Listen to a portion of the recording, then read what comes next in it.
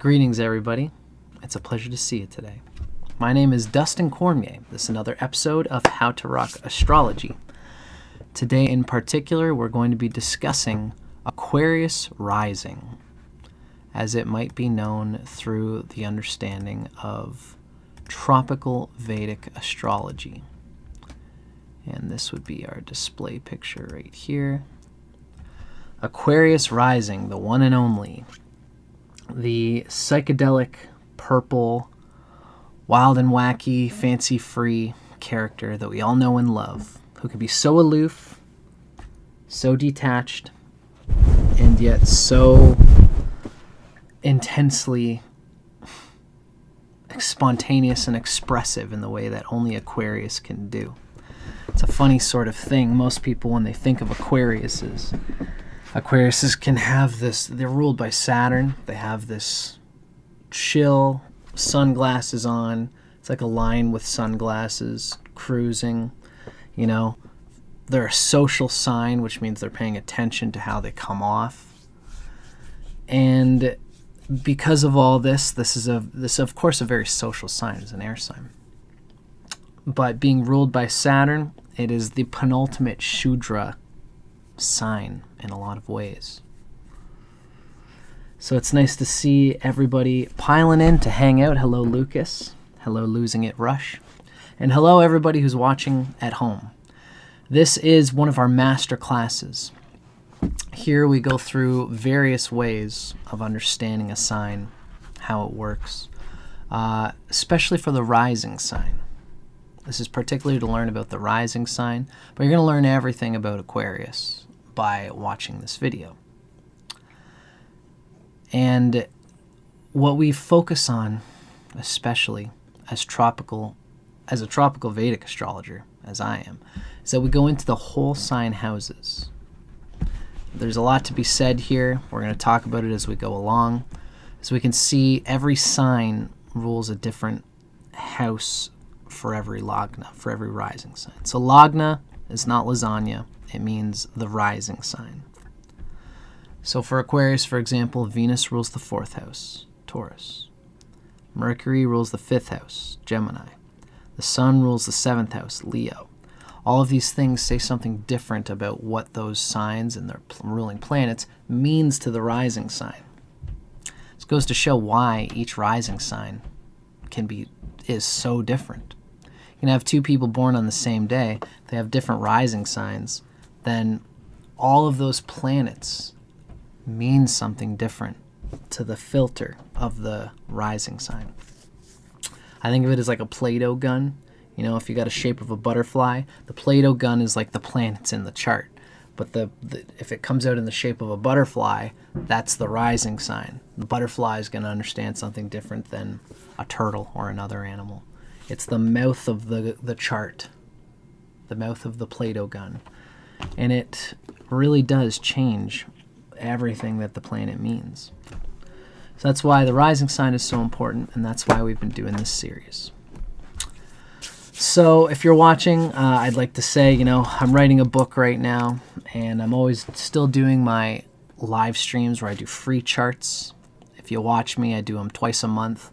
Always feel free to hang out with me and check those out. And if anybody's ever interested in doing a chart with me, having a reading, you can catch me at astrology.dustincormier.net. And that is where you can find me. I hope I'm not too loud on my microphone. That is where you can find me. I will be there ready to do a chart reading. And I love to do chart readings. You know, I love to teach like I have been all this time on YouTube. But my thing that I do is doing charts with people. So let me know if you'd ever be interested in doing that with me. Now, without further ado, we're 5 minutes in. Let's get started. Let's start talking about Aquarius Rising. We are going to begin at the beginning. I thought that I had this organized, but I guess I don't. So, I like to start all of these videos in this series have a sort of a similar flow. And usually what I like to do is I like to begin discussing the symbols involved in the planetary glyph that rules of the planet that rules the sign. Of course, in this case, we know it to be Saturn. It's a sort of sickle. Looks like the upside down sickle of death. And even that sickle is made up of the basic building blocks of these three different symbols. You notice all the planets in astrology are made up of these three things: the circle, the crescent, and the cross. And it makes sense. The circle is the infinite, the crescent is the meeting place between the infinite and the particular, and then the cross is the particular. Circle represents that which is boundless, eternal, infinite, without beginning and end. It's often represented by the serpent swallowing its own tail. By the way, these come from Isabelle M. Hickey's Astrology, A Cosmic Science. It's a wonderful book for discussing the roots of the symbols that we use, at least in Western astrology. I'm a tropical Vedic astrologer, so I mix Western with Vedic. So there's the circle, then there's the crescent, which represents the personality. It's the embodied and felt aspect of being. Really more to say it's the felt. There's the eternal soul, there's the feeling of the soul, and then there's the material manifestation. It's the cross.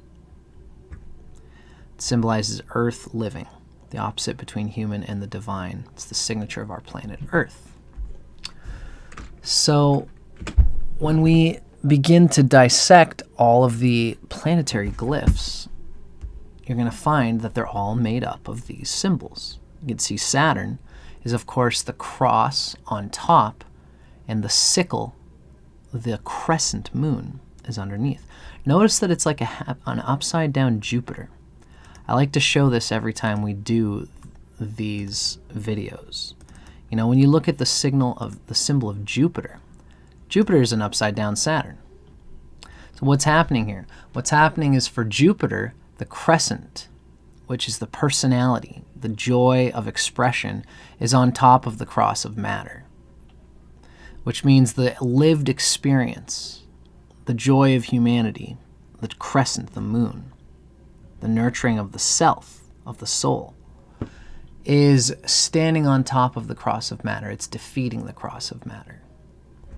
So that's Jupiter. Now for Saturn, of course, we know it's the opposite.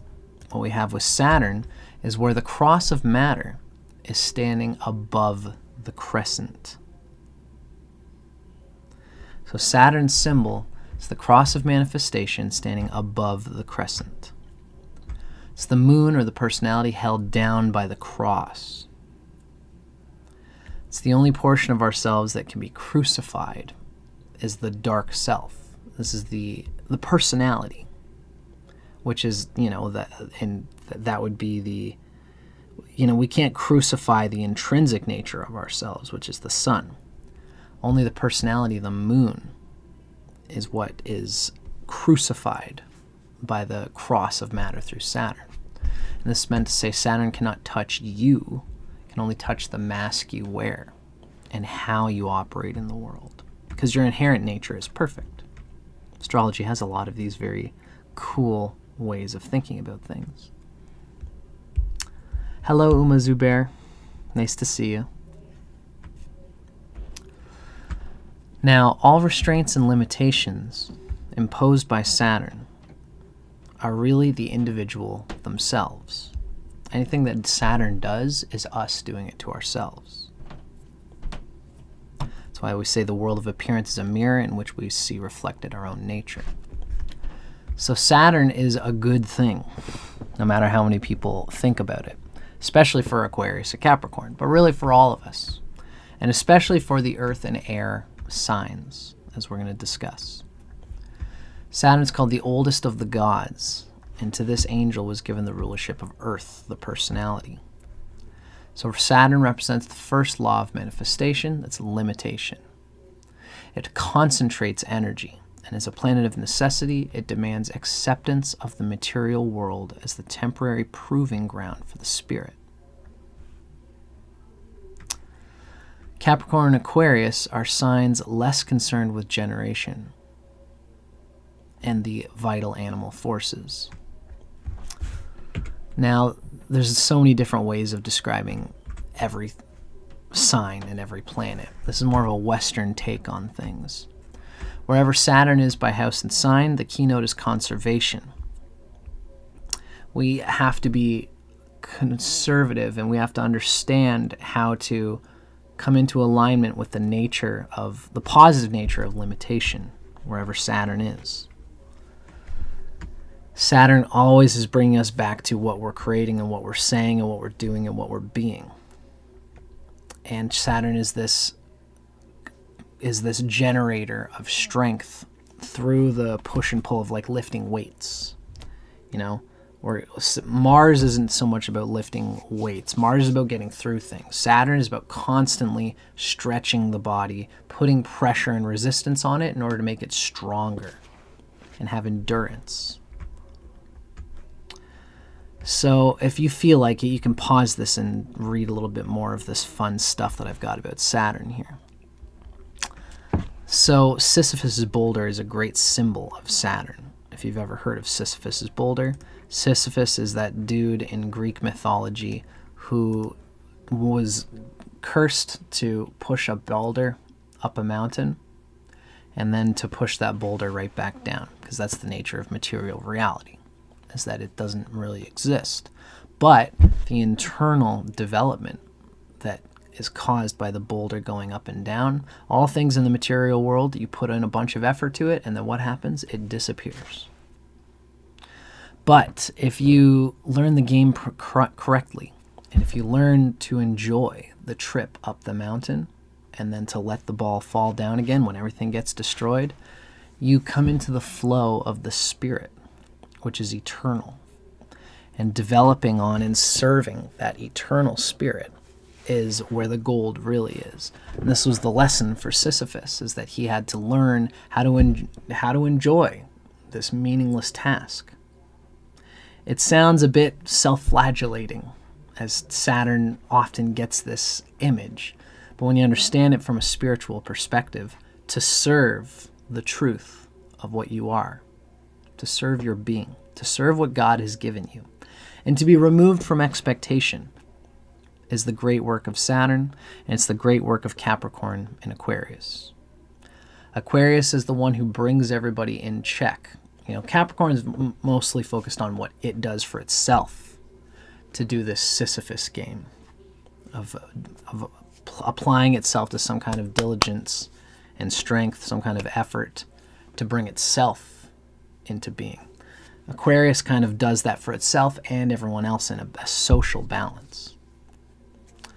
And this is the nature of Saturn. It's very important, and if we didn't have people doing it for us, it's like our father and mother not giving us the candy, giving us exactly the right candy at the right time, but also putting us through some kind of paces. Essentially, when you have good parents, which relates a lot with Saturn in a lot of ways, you have good parents who mold you and form you and essentially kind of kick your ass a little bit out of love, that hard, tough love, then you're not going to feel victimized when you go out to the world and find that the world does that to you. When you have no good parentage, the world kicks your ass and you feel victimized by it. When your mom and dad kick your ass out of love, you find that this ass-kicking experience of Saturn is coming from my own self, my own parents. These people are doing this for me for my own good. So people with a good Saturn tend to have a positive experience of this Saturn reality. And they, furthermore, for an Aquarius rising, having a good Saturn allows you to experience it naturally for yourself and to be it for other people in the world in a way that they appreciate. And to actually get something good out of it for other people. It's partly, when you think about the fact that Saturn is exalted in Libra, it's allowing yourself to be in the flow of helping everybody share their pain, share their difficulties, share their burdens in order to make life ultimately easier as a collective for each other. Doing it for each other, not for yourself. You know, Saturn in Aries has a hard time sharing the load of this pressure. It puts a lot of pressure on itself, and it puts a lot of pressure on other people without sharing it. And this can make it difficult for them to ultimately take on more loads. So there's lots to be said there, and we're going to go through it, ladies and gentlemen. So Sisyphus is a great metaphor for Saturn in general. Saturn is a constricting, contracting influence, and it helps to build the soul to break out of selfishness and separateness. Although Saturn is about boundaries and having separateness in a positive sense. Saturn represents time, safety, discipline, crystallization, contraction, organization, especially for Aquarius, ambition, limitation and delay, old age, wisdom of experience, self-preservation. It rules the bones, skin, and teeth in the body. So that's enough about Saturn in general. I'm going to take this off here just so that it's not there. Let's dig into a little bit about what can be expected in a general sense from having Aquarius rising.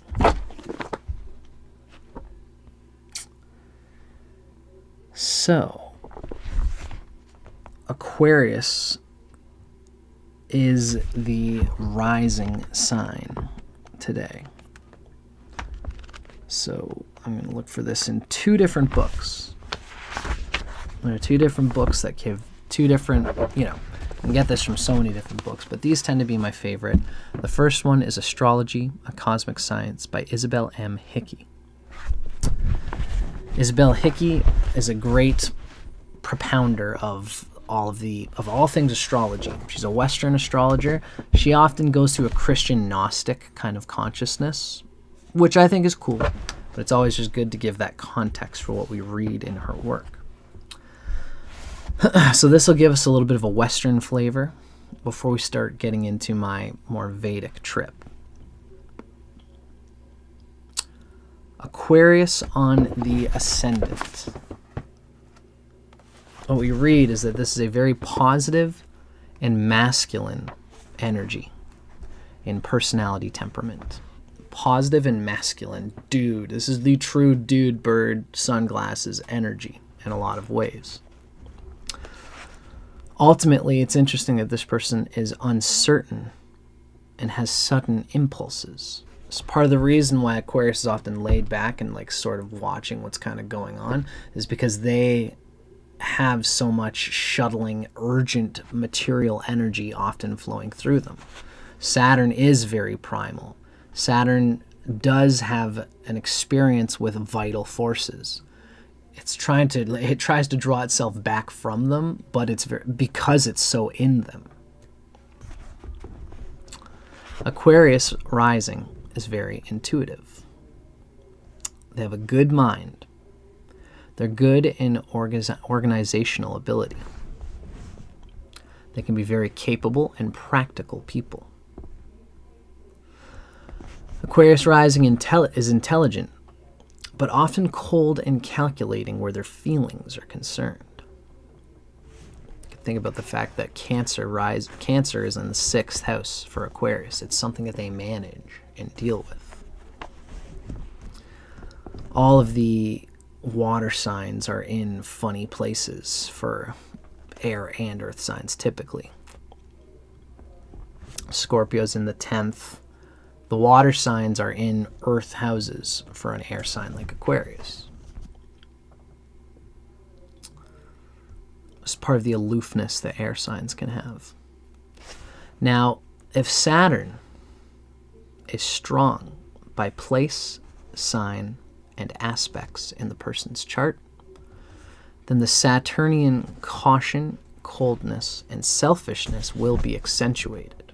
A person has an abundance of Saturn energy, if they've got strong Saturn Shadbala, You know, if they've got yogas going on with Saturn, if Saturn is on an angle especially, then this Saturnian coldness, caution, and even selfishness will be accentuated. But it's not always a bad selfishness. It can be. For Aquarius, Saturn recognizes that we are all sovereign units in Indra's net. Good morning, guidance for you. We are all sovereign units in Indra's net. Indra's net is the net of the cosmos. If any of those little individual units lose their sovereignty, lose their individuated sense that I have to take care of myself in order to deal best with the collective. We're all like spiritual trees.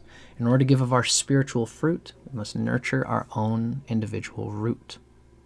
Aquarius is the one that reminds people of this by being hard about its own root and reflecting on people and saying, you know, there's a reason why I do this. You know, it's not good for everybody to be too dependent on each other. Even though Aquarius is this very social, sharing personality, they know how to ask for help, especially when Saturn is doing very well in their chart.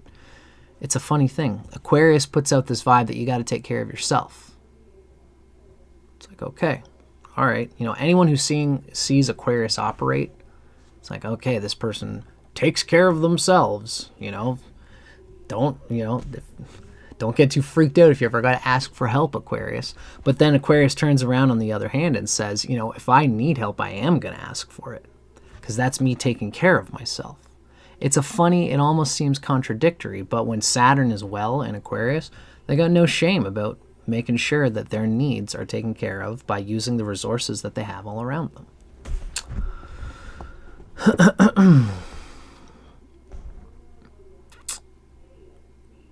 Now, there's a note here, and this is a Western astrologer saying that Uranus says something about the freedom and free-flowingness of Aquarius rising, depending on how you would define that. Uranus is a 4-letter word. The outer planets are hard to define for me as a tropical Vedic astrologer.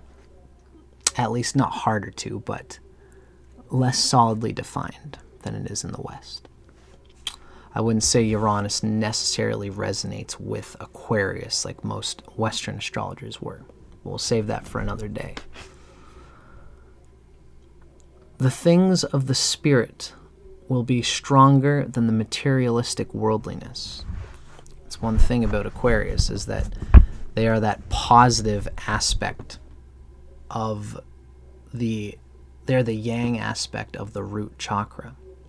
And in fact, when you think about it, from Aquarius to Cancer, the chakra energy is flowing upward, and then from Leo to Capricorn, the chakra energy is flowing downward.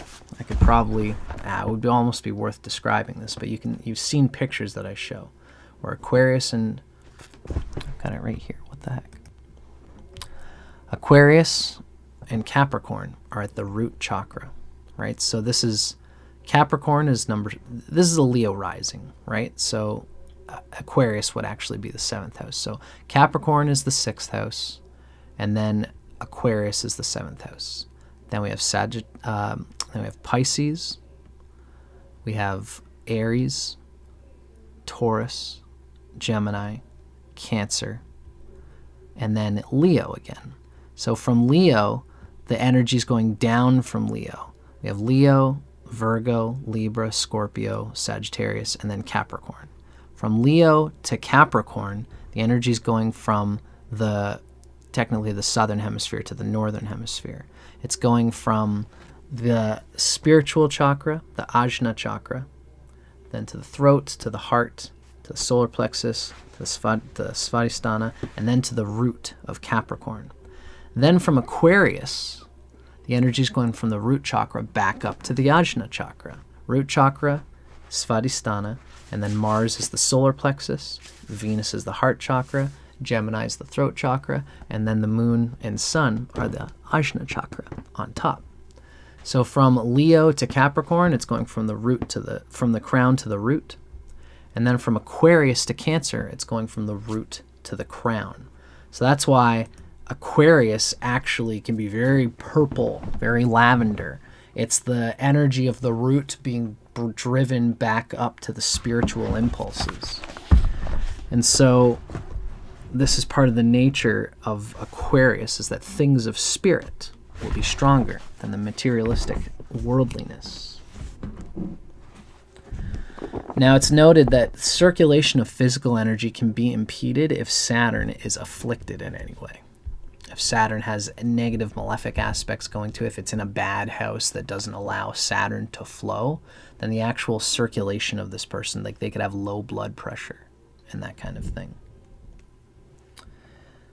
Aquarius can have too much rigidity in the psychological makeup and too much self-will, which will eventually manifest in the physical body as arthritis, especially in the spine. This is a person for whom rebellious tendencies need quelling. It's just the nature of Aquarius to blast through and to get everything figured out and to do what it wants to do.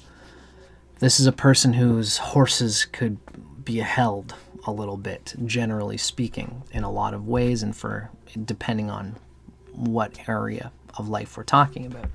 We're going to kind of see that as we talk about Aquarius's ruling planets.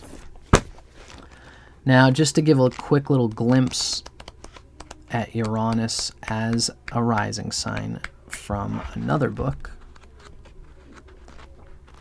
You know, we could really talk about all of these. And, you know, I often like to kind of go through this book. This is Stephen Arroyo's Chart Interpretation Handbook, just to show a little bit of the difference between Aquarius Sun and Aquarius Rising. For Aquarius Rising, the person's unconventional and rebellious. But these traits are... The rebelliousness is more of an Aquarius Sun thing, really. Aquarius Rising is a little bit more chilled out. They are aficionados of the new, the imaginative, and the revolutionary, even though if they don't express it overtly. These people can seem a bit kooky. They feel rebellious, but there's a stronger attunement to convention in the Aquarius Rising than in the Aquarius Sun. They're perceptive and they're good at understanding. They have a thinking speed and rapidity of learning that can be startling to their slower friends. They pick up on things very quickly, sometimes too quickly, much to their chagrin. Especially if Saturn is not well placed and they're just, you know, they listen to the squeakiest wheel too much. They're so hypersensitive that they can't focus. That's just can be an extreme of theirs.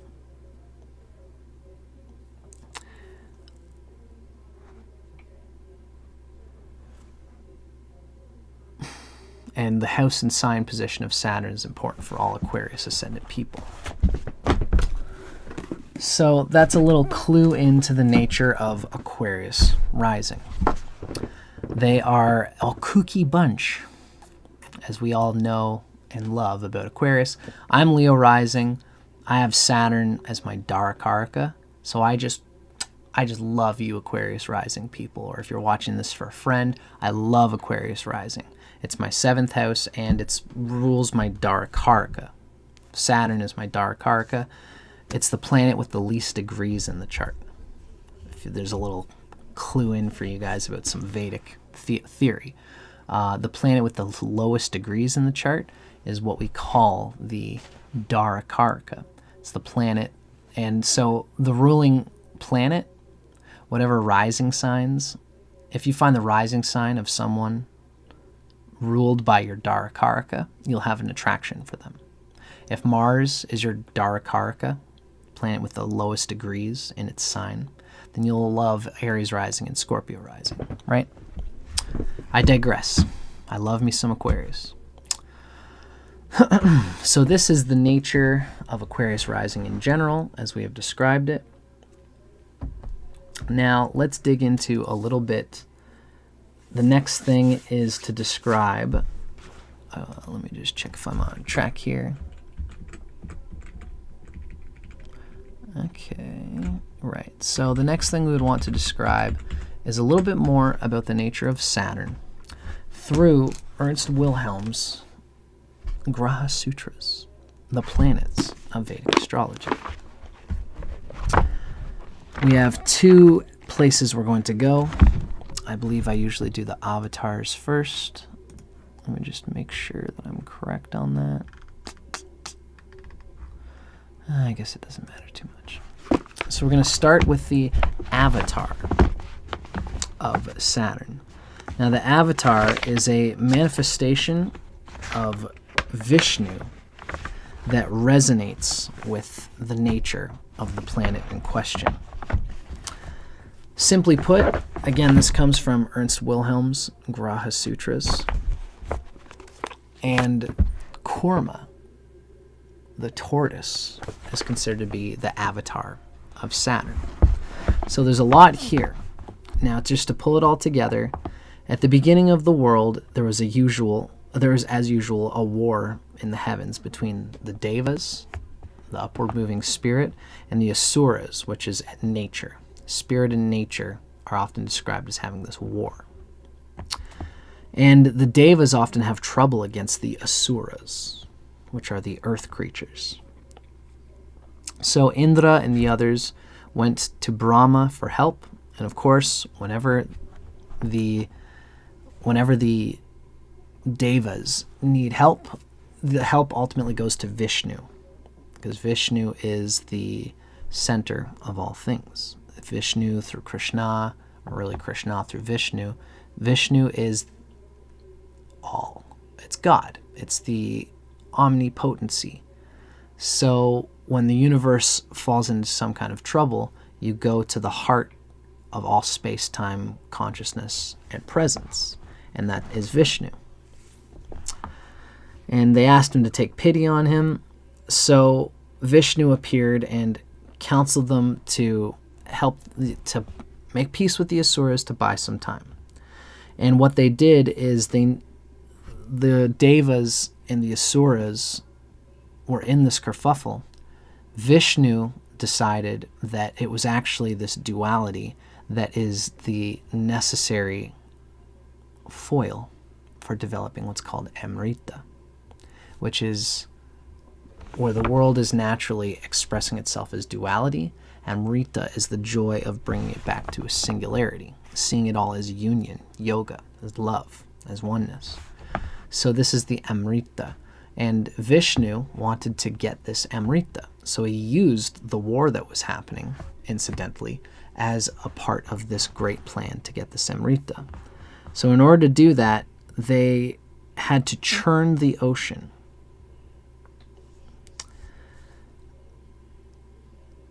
And there's a whole story involved with this. And it's really a wonderful story. It says a lot about Rahu and Ketu. And essentially, Kurma is this tortoise whose back was what they used to do the whole dance of Rahu and Ketu on. Rahu and Ketu is this giant serpent that they used to churn the ocean of milk. And this is really a metaphor for the fact that all the planets were the Devas. Sun, Moon, Mars, Mercury, Jupiter, Venus, and Saturn. All of the Devas were there pulling on the snake and churning the ocean of milk. But really Saturn represents Kurma. It's the tortoise that is standing as the foundation underneath this spinning of all the planets. The metaphor here is that without Saturn, the whole enterprise of the astrology chart is going to fall to the wayside. It's going to fall apart. Hello there, Purple Gotcha. I'm glad that you enjoyed that, Lucas. And then hello, Grace Demina. So this whole story is predicated on Saturn holding up the astrology chart. And in a lot of times, Kurma does it selflessly. It's the tortoise that's underneath it all, holding things together. It is a necessary self-preservation. So Kurma, the tortoise. Hello there, Dual Set. Kurma, the tortoise, made it possible to perform this churning of the ocean by raising the mountain after it had sunk into the ocean and holding it on his back during this churning. So everyone else is working. We can see this with Saturn and very much with Aquarius Rising. is that everyone else is doing some part of whatever job they're doing. Aquarius rising and Capricorn are on the ground holding everything together for everybody else. Capricorn does it really intrinsically from a place of self-preservation more than Aquarius. Aquarius is doing the self-preservation for itself by having a job that it knows is valuable to the collective, and it's helping the collective, and it helps itself by doing so. It's working smarter, not harder, with the situation around them, with the humans that are all around them. As Aquarius in the natural 11th sign, like the 11th house would do, is using the resources of others around them. Saturn provides the capacity to persevere through difficult tasks. It's also Saturn who is slow and persevering, just like a turtle. Saturn is responsible for performing all the actions that usually go unnoticed, but which make great things possible. Just like the turtle was underneath everything, and only the wise even noticed that the turtle was the whole reason that this was all coming together. It's a laborer whose work often goes unnoticed, but without which no great society could develop. If Saturn is well disposed in the horoscope, a person can not only work hard, but they can perform the tedious and seemingly unimportant and unnoticed things that are for the foundation of great deeds.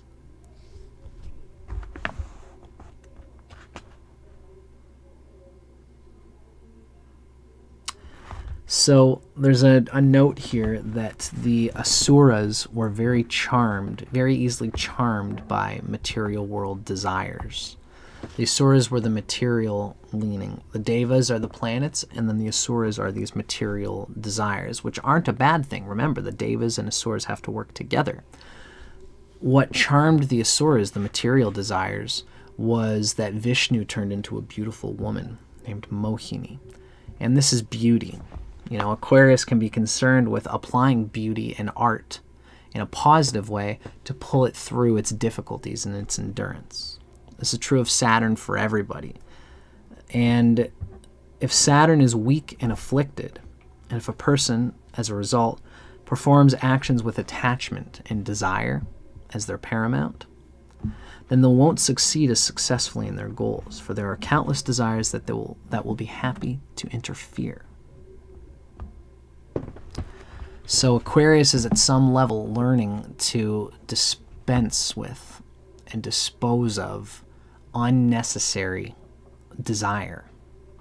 And this is clued in by the fact that Capricorn, see, Saturn rules Aquarius and it rules Capricorn. So the same planet that rules the rising sign also rules the 12th house. Aquarius is the only sign that has that as the case. Aquarius is a little bit difficult there, is that its identity of Saturn is wrapped up with the 12th house. And we're going to discuss that as we go along. So dispensing with passion in a way that is conducive to the deeper desire, to the deeper goals of the self, and not just getting lost in the passion for its own sake. So what Aquarius has to learn to do is take on the right amount of goals, take on the right amount of energy, take on the right amount of service to the world, give itself the right amount of reward. Not take on goals that are so heavy that it needs to, I deserve to go and have, I deserve to go to the club and have a drink and party with everybody because I worked so hard at my job. That creates a divide in the experience of Aquarius, and they have to be aware of this reality. All in all, Aquarius is often the quiet person who works in the background to serve everybody and to keep everything in line and together. And they have to do this for themselves, and they would do well to enlist in the aid of friends, of helpers, of asking for help. It's good for Aquarius to be able to do this. Now, we've just talked about the avatar, which is the manifestation of Vishnu that represents Saturn. Now, there's actually deities that are presided over by each planet I don't know if you guys can see that. In the case of Saturn, it's Brahma.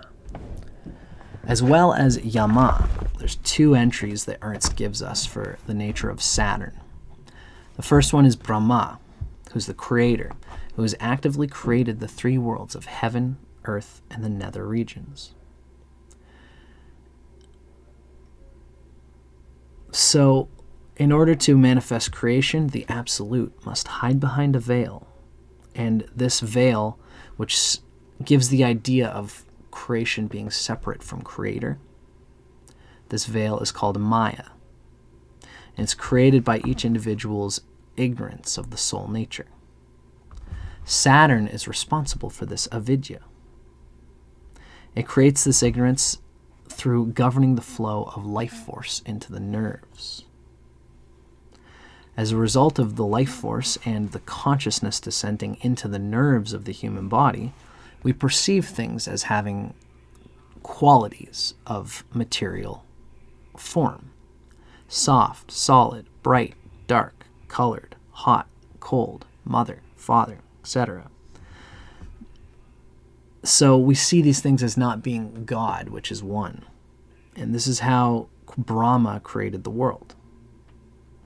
So Brahma requires Saturn to create what we see and what we experience. So Saturn, while some people say it is the exit point of God, if you look at the other way, it is also the entry point of God. Seeing all of these things in all their forms as what they are, as qualities that are intrinsic to reality, but also that they are the doorway of entering the nerves back up the spine and up the sushumna, back into the true reality of the indriyas, of the inner perceiver of the soul. And Saturn is a great way of doing that. Saturn teaches us to let go of the external forms because they can be so draining. We don't realize that until time has gone by. Saturn teaches us best as we age, as we all know. And another deity associated with Saturn is Yama. It's the god of death, who brings souls into the astral world after they die, according to their merit. Yama means control, and it specifically means self-control.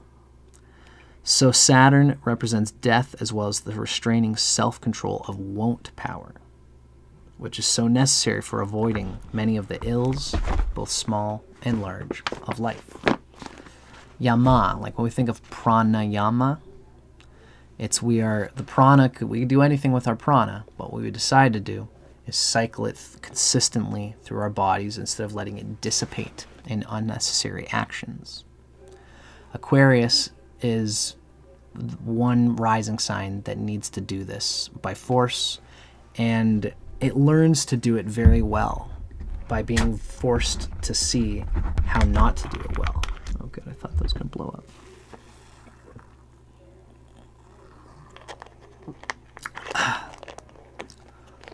This is true of when you have K2 in any sign, it operates similar to the rising sign.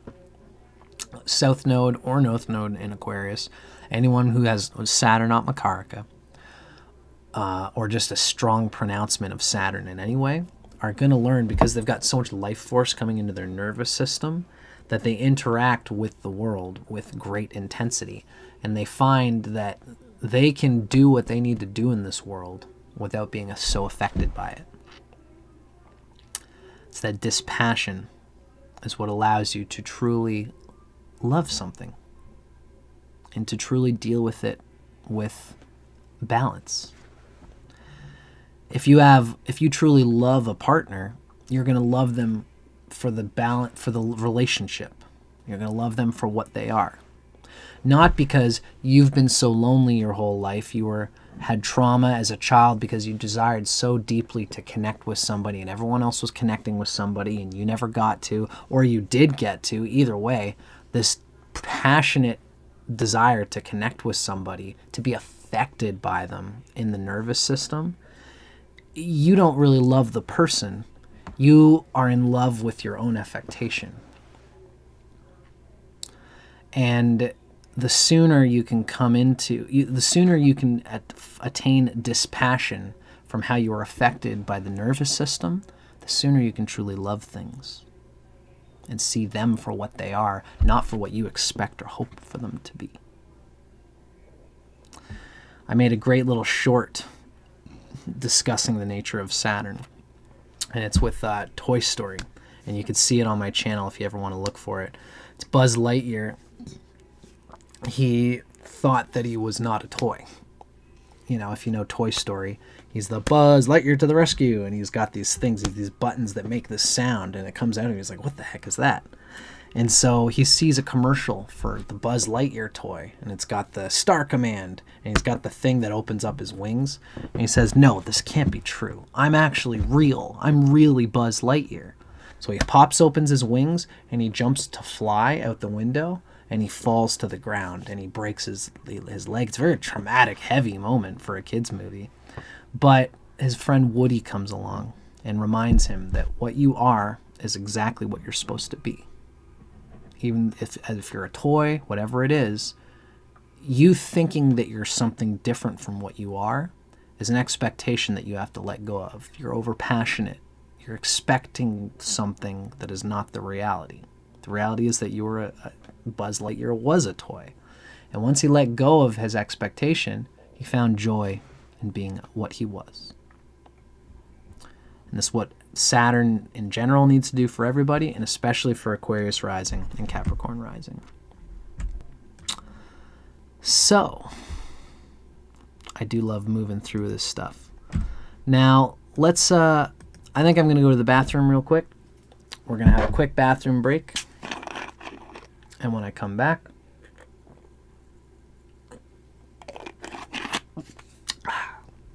we're going to begin discussing the nature of Saturn or Aquarius's whole sign house planetary rulerships. What do all the planets mean to Aquarius Rising? In order to do this, we got to give a nice strong lesson of Vedic theology for the rising sign. We're going to do that. Let's just take a quick break. It's number one, the quick one. I'll see you guys in a sec.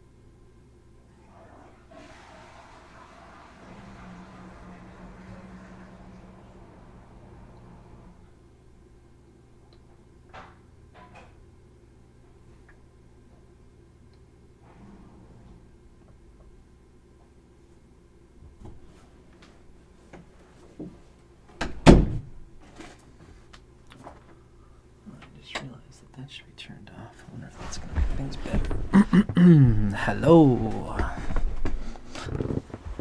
Oh, looks a little bit better. Welcome. Now, everybody, let's start getting into the discussion proper here. The next thing we're going to discuss is the way that Vedic astrology, that is Vedic astrology, assigns gender energy to the planets. There's many ways to do it. One of the key splits that we observe in Vedic astrology, something I love to talk about. This is one of the most important, obvious lessons that I never saw in Western astrology. So, have you noticed that there's a split in these groupings between the planets that rule fire and water signs and the planets that rule air and earth signs? Of course, we know that Saturn rules Capricorn and Aquarius, air and earth. And there are two other planets that rule similar elements, the air and the earth signs. Do you see the split that's happening here? What does Venus rule? It's Libra and Taurus. It's air and earth. What does Mercury rule? It's Gemini and Virgo. It's air, and earth. What does Saturn rule? Aquarius and Capricorn. Aquarius is the traditional primary rulership, is Saturn ruling Aquarius. Uranus is considered a secondary Western sub-rulership. Now, there's the split between these 3 planets and then the other 4 planets of the soul dimension of things. We can see here the spirit and inner soul in some ways is ruled by Sun, Moon, Mars, and Jupiter.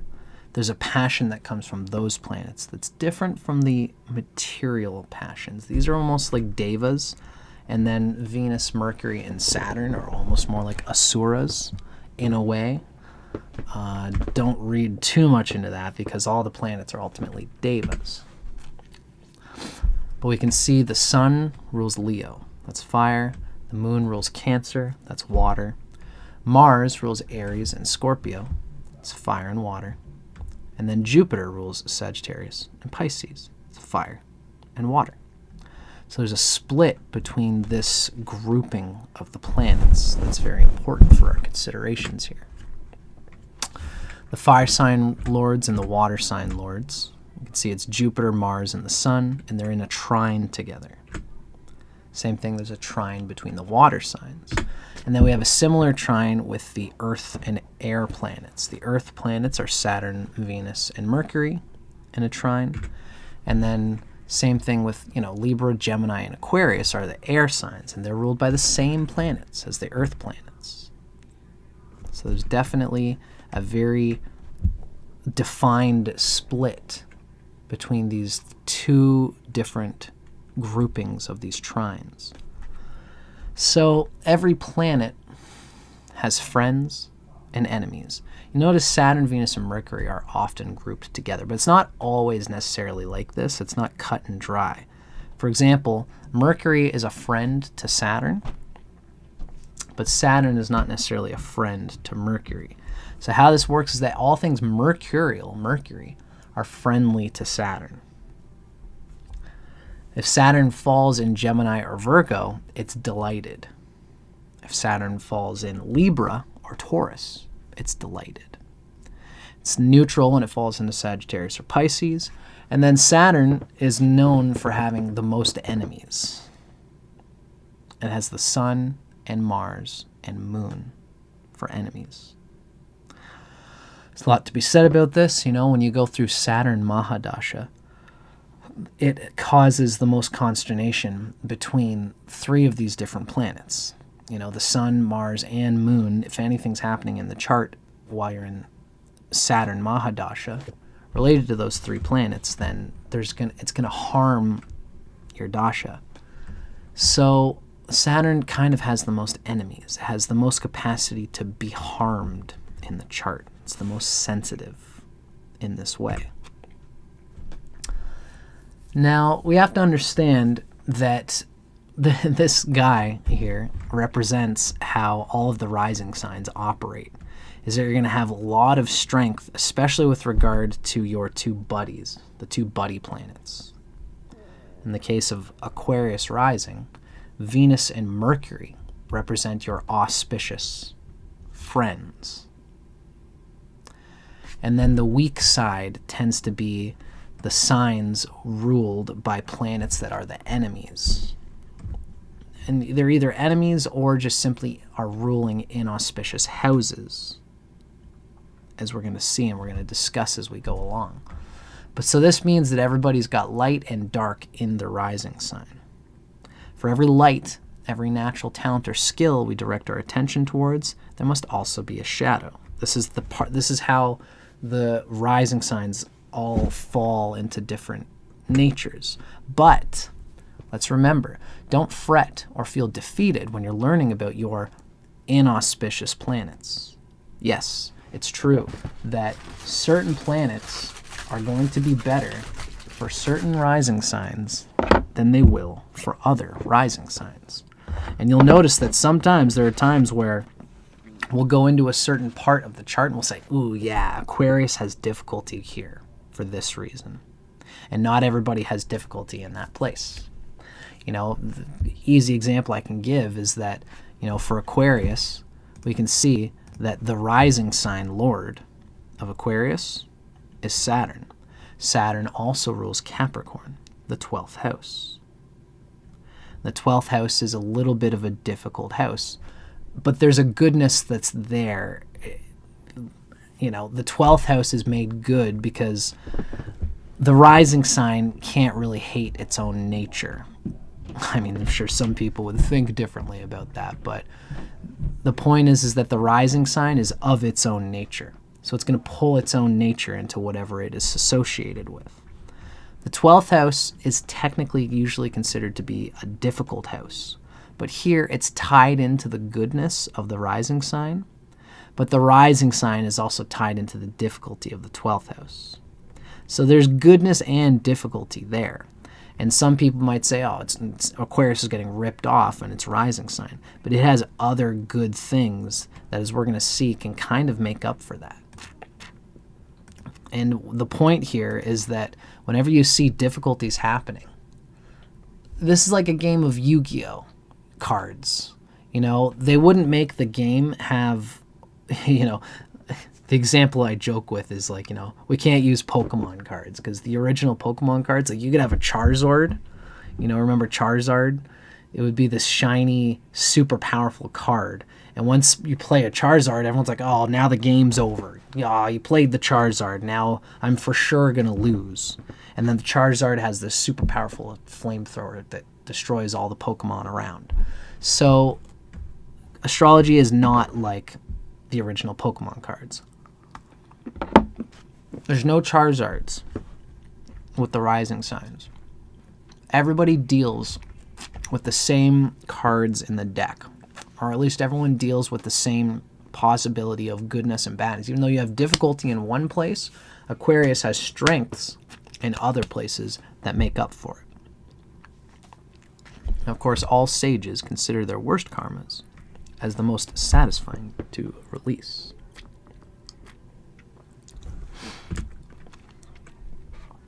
So, what do planetary lords mean to the ascendant? Now, this looks like a lot of language jargon. The planetary lords are what we call the house lords. So, if you don't know what that is, we're going to move into it slowly. This is an important lesson in understanding how astrology works on the whole. This is based on the whole sign house system. I have a video about that out if you'd like to read it and to check it out, or to view it and to see what this is about.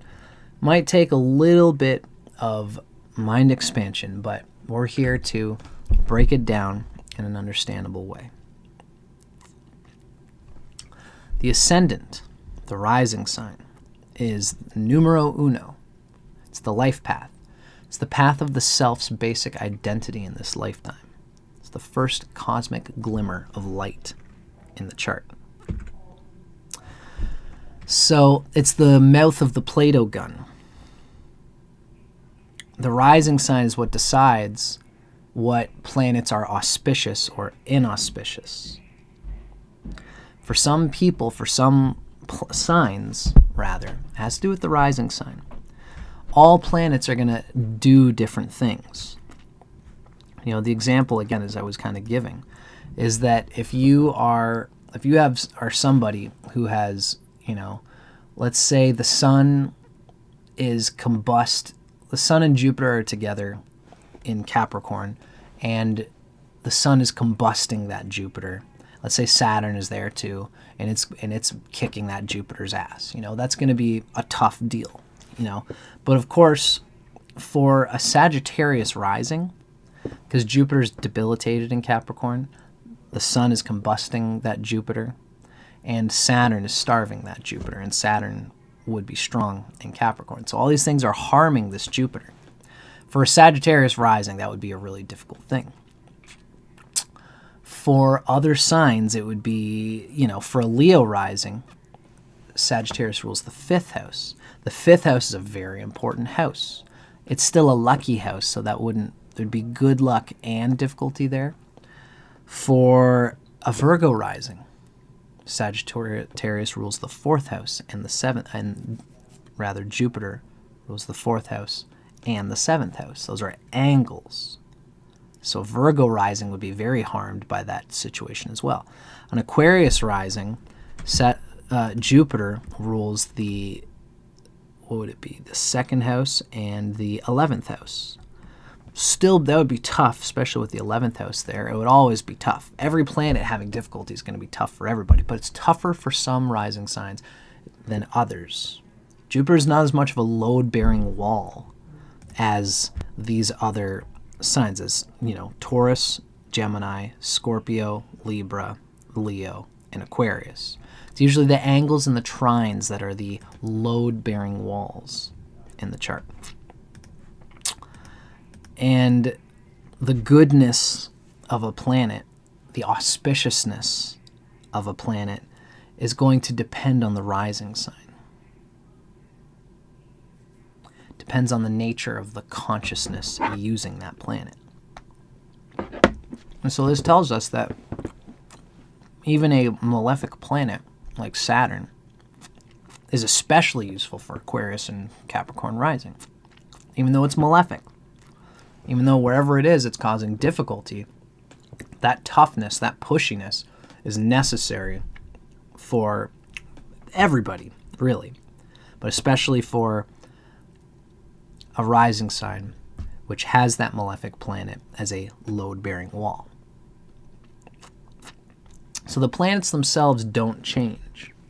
Planets are the same for everybody, but each person's nature wields that planet differently. They expand their life force through it differently according to the instincts of the rising sign. The planet is what it is. Again, two people born on the same day, they got that same Jupiter debilitated, but a person born with Aquarius rising would experience that planet differently than another rising sign. So what defines the relationship of the ascendant to these houses? What defines one positive relationship with one house over another? It all comes down to the intention of the rising sign, the nature of the rising sign. So hopefully I haven't lost you yet, folks. This is going to start describing a little bit of where does the idea of what does auspicious mean? So what this is that there are auspicious houses and there are inauspicious houses. Looks like I have a piece of chocolate there. I'm chewing on chocolate while I go through this. Sometimes it's delicious, and that's that. So the houses, it's funny because what's coming first here, the chicken or the egg?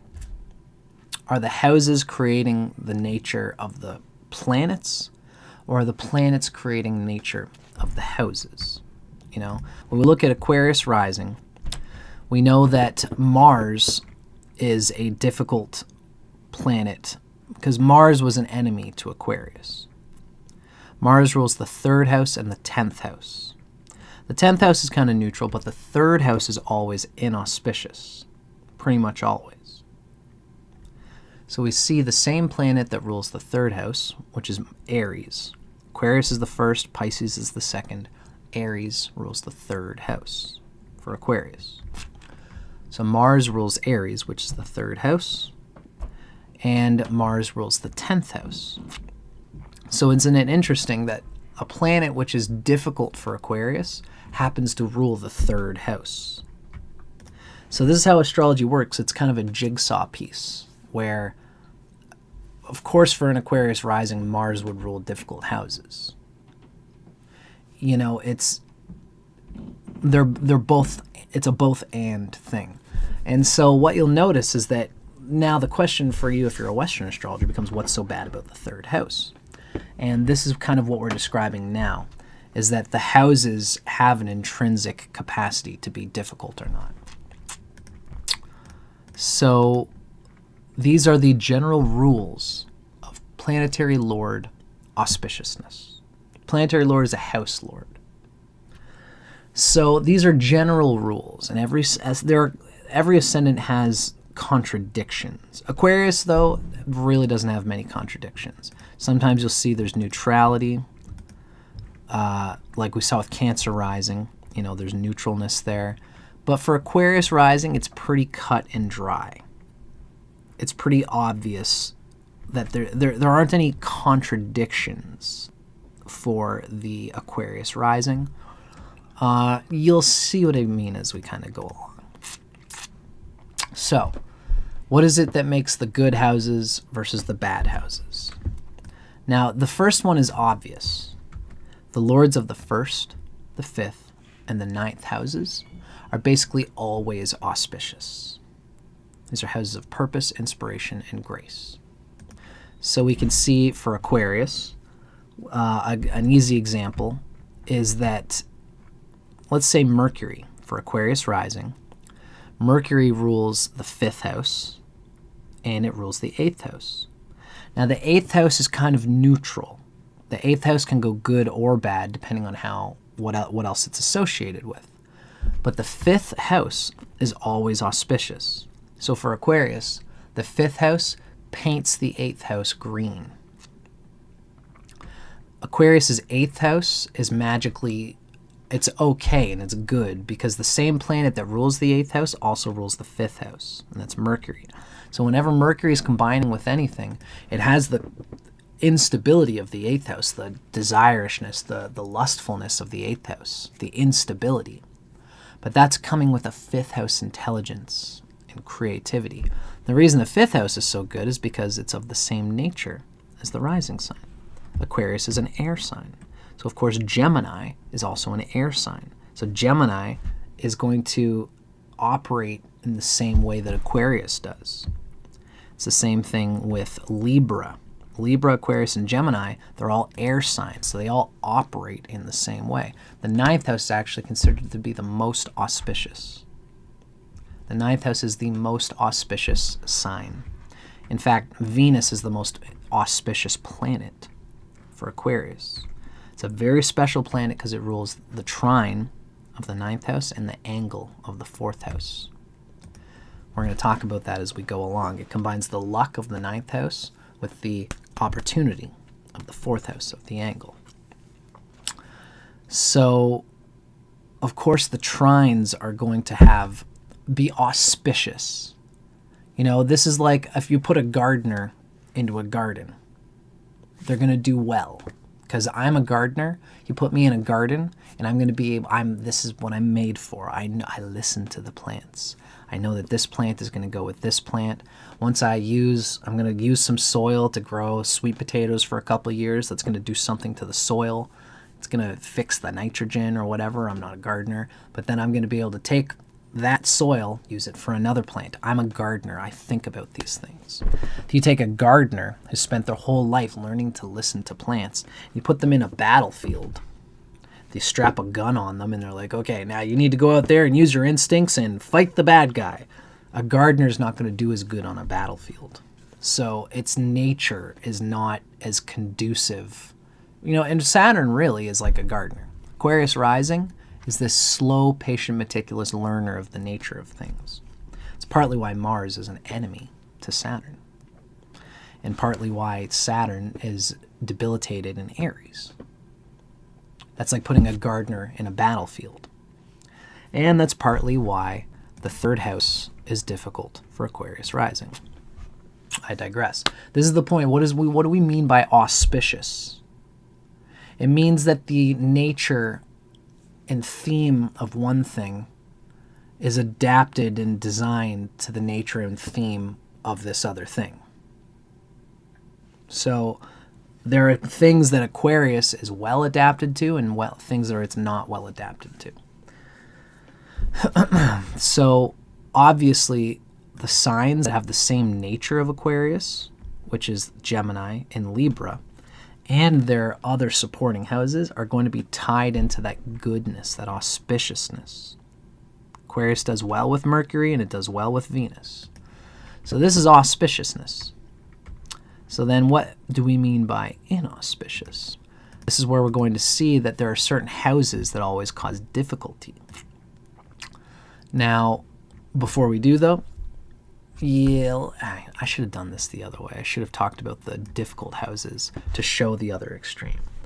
The lords of the 3rd, the 6th, and the 11th house are particularly difficult. They cause us to lose our inspiration, our wealth, and our enjoyment. They cause us to waste power and activity in the world. And these are also called yoga breakers. So if you have a yoga for wealth, desire, purpose, etc., one of these could break it. So what do we mean by that exactly? There's lots of ways to define it. Let's say, for example, if I have Saturn rules the 1st house and the 12th house. So Saturn is an important planet for me. If I have Saturn conjunct Mars, let's say, we have the 1st lord is in a yoga with the 10th lord. Sometimes that could be considered a positive thing. The first lord being Saturn would be tied in with Mars, which is the 10th lord, and that pulls the identity into doing actions in the world. And that can be a good thing. But unfortunately, Mars also rules the 3rd house. That 3rd house is a yoga breaker house. So the combination of Mars and Saturn, the 3rd house would cause a hunger, a pushiness that would ruin and erode what Saturn is, which is a gardener. So when you put Saturn and Mars together, this gardener is pushing. You can't push a seed to grow. But Saturn with Mars as an Aquarius rising would be pushing the seeds to grow. It's telling them, go faster, go faster. And that's not healthy to the seeds. It's not healthy to the vibrations of what Saturn is trying to ultimately do. But this is the nature of a yoga breaker. And it's in particular the 3rd house, the 6th house, and the 11th house are particularly difficult. For Aquarius rising, that is Aries. That would be Cancer in the moon. And then that would be Sagittarius, the 11th house. Those 3 houses and their lords are particularly difficult. They're the most difficult. So for Aquarius, Leo is one ruler. Leo, the sun, is one of the bad guys for Aquarius that is not as bad. It's very adversarial because it's the 7th house from Aquarius. So there's difficulty there. But it's technically not going to be considered as bad. It's not a yoga breaker like those other planets are, Jupiter and the moon, and Mars in particular. The sun can combine with things in different ways, and it won't be such a heavy deal. A good example for Aquarius, a very simple example. The sun doesn't have Mercury for a friend, but Mercury has the sun for a friend. Mercury is the one tricky one in the bunch, and the moon's a little bit weird too. Mercury has the sun for a friend. Even though it's grouped with Venus and Saturn, it has Venus and the sun are its friends.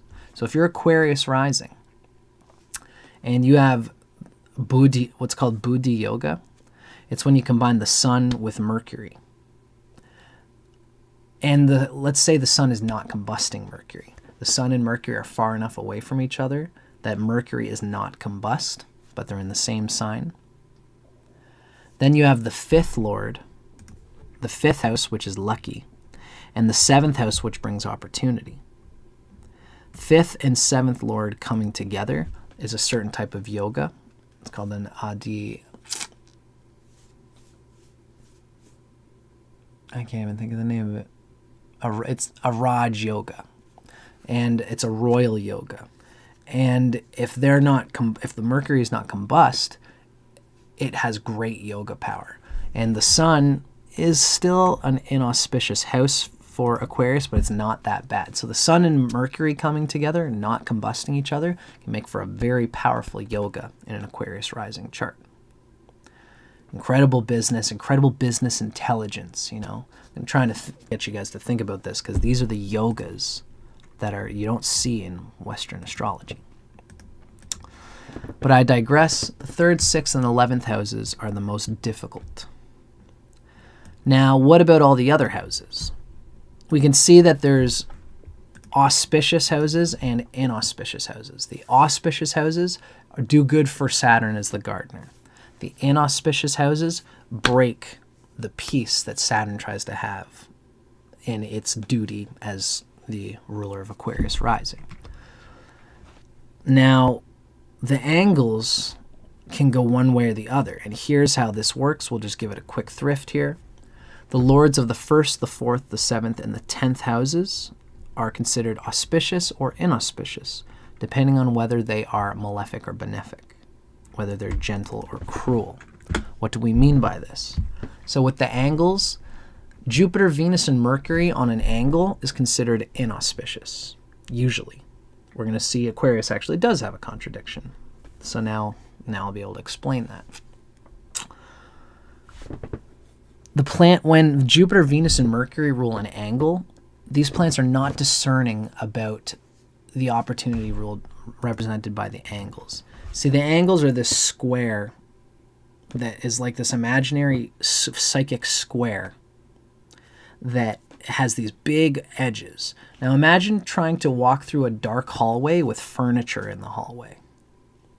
It's dark, so you can't see anything. So what you would do is you just have to walk and use your hands and see, oh, that's a chair, that's a couch. But if you've got this square, like you're holding this like 2-dimensional square around you, you're going to bump into, you're going to bump into the things in the world.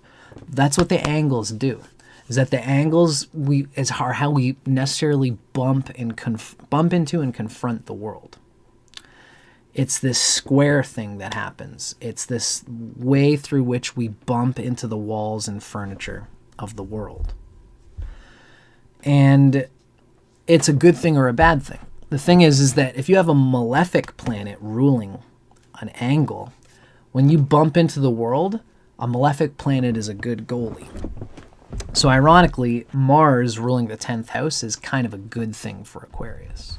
The Sun ruling the 7th house is also a good thing for Aquarius, right? So Scorpio and Leo are technically 2 good planets to have on the angles. Even Aquarius especially is ruled by Saturn. See, because malefic planets are not as bad as people say. A malefic planet says, I'm tough. You know, if you're walking down the street in New York and you've got your purse, if you're somebody who is a feeble person who carries a purse, not that everybody who carries a purse is feeble. My point is that if you've got some kind of valuable item, a grocery bag, whatever it is, you're walking down the street at 2 a.m. in New York, you come to a dark spot where there's no cameras around, and someone comes up and says, hey, give me your bag. It's the malefic planet that shows up and says, that's my purse, I don't know you, and then kicks them in the nuts. You know, so it's the malefic planet that says, I've got a knife, don't fuck with me. You picked the wrong person to fuck with right now, buddy. Excuse my language. I got pepper spray, I'm ready. You know, it's the malefic planet that shows up and says, don't mess with me.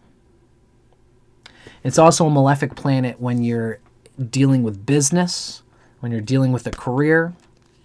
You know, if you're digging a hole, you got to use that malefic energy to carve into the resistance of the earth.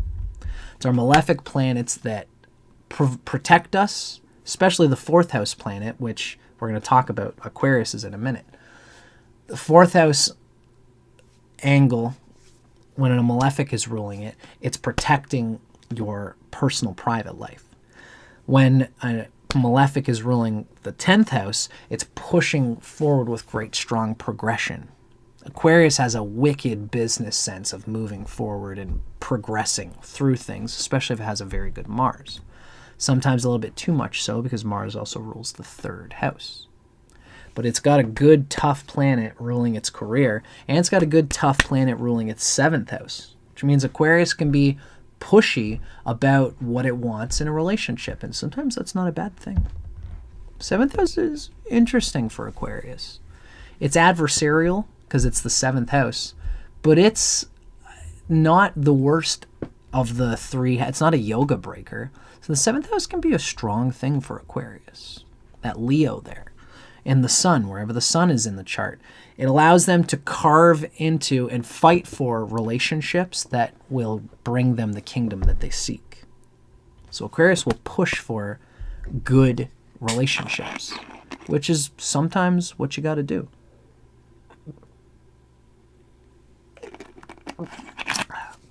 When Aquarius is dealing with people in relationships, the pushy sun has malefic energy, which means they're not pushovers when it comes to, I don't like it when you do that with me in relationships.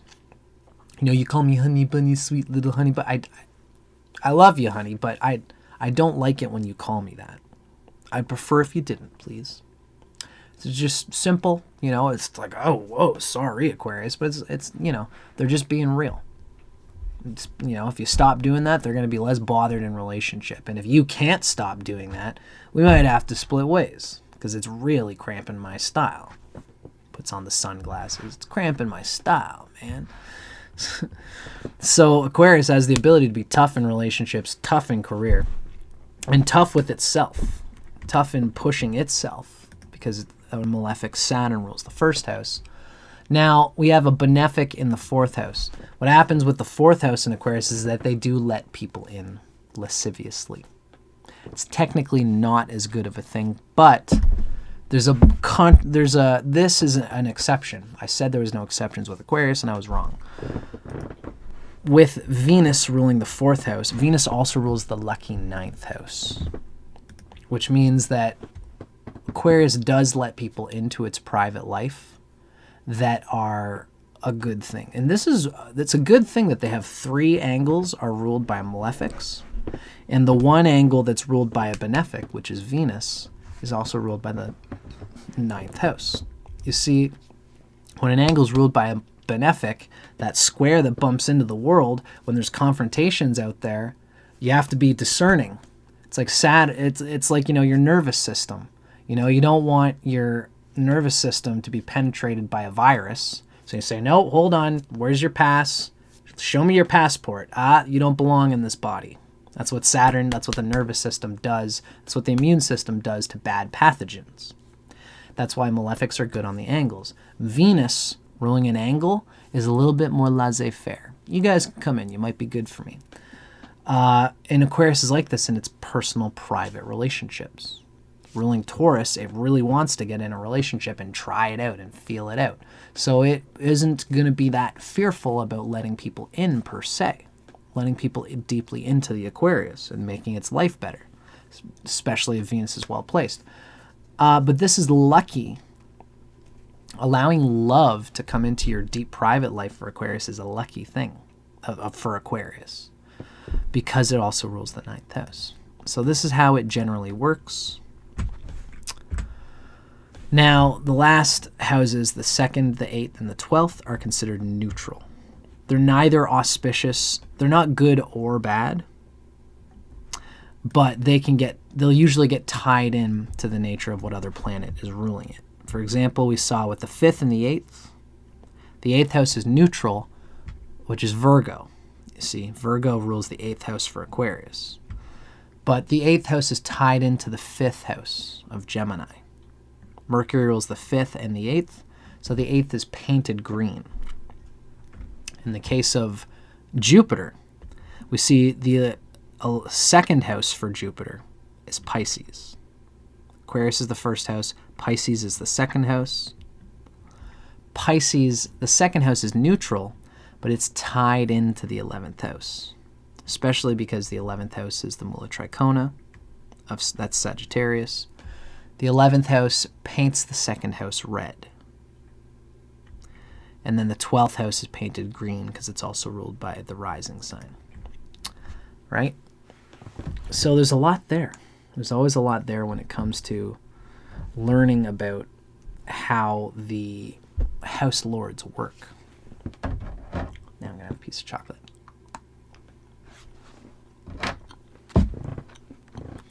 Giving myself little rewards as we come along.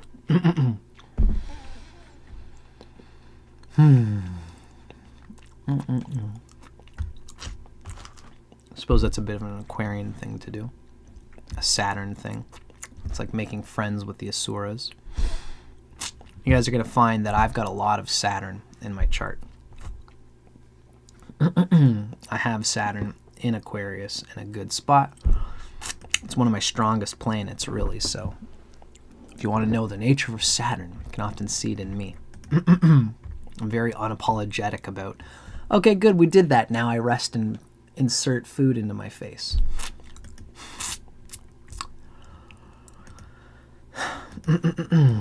Engage the vitals. Now, to bring all of this together, I probably should have done this before I took my mini break. Each rising sign brings different modified results to the expression of this general formula that we've described here, right? So you can check out more about this if you're interested. If you've been watching this whole video and you really want to get a good sense of tropical Vedic astrology, you can check out Asheville Vedic Astrology's website and YouTube channel to see more about each ascendant and how their specific results play out in a chart. I learned everything I've showing you guys here from various texts, but mostly from my apprenticeship with Asheville Vedic Astrology, which was done by RYAN KURCZAK'S, who's another tropical Vedic astrologer here on YouTube. Now, RYAN is teaching Kriya right now. That is his main focus at present. And he has somebody who has taken over his work at Asheville Vedic Astrology. Her name is Fiona Marks, and she's doing a wonderful job. So you can still go and learn tropical Vedic astrology through that path. And you should find on the description of this video a link that'll bring you to the Asheville Apprenticeship Program if you are interested. So, I don't know why Sagittarius Rising is in here. That's interesting. The next thing we're going to do is hear some notes from Light on Life by Robert Svoboda and Hart de Fauw. This might be my favorite book, possibly of all time in some ways. Possibly of all time. This book has the goods. It's a book that I highly recommend for anybody who is interested in delving into Vedic astrology. Now, these guys are sidereal Vedic astrologers, but the consciousness that built up this book, it's how they talk about the philosophy of the houses, of the planets, of the signs, of the karakas. They build everything from the ground up. And it's a very deep philosophical way of looking at astrology. Thank you. Guidance for you too. Light on Life for me, it's the deepest that I've ever experienced what Jyotish is all about, what astrology is all about for everybody. Even if you're a Western astrologer, I highly recommend it. And so I'm going to give you guys an example of how this book operates right now when we begin to talk about the rising signs. So each rising sign has its own little shtick, its own way of dealing with things. And of course, now we're going to get into Aquarius Lagna, which is, of course, Aquarius Rising. So let's dig into it. This is coming from Hart de Fauw and Robert E. Svoboda. And this entry, remember, these guys are sidereal. There's some times where you read what they say, and it's like, wow. they paint it very black and white sometimes. Sometimes I think it's much. But it's still good to see how the ancients have typically, traditionally understood and thought about these rising signs. So you'll see what I mean. Let's dig into it. This is Aquarius Rising, an overall depiction of what can be understood of Aquarius Rising. I'm going to share this screen so you can start to see what we mean. I'm going to show you an example. Aquarians enjoy gathering knowledge because Venus is lord of 2 education houses, the 4th and the 9th house. So you can see in this picture, Venus rules Taurus, the 4th house, and Libra, the 9th house. And Venus is a very important planet for Aquarius. So, you guys can see what I mean here. Let's start to dig into it. In Jyotish, which is Vedic astrology, the symbol for Aquarius is a pot, which contains things like water that have been gathered together and stored. It's a very deep symbol of Aquarius. It's a collective, using the collective to gather some kind of precious thing. Now, Aquarians thus especially enjoy gathering knowledge. One reason is because Venus is the lord of 2 education houses, 4 and 9. And, here's an interesting one, Saturn is exalted in the 9th house. So you guys can see this. Saturn rules the 1st and 12th house. The identity planet, Saturn, is exalted in the 9th house. This is something that you're going to see me discuss quite a bit, especially once we get into the house lords, is when a certain planet is exalted in a certain house, it's going to say something about the ultimate ideal nature and the goodness of this planet as regards certain themes for the rising sign. So the whole identity is exalted in the 9th house, which has to do with higher education, culture, with an ultimate role in life.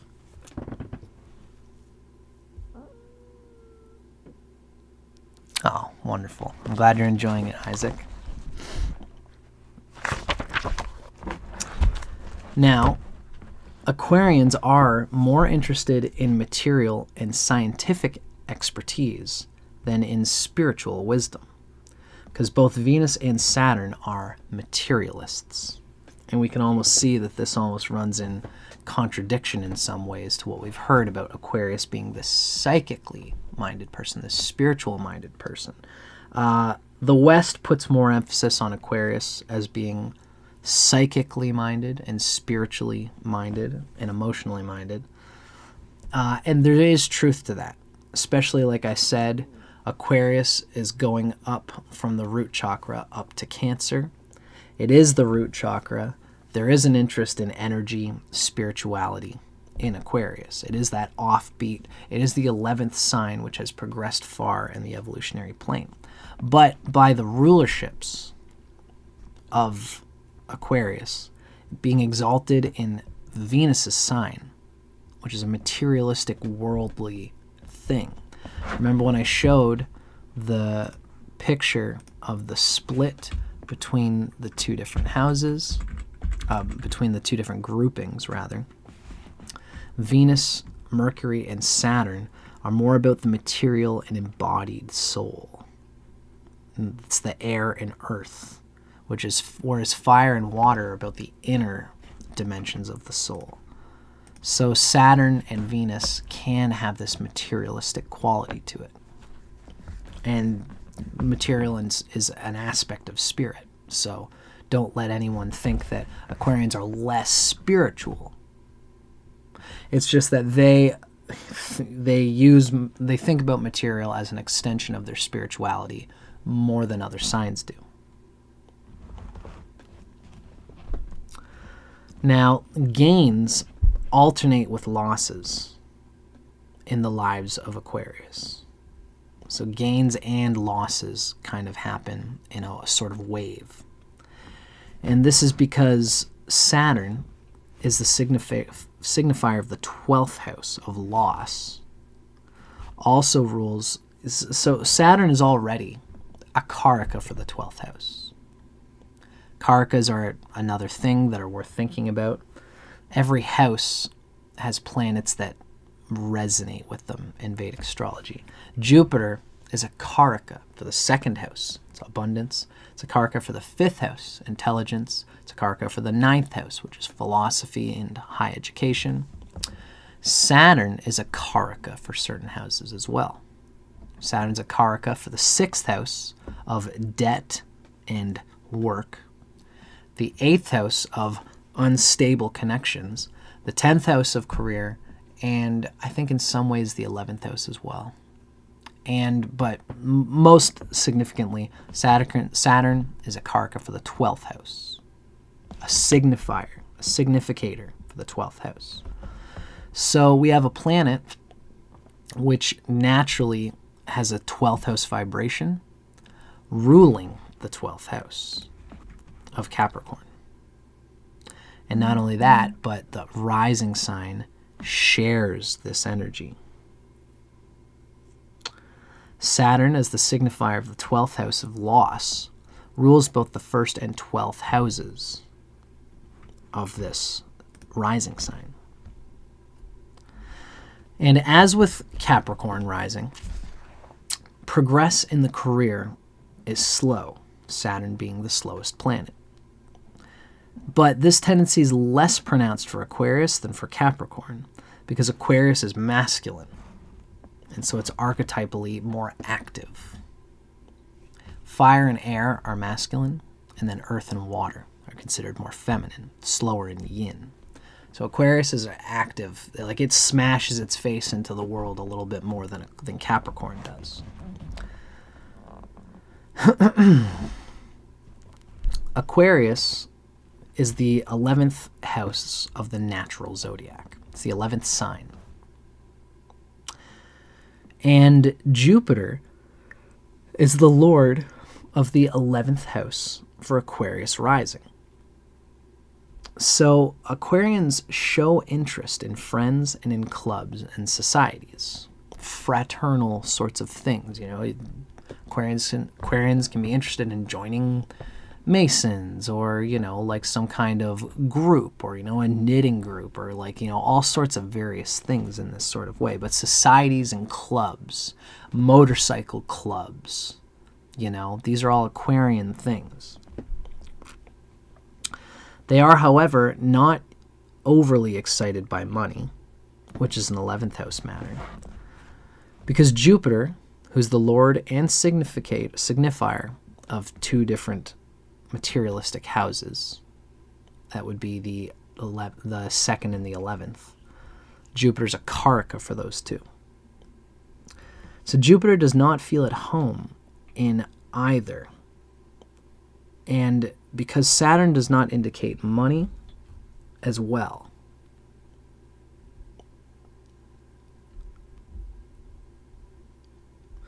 I got to think about this, because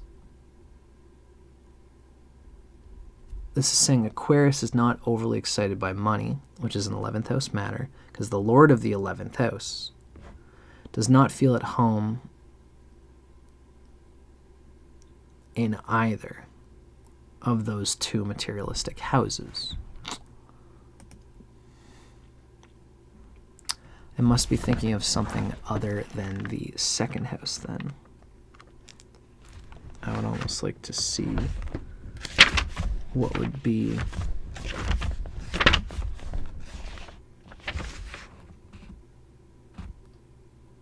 the houses that are being signified here.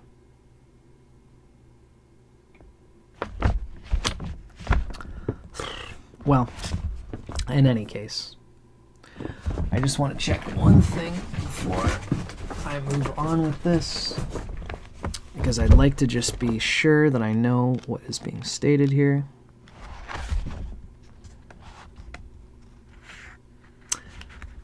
Okay, so the second house does have Jupiter for a karaka. The fifth house has Jupiter for a karaka.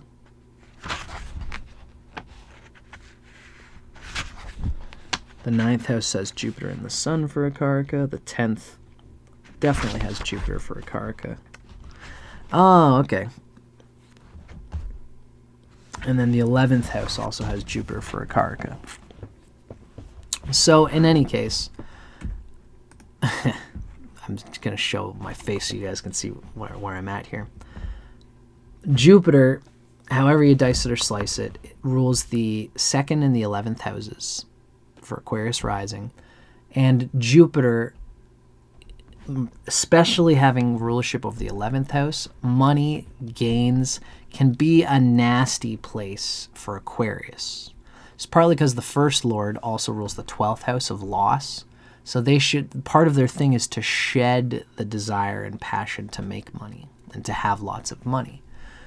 Ironically, Jupiter, when it's well placed, can get them lots of money, but they have the proper attitude of once you have money, you're not addicted to it and overflowing with the desire for it. Aquarians just want to have enough money to do the things that they want to do. They don't necessarily need to be overly obsessed with having money for the sake of having money as a status symbol. And when Jupiter is very ill placed, these are the kinds of gross things that happen to Aquarius. So they lose the sense of their basic nature, because the 11th house is always a tricky house in this sense. Jupiter strongly ruling that 11th house brings this sort of difficulty with money for Aquarius. It's like if Jupiter is strong, then they have a good sense of money, but then they can have too much desire for money. If Jupiter's weak, then they have a desire for money, but if Jupiter's weak, then you don't have abundance. You don't have material abundance. You don't understand money well. And then the whole not caring about money thing can actually drag you down. So I often like to say in astrology, I'm going to end this point this way. All of the 12 houses, here's the big secret.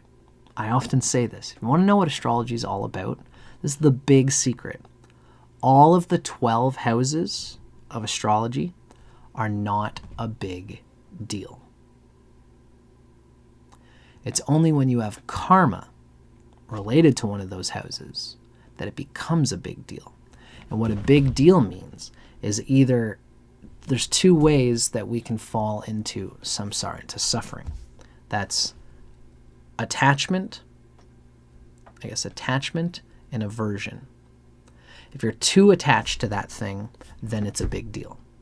If you are averse to that thing, then it's a big deal. So if you're ignoring money completely, then you might be lacking in the self-preservation and natural and healthy self-boundary of getting your needs met that will allow you to do what you want to do. So if you're averse to money, that can be a bad thing. If you're attached to money and its prestige and status, then that can be a bad thing too. The ideal is to treat it with neutrality. And with money, Saturn especially does not indicate money. Aquarius can have difficulty in dealing with money and understanding it and making peace with it, etc. Now, Saturn also does not indicate friends. But for Aquarius, the 11th house is Sagittarius, which, though it has little affinity for money, it's ruled by Jupiter, who has a great affinity for social obligations and for friends.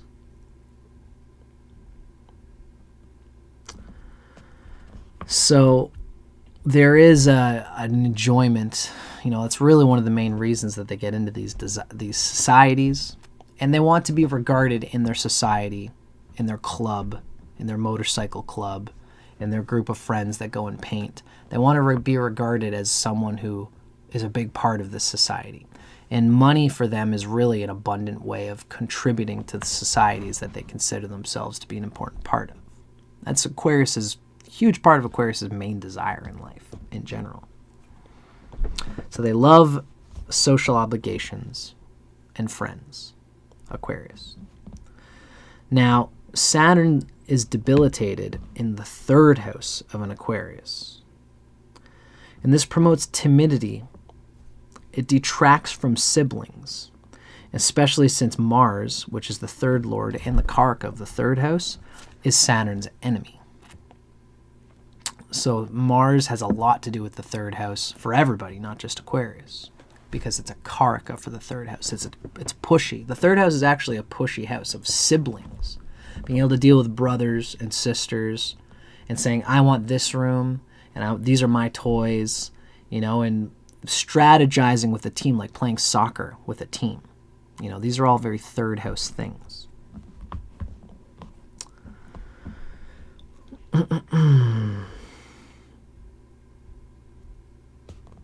Now, there is a signification here that Rahu resonates with Saturn and Ketu resonates with Mars.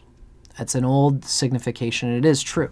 So having a good Saturn and a well-placed Rahu and a well-placed Rahu Lord are all important pieces of the Aquarian native's agenda of progressing in life.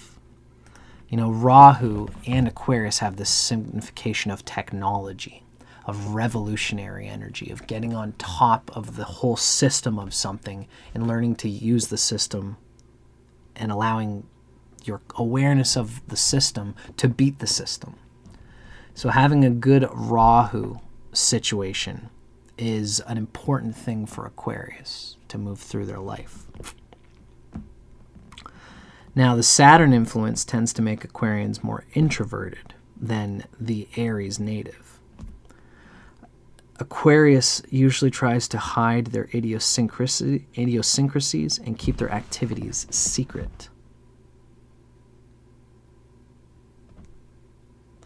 It mentions Aries because of a relationship with Ketu. So in any case, Aquarius tries to hide their idiosyncrasies and keep their activities a secret. They don't need to tell anybody about the depth that they're exploring on developing some kind of ingenious invention or some innovative way of understanding society, of building things, making connections with people, talking with this person about one thing and then this person about another thing, and the right hand doesn't need to know what the left hand is doing.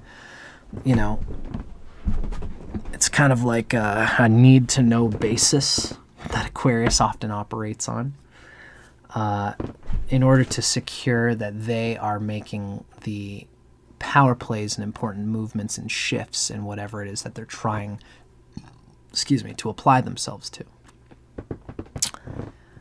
Hello there, Jim. Peace to you as well.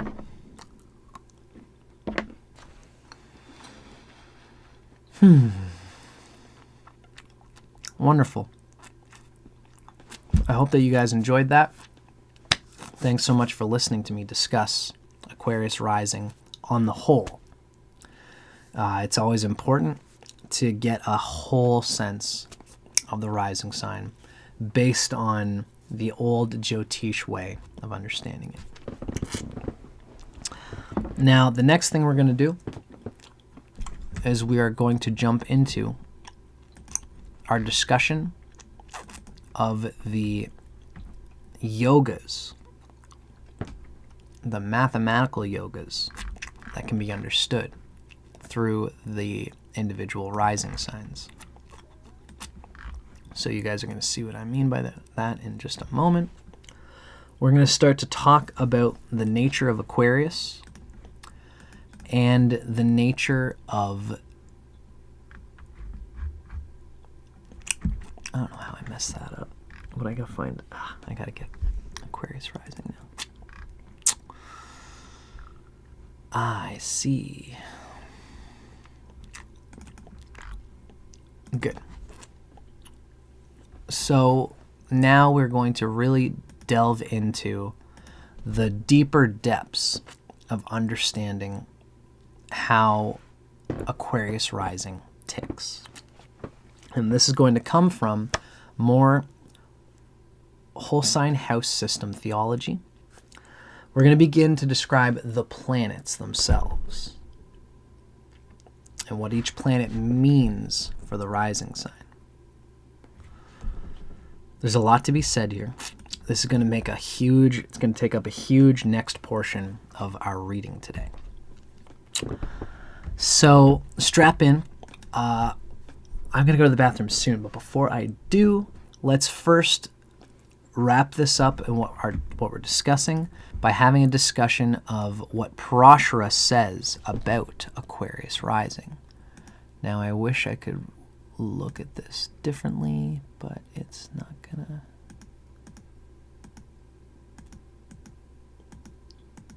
Oh, neato. So now, yeah, I have this. Oh, that helps a lot. Amazing.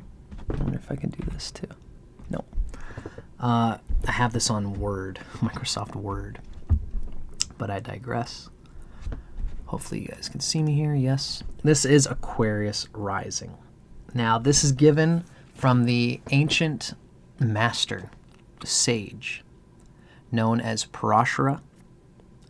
Parashara is the root sage who, thousands and thousands of years ago, saw the internal planes of astrological energy revolving within him. And he saw in the night sky glimpses of the planets in their revolution around the galactic plane. And he made the connection between the outer and the inner, and then looked within to see everything that needed to be known about astrology, because he was a sage. It's a wonderful, crazy thing to think about. A lot of people say that it's debatable, the possibility that these ancient sages of these old Vedic era times might have been some of the people who originated all astrological information in general.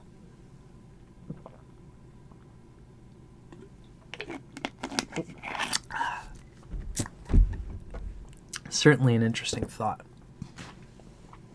So this is the handed down statements that have been made from Parashara about Aquarius rising in particular. So it might seem a little sharp. In astrology, sometimes the ancient guys will be a little bit discerning and cutting about a specific thing in order to just put form to it. So we see that Jupiter, the moon, and Mars are evil. I should say the moon. So Jupiter, the moon, and Mars are considered the evil planets, not the sun.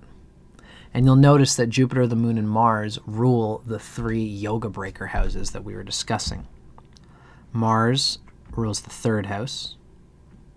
The moon rules the 6th house. And Jupiter rules the 11th house. And those are the most difficult yoga breakers. So those are considered the evil planets, which means that they just bring difficulty. Venus and Saturn are auspicious in particular. Venus and Saturn in particular have the most positive auspiciousness for Aquarius. Only Venus is known to produce Raj Yoga. And Raj Yoga is this very powerful thing that can happen, especially with Venus working with certain planets. It can't necessarily bring great Raj Yoga with the sun. Venus's great Raj Yoga would come when it's in aspects to Saturn and Mercury in particular. It would harm Jupiter. It would be harmed by the moon. It would be harmed by the sun. And technically, it could have some Raj Yoga with Mars, because Mars rules the 10th house, which is an angle, and Venus rules the 9th house, which is a trine. So Venus is already a Raj Yoga planet. It can go somewhere and just produce Raj Yoga automatically. Same thing as for Mars for Leo rising. Venus can kind of go anywhere, and if it's strongly placed enough, it can produce the luck of the 9th house plus the opportunity of the 4th house. Now, Jupiter, the Sun, and Mars are considered killers, and that is what we call the Marakas. Usually it's the 2nd house and the 7th house lords that are considered Maraka. Maraka simply means that those planets might be what kills you when you die. So if you are in the Saturn dasha let's say you're 85, you're getting to the end of your stick, you know, you might be in a dasha. Let's say you begin the dasha where Jupiter, you know, if you begin the Jupiter dasha at age like age 85, Jupiter rules the second house, and it might be the second house, your resources, that kills you. If the Sun dasha happens, it might be something in relationships or some interaction with something strange, you know, pathogens is a seventh house thing that might kill you. And then Mars is considered part of this Marika energy. Sometimes Parashara just gives these things, and it's interesting. It's interesting to note and to digest it for ourselves. Mars, really, as a Marika, we could just see it as how Saturn is this gardener, and Saturn is this life preservation. Mars is the opposite of that. It pushes and pushes and pushes. So you might find when you're 85 years old, if there's an important Mars transit, or if you're going to the Mars dasha or a sub-dasha, or something happens with Mars, you might find that how Mars has pushed you your whole life to do things against your will. Sometimes Mars has to do that. That's the warrior. Things are uncomfortable for me, but I'm still going to fight. I don't have the right gun. At the army barracks, they had shoes that were only too small for me, but those are the shoes I had to wear. Mars is still going to go out there and fight. And then for 4 years, it's wearing these shoes, and all of a sudden its feet are all messed up. But Mars did what it had to do. So Saturn, the body, got damaged for the sake of Mars doing what it had to do. Now, that's great for Mars in that moment. You stayed alive in the war. But as time goes on, in the Saturn period of your life, you're going to feel what Mars did. You know, that person might have their feet messed up, or, you know, whatever Mars did throughout the life to cause some kind of difficulty might kill you at the end of your life. So these are the nature of the Marikas for all of us, in particular for Aquarius rising.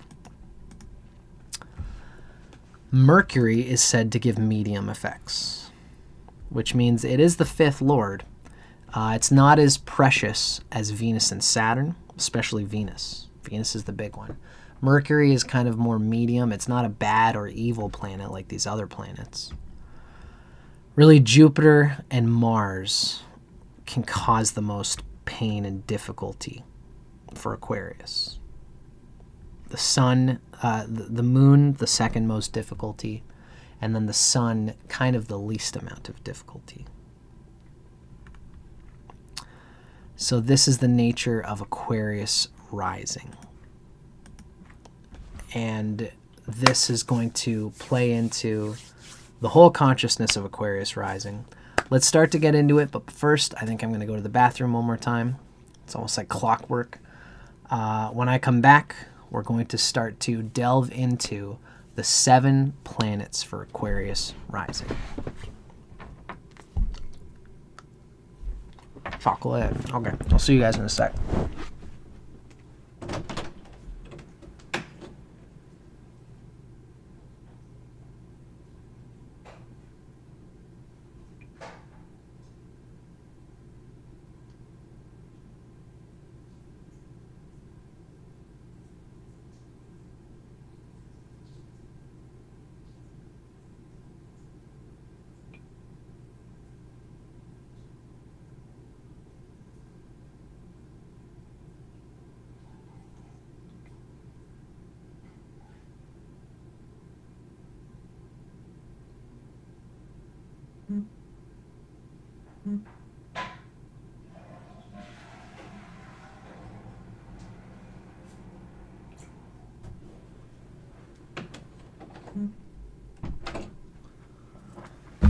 Okay.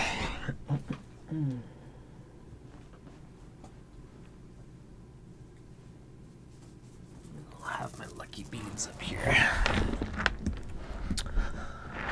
One more piece. I'm going to start eating some pulparindo. Some delicious Mexican spicy salty candy.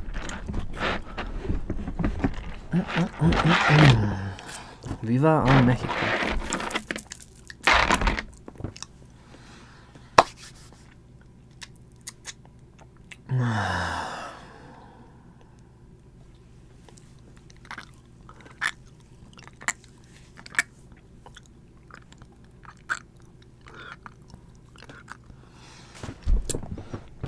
This next section is always a brain drain. We are now going to spend much time discussing the planets of Aquarius Rising. We're making good time. We're 2 hours in, and now we've only got 3.5 to 4 hours left. Yes, that's right. That's how I operate here, folks. So, if you've been watching, I hope that you're enjoying. Let's start to dig in. Now, usually I'll go like this, and I'll say marker, and that is the signifier that we are now discussing the first planet for Aquarius Rising. Now, there's a pattern that's discussed whenever you are going through the planets of astrology. There's a certain numerological pattern, and it relates to the numerology of the planets. You can see it in the days of the week. Sunday is the sun. Monday, moon day, is 2. Tuesday, mardi in French, is Mars. Wednesday, mercredi in French, is Mercury. So it goes all the way through. Then it would be Jupiter is 5, Venus is 6, Saturn is 7. We begin with the sun, number 1, Sunday. The sun is the center of the universe, of the cosmos, of the galaxy. It's what gives everything light. It is the planet number 1 for all of us. And it's an interesting thing for Aquarius Rising to have planet number 1 ruling the 7th house. Right away we can see the significations of the sun of Aquarius being a very 7th house person, a business person, a person whose very identity is its ability to use the people around it, to be a collective-minded consciousness, to allow its sensitivity and intelligence of the people all around to develop power, to develop resources, to develop connections, and to bring them further and progress them in life. So we're going to read a little bit from 2 different sources. The first source is going to be RYAN KURCZAK'S, my notes from RYAN KURCZAK'S in Asheville Vedic Astrology, and then we're going to read from Ernst Wilhelm. So let's begin reading from RYAN KURCZAK'S. Here we have the sun ruling the 7th house. And what we read is technically the sun gives inauspicious effects as the lord of the 7th house. You know, what we say is that the 7th house is the typical Maraka house. Maraka means killer. Again, one of the reasons that the 7th house is a difficult house for everybody is because it is the furthest from the 1st house. I am the 1st house. The opposite of me is the furthest mirror reflection of what I could possibly be, and that is the 7th house. So the 7th house has this vibration of being a killer, of being difficult in its own ways. And so this is part of the difficulty of Aquarius, is that the sun, really for all the earth and air signs, the sun is always going to have some kind of difficulty. My very self nature is a little bit difficult because, especially for Aquarius, it's in the 7th house. So Aquarius is often sometimes identify a little too strongly with those around them. But this allows them to be savvy and sensitive and intelligent about the people around them. See you later, guidance for you. Thanks for hanging out and watching with us. The sun rules house 7. Just as Aquarius can be played upon emotionally, Aquarius can also be dominated by others, by partnerships, authority figures, and etc. Aquarius is very much, they're savvy in relationships, but the 7th lord being ruled by the sun, the 7th house being ruled by the sun, does show that there is a domination happening there. Their sensitivity to the other person does bring their own root out of whack. And this is why, partly why Aquarius is going to have difficulty with authority figures. The inauspicious burning malefic sun rules the 7th house. And inauspicious Mars rules the 3rd and the 10th house. So immediate business partnerships in the 7th is difficult, and then dealing with, this is my idea of, using the authority in career and business partnerships and relationships can be a difficult thing for Aquarius. And this is what we're going to learn about Aquarius, because the 7th house is very much a business house. It's a very important house for business as a business partner. And this burning energy of Aquarius there signifies that, you see, when you're in business, how business is supposed to work ideally is that, when a person has gained the trust of the people around them, that they've used malefic planets to carve into a particular trajectory of doing something. I'm good at this because I'm good at this. And I've displayed that to you, and it's part of who I am. The gardener does good with the gardening. I'm a digger. I'm a digger of holes, and I'm really good at digging holes. So don't tell me how to dig my hole. I know how to dig my hole, brah. I dug a couple holes in my life. I know how to dig a hole. Don't tell me how to dig my hole. So Aquarius can be this way. Don't tell me how to do what I got to do. And the thing is that when you're working in business partnerships, there shouldn't, the sun for all of us is something that we have to come into.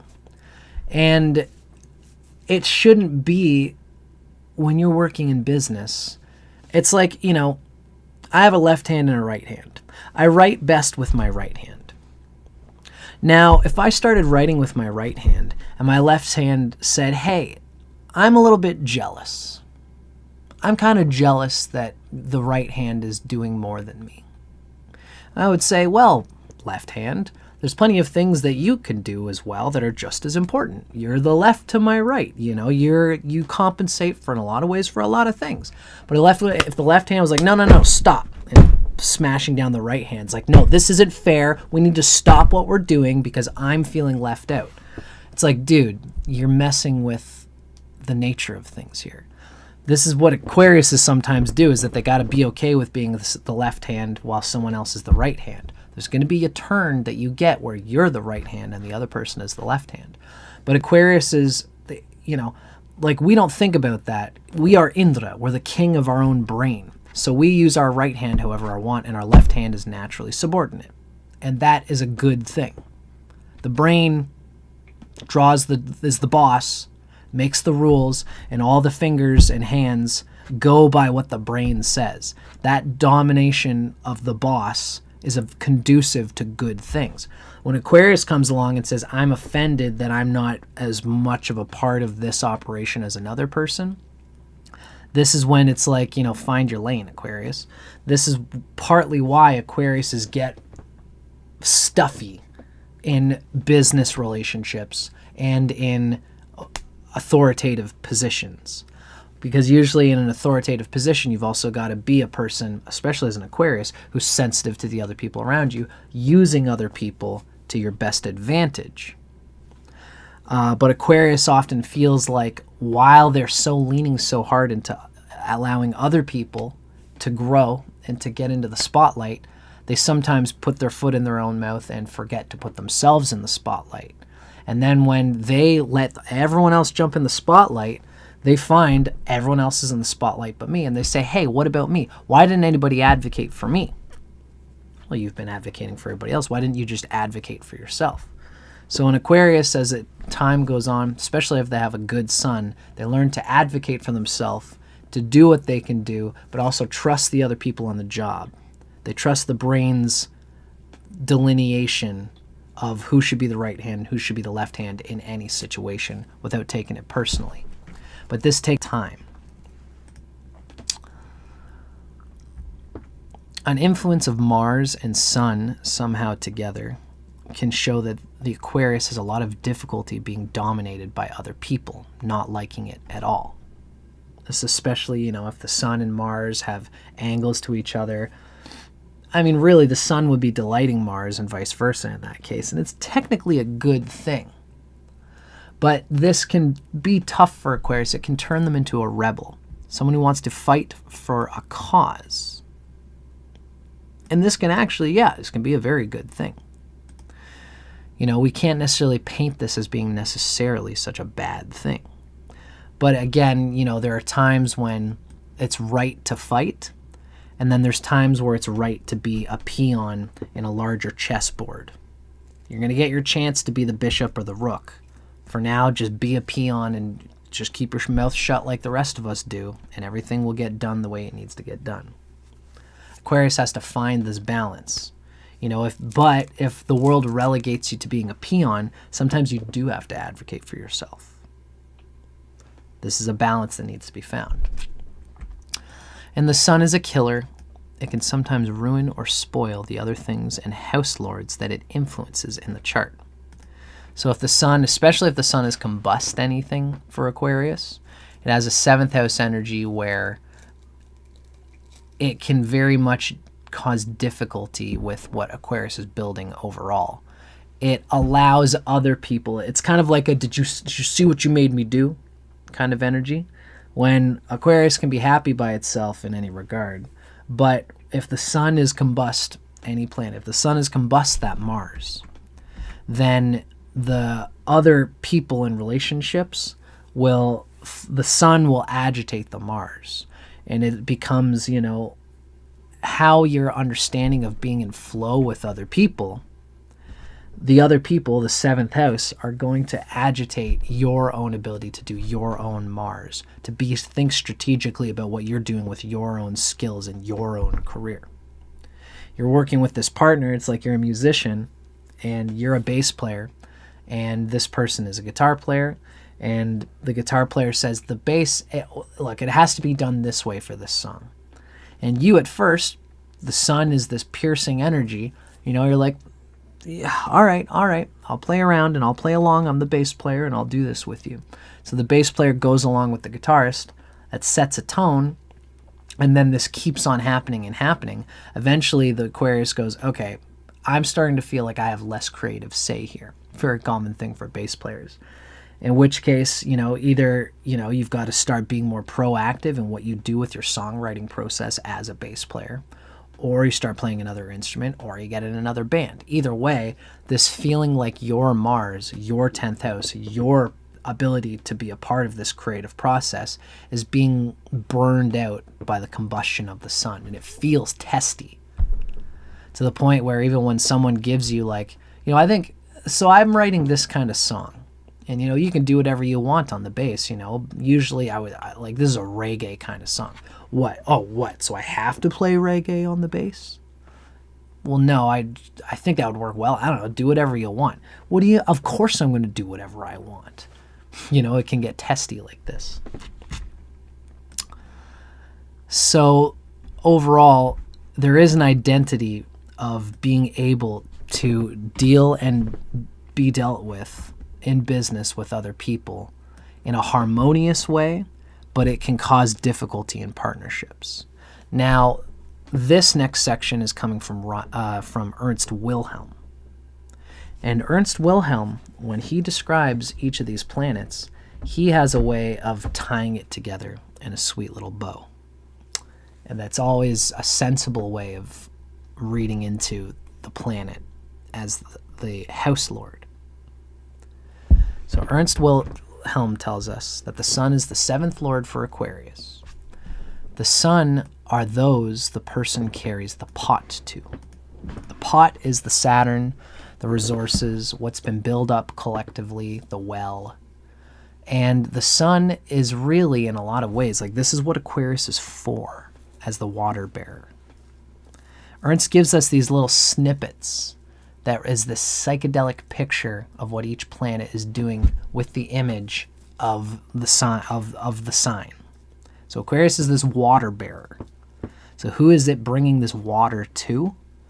Aquarius, because the sun is the main identity planet. It rules the 7th house, which means that's what Aquarius is doing. That is the light that Aquarius gives, is being resourceful and useful for the people in its team, for the people in its life, for its partnerships, its business partnerships, its marriage partnerships. The sun as the 7th lord indicates Aquarius natives' identification with others. A large part of this native's identity is created through their intimate associations and partners. Other people serve to give the Aquarius native confidence. The sun may give important activities with groups consisting of like-minded individuals, people who are of the same nature of the Aquarius.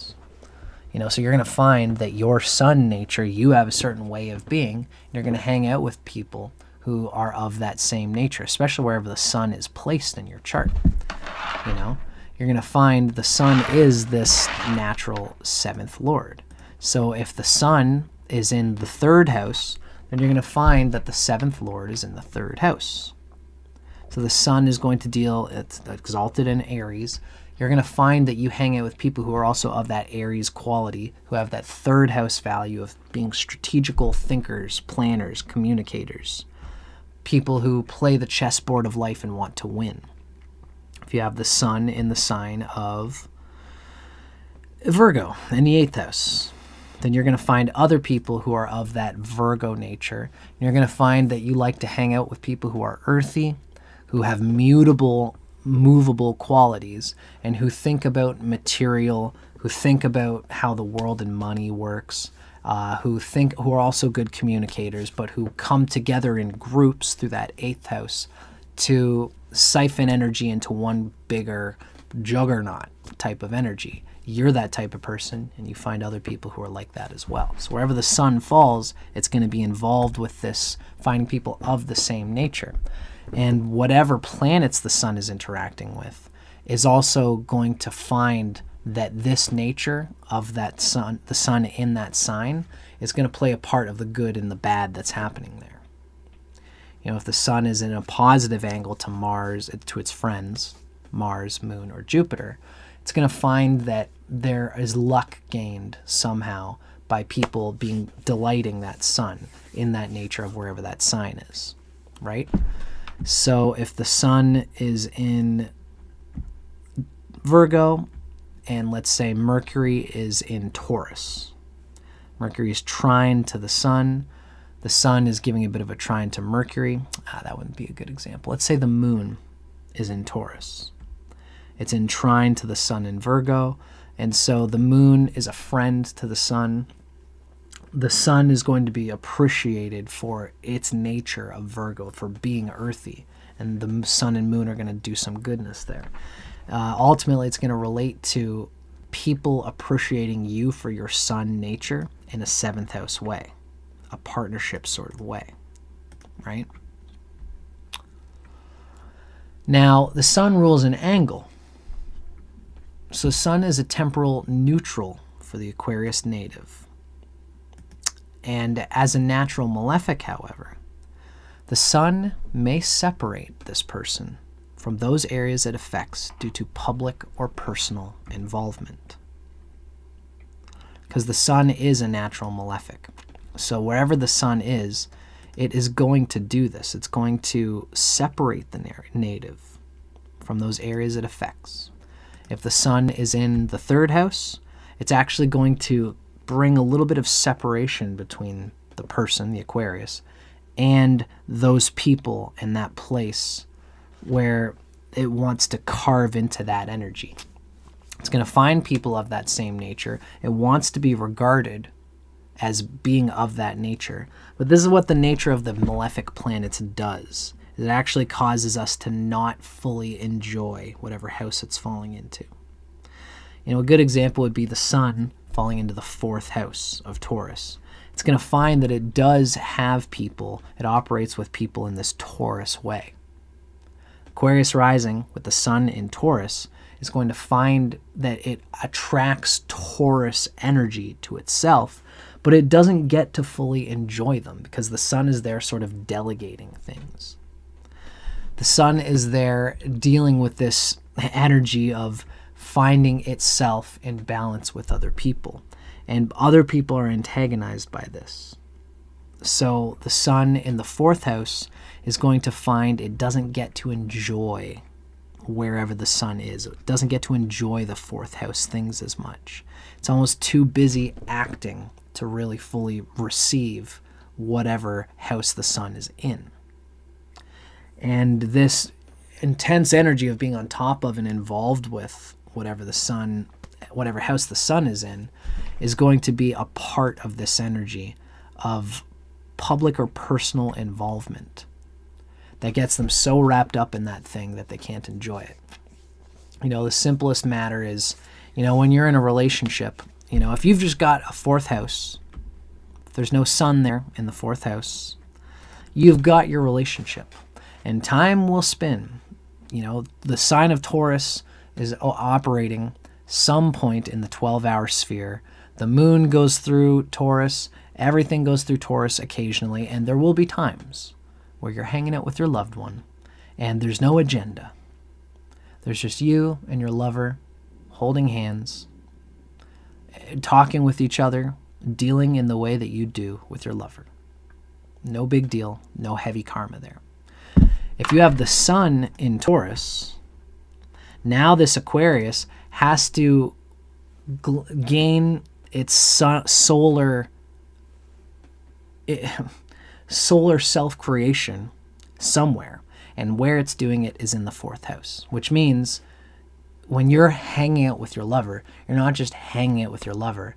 You are putting yourself under the pressure of self-creation. Your lover becomes, through the fourth house, which is very much a love house, your private life. All the people in your private life, your family, your best, closest friends, these people become the platform upon which you develop the balance between myself and the seventh house energy of being pulled around by other people. So there's be times where you think in a strong way to your lover, honey, I've been thinking that we haven't been doing this very much. And the lover goes, okay, all right, let's do that. And, okay, now we're doing this thing because there was a necessity for you to carve your sun karma through that private life person. Most people just get to enjoy their private life. It's not that big a deal, but it is a big deal for an Aquarius with the sun in the fourth house. You can say this about anything. Your 12th house.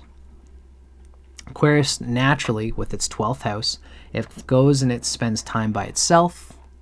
It works on things. It does things quietly in the background. It just likes to do that. Sometimes it's wasteful, but sometimes it's a great relief for the Aquarius. They're a tinkerer. They like to just spend a lot of time and energy tinkering away at things. If the seventh lord, it's the sun, is falling into the 12th house, now the sun needs to express this balance and harmony between others and myself in the 12th house.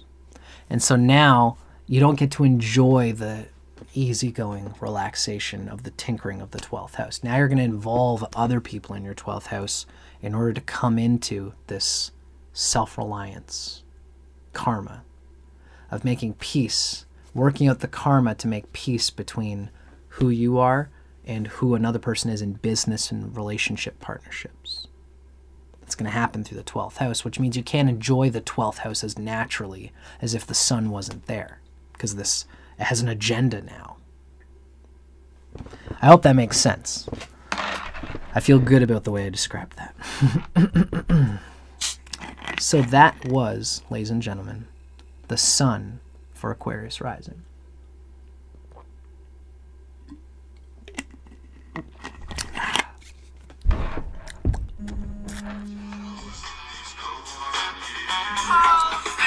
You have to excuse me, folks. Hello? Dustin, I'm sorry if I'm disturbing you, son. Yeah, what's up?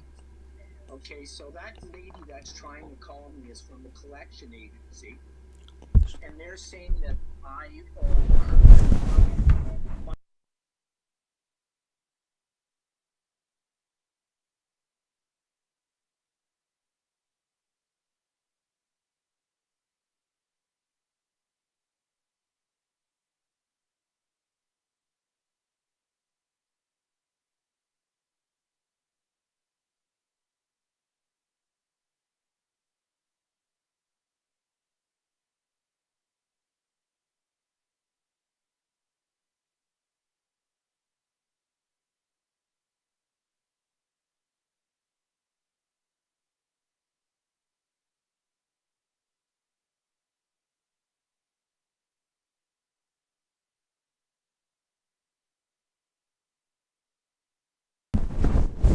Sorry about that, folks.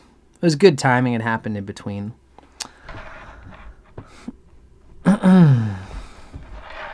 It's underrated how much of a malefic the sun really can be. Yeah, I'd say so. Because I think people think of the sun as just the center of the universe, and it's this great thing. And it is this great, important thing. The malefic energy of the sun is necessary. More necessary than any other malefic, because it is how we create the space for who we are. It's how we take space. It's a good question, Lucas. The sun is how we take space in the world. And sometimes we have to take space for something that is so primary in our nature. We have to take that space from others. And the self is one thing that we cannot compromise ourselves on. We can't compromise what we intrinsically are. And so the sun has to make space. And by doing so, it can be a bit rough. This is the one thing where I can't compromise on. I need this thing. Wherever the sun is by house, and whatever the sun rules. In this case, the 7th house. So it's malefic. It's painful. It's going to cause malefic energy. And that is a bit underrated because people are like, oh, it's the sun. It's doing what it has to do. But it is still pushy and tough and can cause trouble and constraint. But again, it's a necessary trouble and constraint. So, sorry that took so long, folks.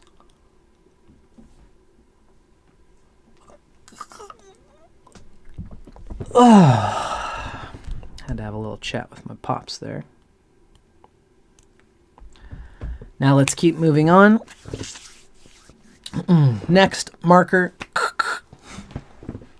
Our next planet that we're going to discuss. When you look at the planetary array through the natural numerology of Vedic astrology, it is arrayed where Sunday is the first day, Monday, Moon Day, is number 2. Hi, Anana. Nice to see you. The moon is planet number 2 for all of us. So the moon is the next planet that we're going to be discussing. And of course, the moon rules the 6th house for Aquarius Rising. It's interesting to think about. Now, I'm going to just answer this question since it got asked before we dig into the moon.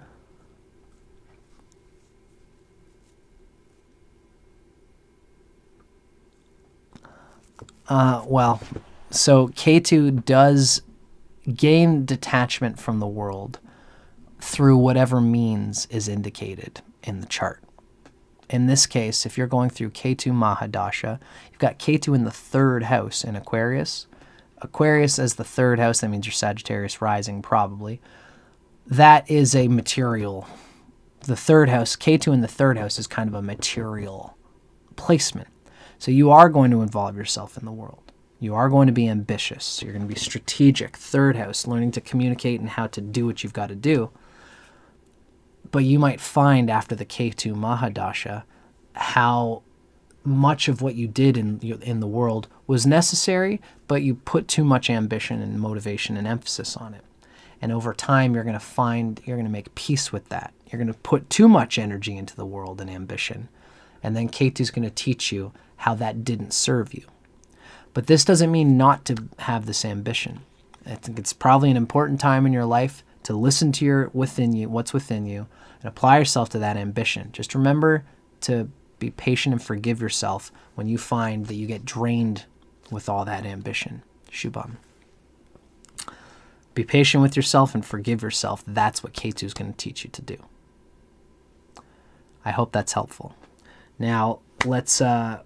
I almost want to redo this again.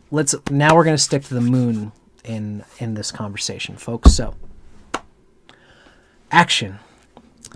Now we are discussing the moon for Aquarius Rising, which rules the 6th house.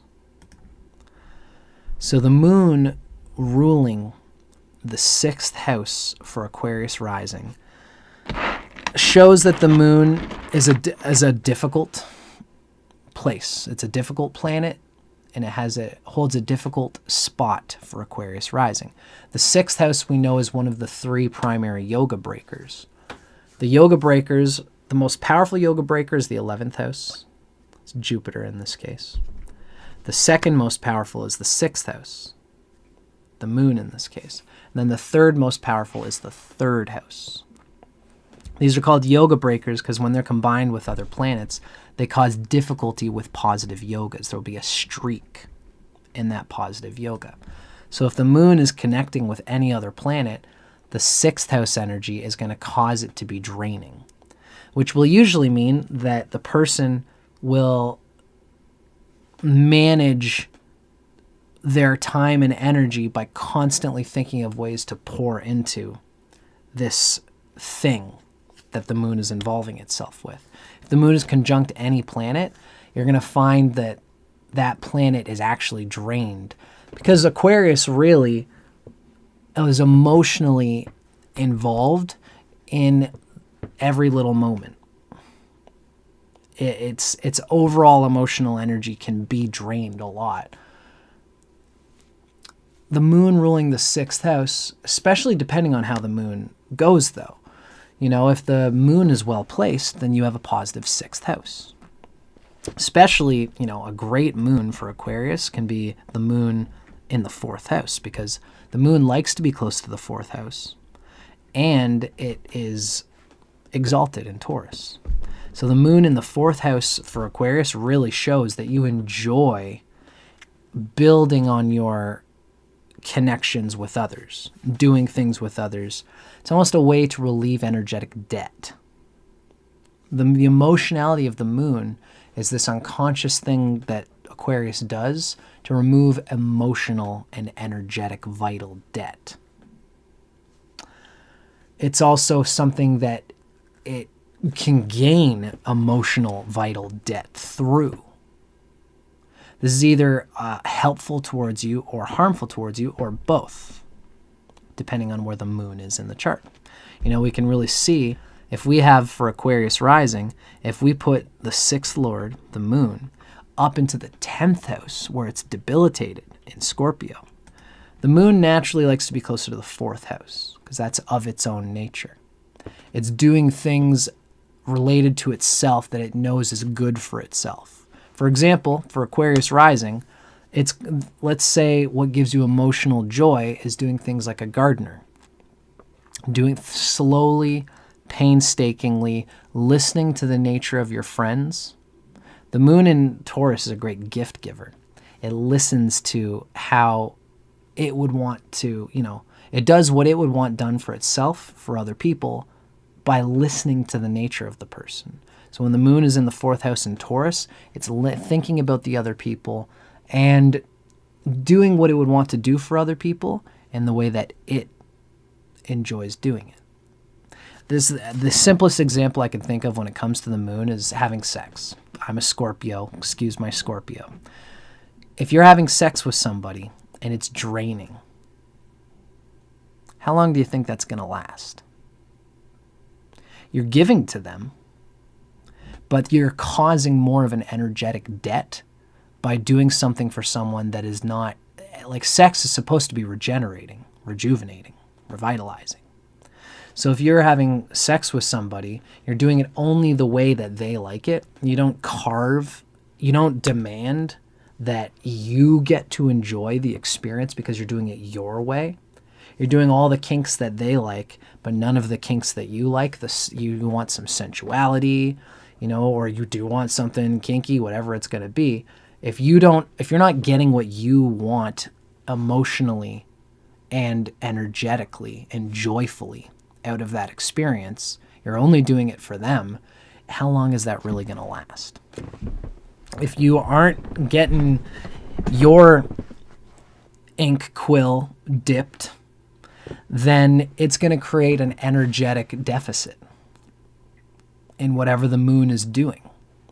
And the moon can be very clever about enjoying what it does if the moon is well placed for Aquarius rising. And this can actually rejuvenate you, where everything that you do, especially if the moon is closer, this Aquarius for the moon is a loaded bag one way or the other. If it's up in the top sphere, in the public sphere, then you're doing things for others in your career that makes you look good, that applies itself to your career, but that will be draining. You'll keep up appearances, or at least you'll try to keep up appearances, and it will drain you and essentially cause an emotional, energetic deficit. Debt for Aquarius is an emotional thing. Hey, Brandon, nice to see you, buddy. Nice to hear from you. Debt is an energetic phenomenon for Aquarius rising. It's subtle and it's psychic and it's emotional. And they use the moon to rid themselves of an energetic deficit. If the moon is well placed, they do it constantly by attracting situations that they actually enjoy doing, that bring them joy. Even if we bring it more into this sex metaphor, because I'm a Scorpio, they're only going to sleep with people who do enjoy what they also do. Especially with the moon in Taurus in the 4th house. They're only going to sleep with people and be with people who enjoy doing what they do. So when they do what they do, the other person enjoys it, and that's just a natural harmony. When your other partner says, let's go out to a rock concert. Oh, I like going to rock concerts too. I don't even have to try. I'm pleasing this person, they're pleasing me, and by doing so, 1 + 1 = 3, and we put a little bit of gold coins in our magical 6th house energetic deposit box. But if the moon is closer to the 10th house and it's doing things, if the moon is new or balsamic rather than waxing and full, if the moon has starvation, especially by Saturn, if it's with Saturn, then the moon's going to be doing things out of necessity without making space for its own energetic nature. And this will drain the moon in the long run, and this will drain the person in the long run. And you might actually find that by having no energetic alignment with joy, with what you do in the world, you actually find that your money goes missing. You find that you need to spend money on things just to give yourself a break from all the effort that you're putting into, for example, your career. If the moon is in the 10th house, if it's in the 11th house, if it's in the 9th house even, the 9th house wouldn't be as bad because there's a lot of luck you'd gain because it's the 9th house. But if the moon is top sphere, if it's being drained, or if it's involved in bad aspects or malefic aspects, you're going to find that you're wasting a lot of energy or using a lot of personal energy fixing something, doing something constantly in a 6th house way, thinking about that wherever the moon is. And all the energy that you put into that thing is working that thing and fixing that thing out, but it's abysmal and it doesn't give you as much energy back as you put in because it's energetically not aligned with you. It's like if you don't like being an electrician and you're going and you're doing electrician jobs for all your friends just to be able to say you're doing this thing, but you don't actually like it. It hurts your back or something like that. It doesn't give you the fulfillment that you want. It's not what you enjoy doing. You go and do it in ways that's just draining to you. An electrician could be a great thing for Aquarius, but you have to make that job work in your energetic favor, or else it will you'll find that you use more money. You go on vacations and you get massages and you eat gluttonous food and you smoke cigarettes. You do all these things to give you the feeling that, okay, I've spent some money to get me back into generation. Now I come back into this hard thing. A good moon doesn't need to spend money on cigarettes and alcohol and luxurious things that rid the tension in its nervous system because it's enjoying it the whole while. It's very important for Aquarius. Now, let's read a little bit what RYAN KURCZAK'S has to say about the moon for Aquarius. The moon is inauspicious as the sole ruler of the 6th house, meaning for the sun and moon, all other planets rule 2 signs, but the sun only rules Leo and the moon only rules Cancer, which means the moon is the sole ruler of the 6th house. One of the weaknesses of Aquarius Ascendant is their emotional nature. They can feel very deeply, and they can be very deeply hurt emotionally. Their health issues, the 6th house, basically stem from deep emotional scarring and a deep sensitivity that they have. They can just be drained by the emotional sensitivity that they have, especially if they if they are around people, if they attract to themselves people who don't agree with their emotional constitution. Aquarius rising can also be taken advantage of by appealing to their emotions, because that's such a sensitive point, especially assuming that their emotions are not healthy. So this actually pulls them into responsibilities. You know, if it's like if they have some kind of relationship going on with someone and things are not going well with that person and they're getting drained by that person and the person's draining them, Aquarius will say, okay, how about just to make things better, I'm going to do you this big favor. It's going to take me a lot of time, but I'm going to do it just because this has been so bad between us, because I'm so emotionally hurt and it caused me to lash out at you and you got emotionally hurt. Let me do something to fix this. And then they go and do something for the person. I'm going to build your shed for you. It'll only probably take me 4 days. Well, it ends up taking 2 weeks because of there's more bitter interactions between them. You feel bitter that I didn't have to do this. I just felt obliged because I was so emotionally hurt and I wasn't thinking clearly.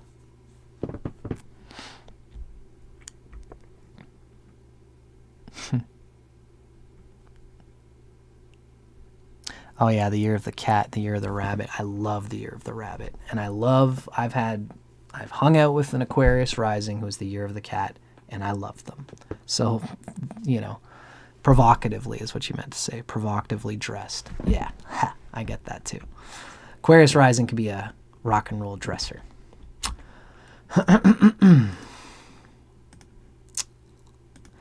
With the moon poorly situated, we have someone whose emotions can be easily played upon. And watery diseases occur for Aquarius rising. It's the 6th house is the house of diseases. So let's dig into what Ernst Wilhelm says about the moon for Aquarius rising.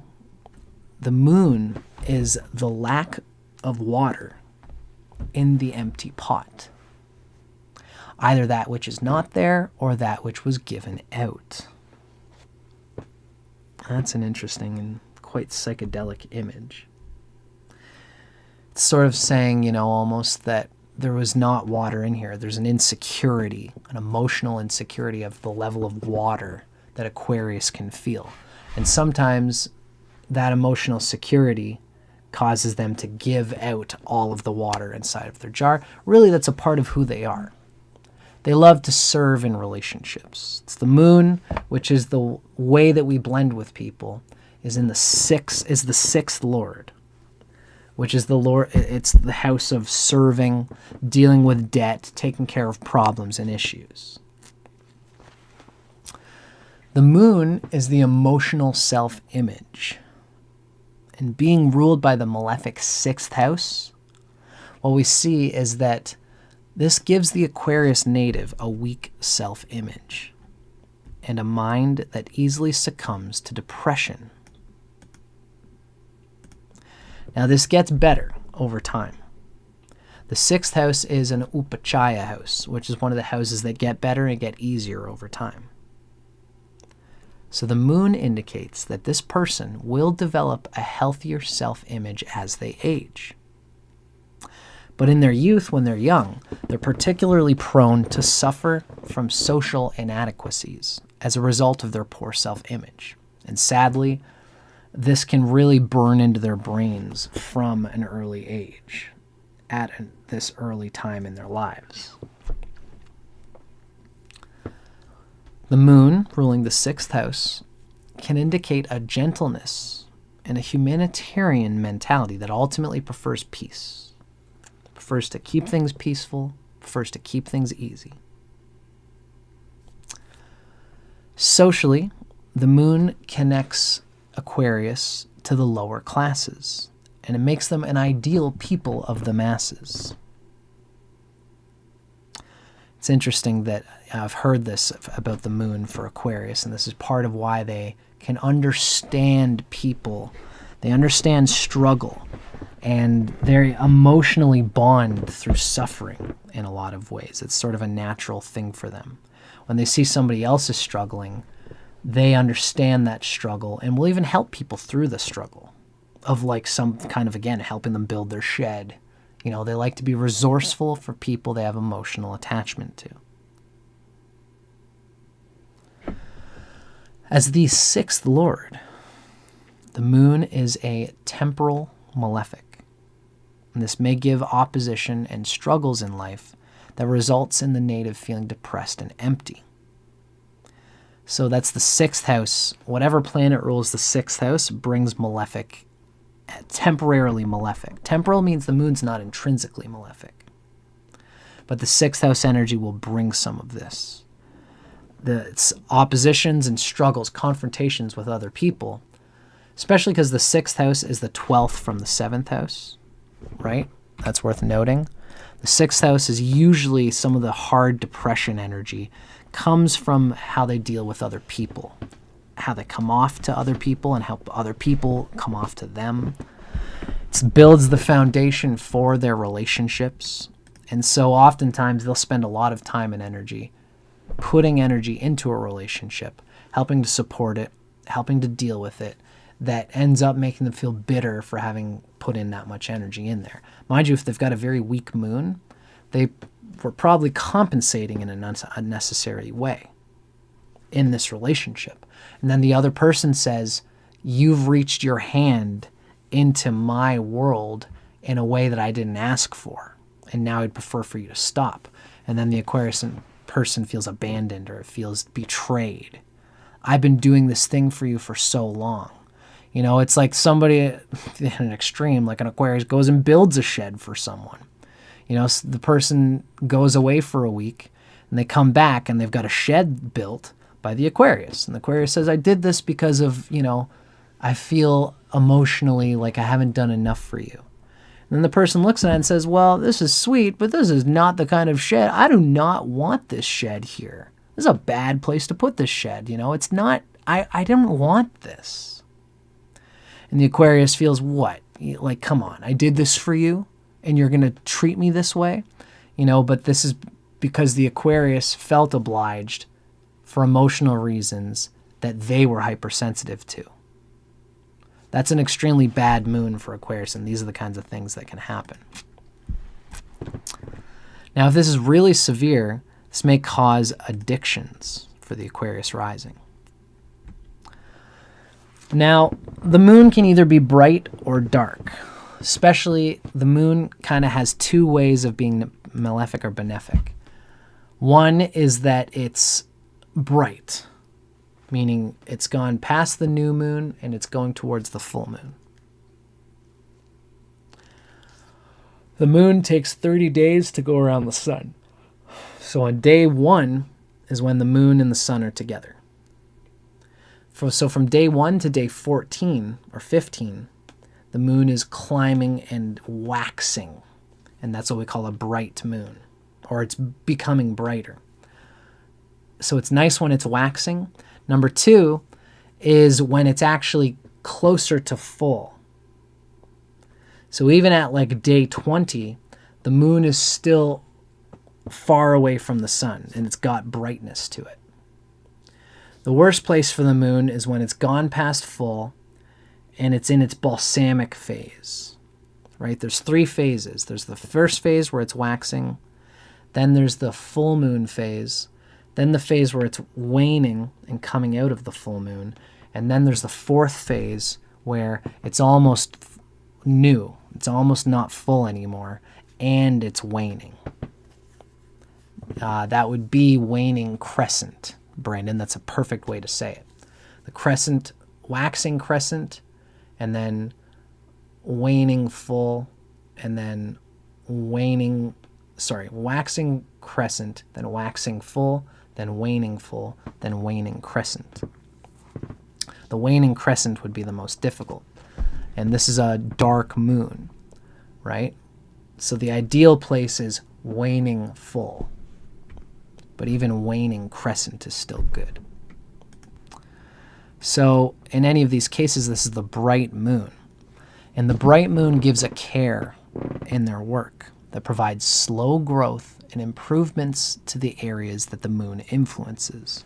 If the moon is bright and it's doing well, if it's got delight from its friends, it will slowly, meticulously enjoy putting in energy that fixes the areas it's influencing.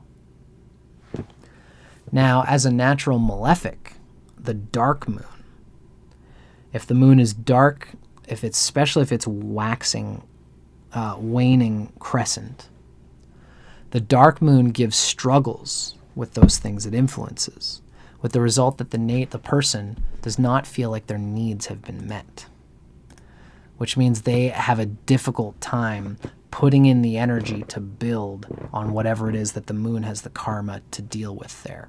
It's difficult to deal with, to wonder, how would I get joy in this relationship? A waning crescent moon, or a moon that is closer to new than full, it thinks a little bit myopically about emotions. It almost thinks, like, this is the only way that I've ever known how to give love. And so it thinks it doesn't know how to serve the other person in a way that is best for the relationship. Or it doesn't know how to serve that thing in a way that serves it and the self in harmony. And so it can be draining. It can be selfish in how it applies itself to trying to, it's like almost vampiric energy. It's a moon that,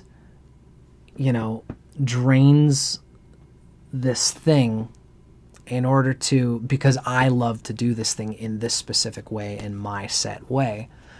And it doesn't find a way to meet that thing or that person in the middle in a way that is a win-win situation. That's a bad moon. That's a dark moon, a waning crescent moon that ultimately feels cheated. Feels like I tried to put my energy into this thing in order for me to be happy, and it cheated me. And this could be nobody at all. This could be like a drinker, somebody who drinks a lot of alcohol by themselves and watches TV and watches movies and just thinks, I deserve this because the world is so hard out there. This is my time for me. And when that becomes depressing, that's when the person, there's a tear in my beer. The bottle let me down once again. And the bottle sometimes can be such a joyous way for me to experience this energy. But tonight, the bottle let me down. It's a very hard, depressing thing when your own carved way of dealing with your emotional energy lets you down. You feel ripped off by yourself, and you got nobody to blame. That's a very dark moon for Aquarius rising.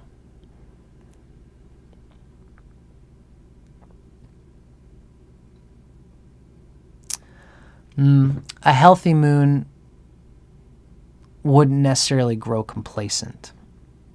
The joy of a healthy moon will still work hard, but it'll work hard because it enjoys it. A dark moon works hard because it knows it has to deal with this thing or else its life is going to fall apart. So a dark moon operates out of fear, and a bright moon operates out of joy. And the joyful bright moon won't necessarily be complacent. A joyful bright moon, especially if it's closer to full, will gain a joy out of working hard with a specific thing towards a specific regard. The moon is one planet that is well served by joy, right? So the dark moon can still work hard, but they're working hard in a way that's not ultimately aligned with them and healthy for them in the long run. And this is what happens with the moon when it is ill-placed for Aquarius rising. Very good.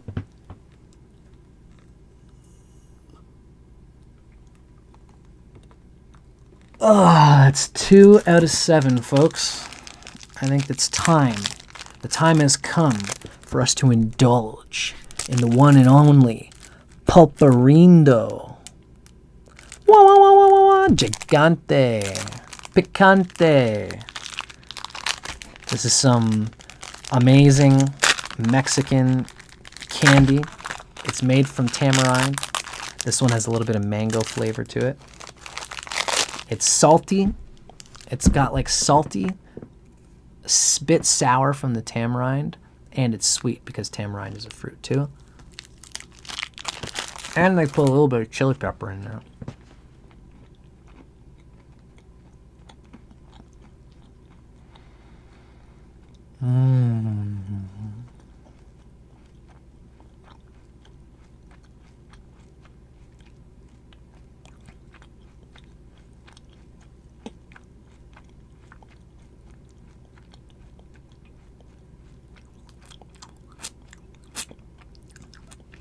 Salt mixed with the sweetness. It's good for me, and even the heat. I have a lot of what's called water in my Taoist astrology, my Chinese astrology. So I'm well served by things that have some sodium, some chili pepper flakes. I say it's good for the heart, good for ding, and it's good for energizing, which is of course good for me. Being this water person, very laid back, but it's good for me to have fire, that my laid back energy that we all love, that I share on my channel, has fire, has purpose, has dedication, has meaning, has a single pointed focus and concentration and discipline. Because that's also part of what I would hope that I would be loved for here on How to Rock Astrology. Oh man, that was good.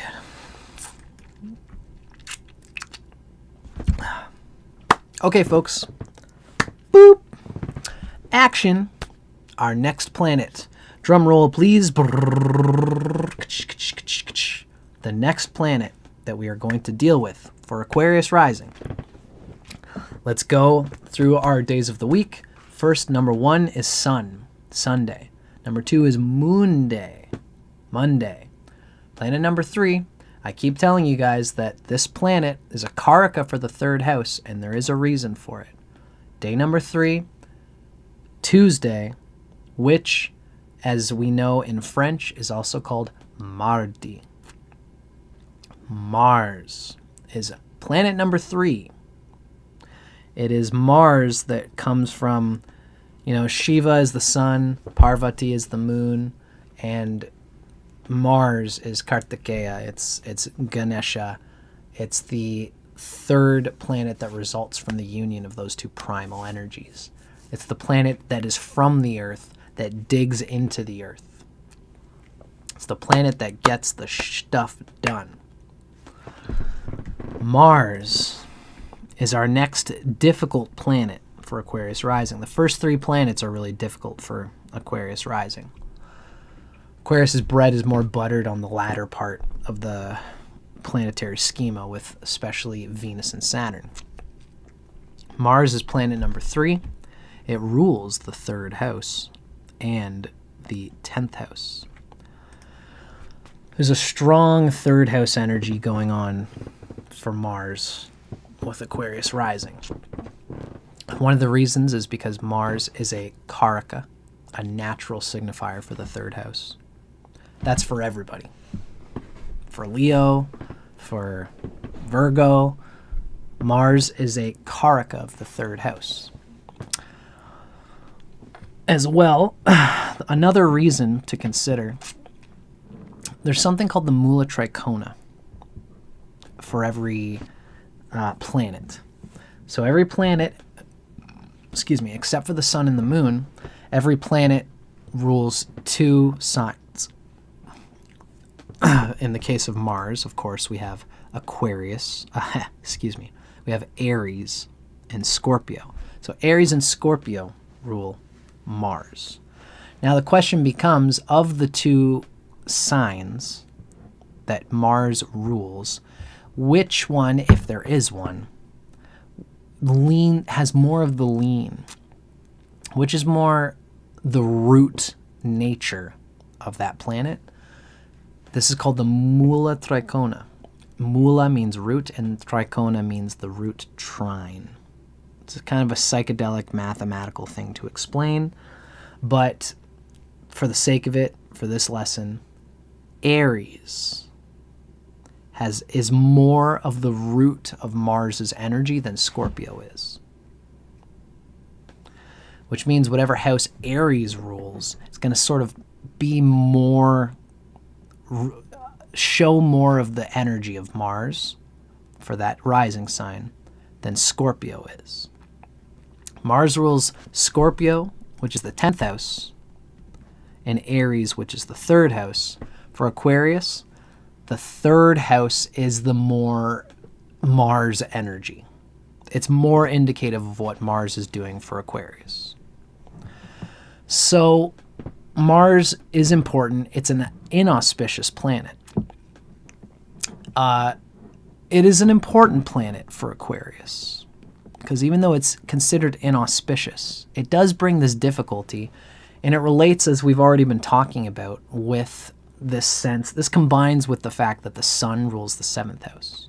If you've already watched the part with the sun ruling the 7th house, Aquarius already identifies with the 7th house, which is other people. But the sun is an inauspicious planet for Aquarius. So finding a balance between myself and the other people without taking things personally is already part of the Aquarius narrative.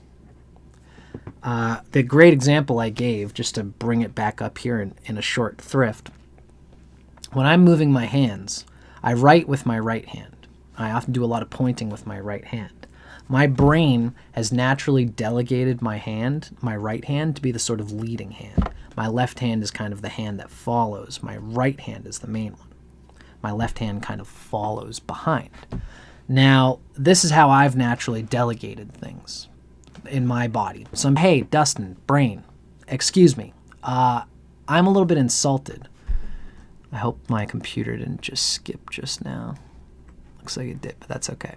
So if my left hand came along and said, excuse me, I'm a little bit insulted that I don't get as much airtime as the right hand, my brain would say, look, I'm the boss here, lefty, so you got a deal.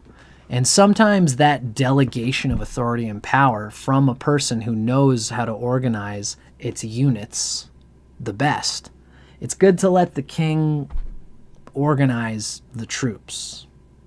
When there's squabbling among the ranks, there's no leadership.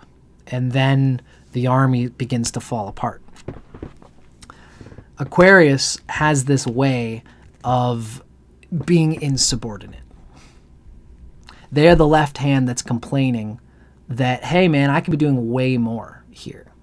And, you're not really using me at my best skill and advantage, which is part of Aquarius's thing. They can actually be a good leader or a good executive to a corporate boss because they can tell the boss, hey man, I think this person does well in this role, this person does well in this role. They're a good delegator because they actually do care about the individual people, because they want to use all of the pieces, learn about their individual strengths, and cater to their individual strengths.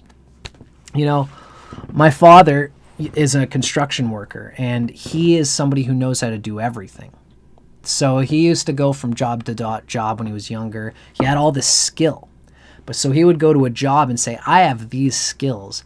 I should be wearing a white hat, dude, and telling people what to do because I can watch. And he was genuinely good at it. But, he's not an Aquarius, but he had this energy where sometimes a boss would tell him, look, I just need you to go and dig a hole. You got to do what everybody else does, go and dig a hole. We all are on this hole digging duty right now. And my dad would get frustrated by that. Especially when he was older, he would make the case. And he would go to the big boss and say, hey, big boss, your small, lanky contractor just got me digging holes. I'm a 60-year-old man. I should be like in the intricate stuff of building stairs, knowing how to do it all myself. I shouldn't be doing this peon work. And then the boss would say, he's right, dude. This guy, you don't know him. Dan, we do need a staircase built. Go and do this here. You know, sometimes you do have to advocate for yourself and your skills. But especially when you're younger, when you're working for a team, it's good to be subordinate at the right times in the right ways.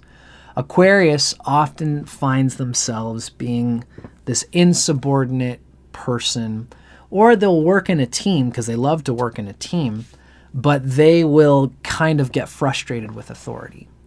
They are good at giving authority, but they're not so good at being delegated authority. And it frustrates them and makes them feel like their individual, unique, strategical mind is not being put to its best effect. Now, if they have a good Mars, they will push for this. And if they have a good Mars, they will be a very unique thinker. Through the third house. The third house is opportunistic. The third house knows what side its bread is buttered on. The third house is very capable of being disagreeable. It's the one who will say, no, I don't care if everybody in the room is wrong. Here's why this is right. And they can fight against the whole room of people for this one point. And if their Mars is logical and sound enough, the whole room will go, well, God damn it, he's right. So Aquarius has this powerful Mars that can buck the whole team with a certain way of clever thinking. And if Mars is well placed, they will do this naturally. They'll become known for their maverick, out-of-the-box thinking. They will make space for their own recognition that this is part of who they are. And they will do it. And if there's things delighting Mars, they'll feel delight and they'll experience their own maverick, unique, original thinking and strategizing. And they're also like a war strategizer.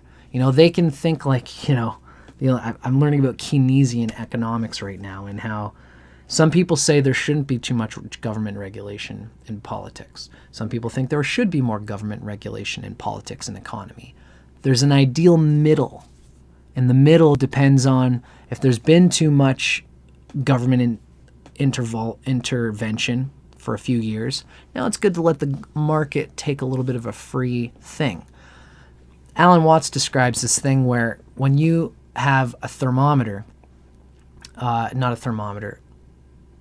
thermostat, you set it at 68, and when it goes to 68, there's a point where it costs energy to turn on the furnace. So the furnace turns on. If you set it to 68, the furnace goes up to 72, and then the air stays cool all the way down to about 67, 66 degrees. Then at 66 degrees, turns it on again, and then it cools again.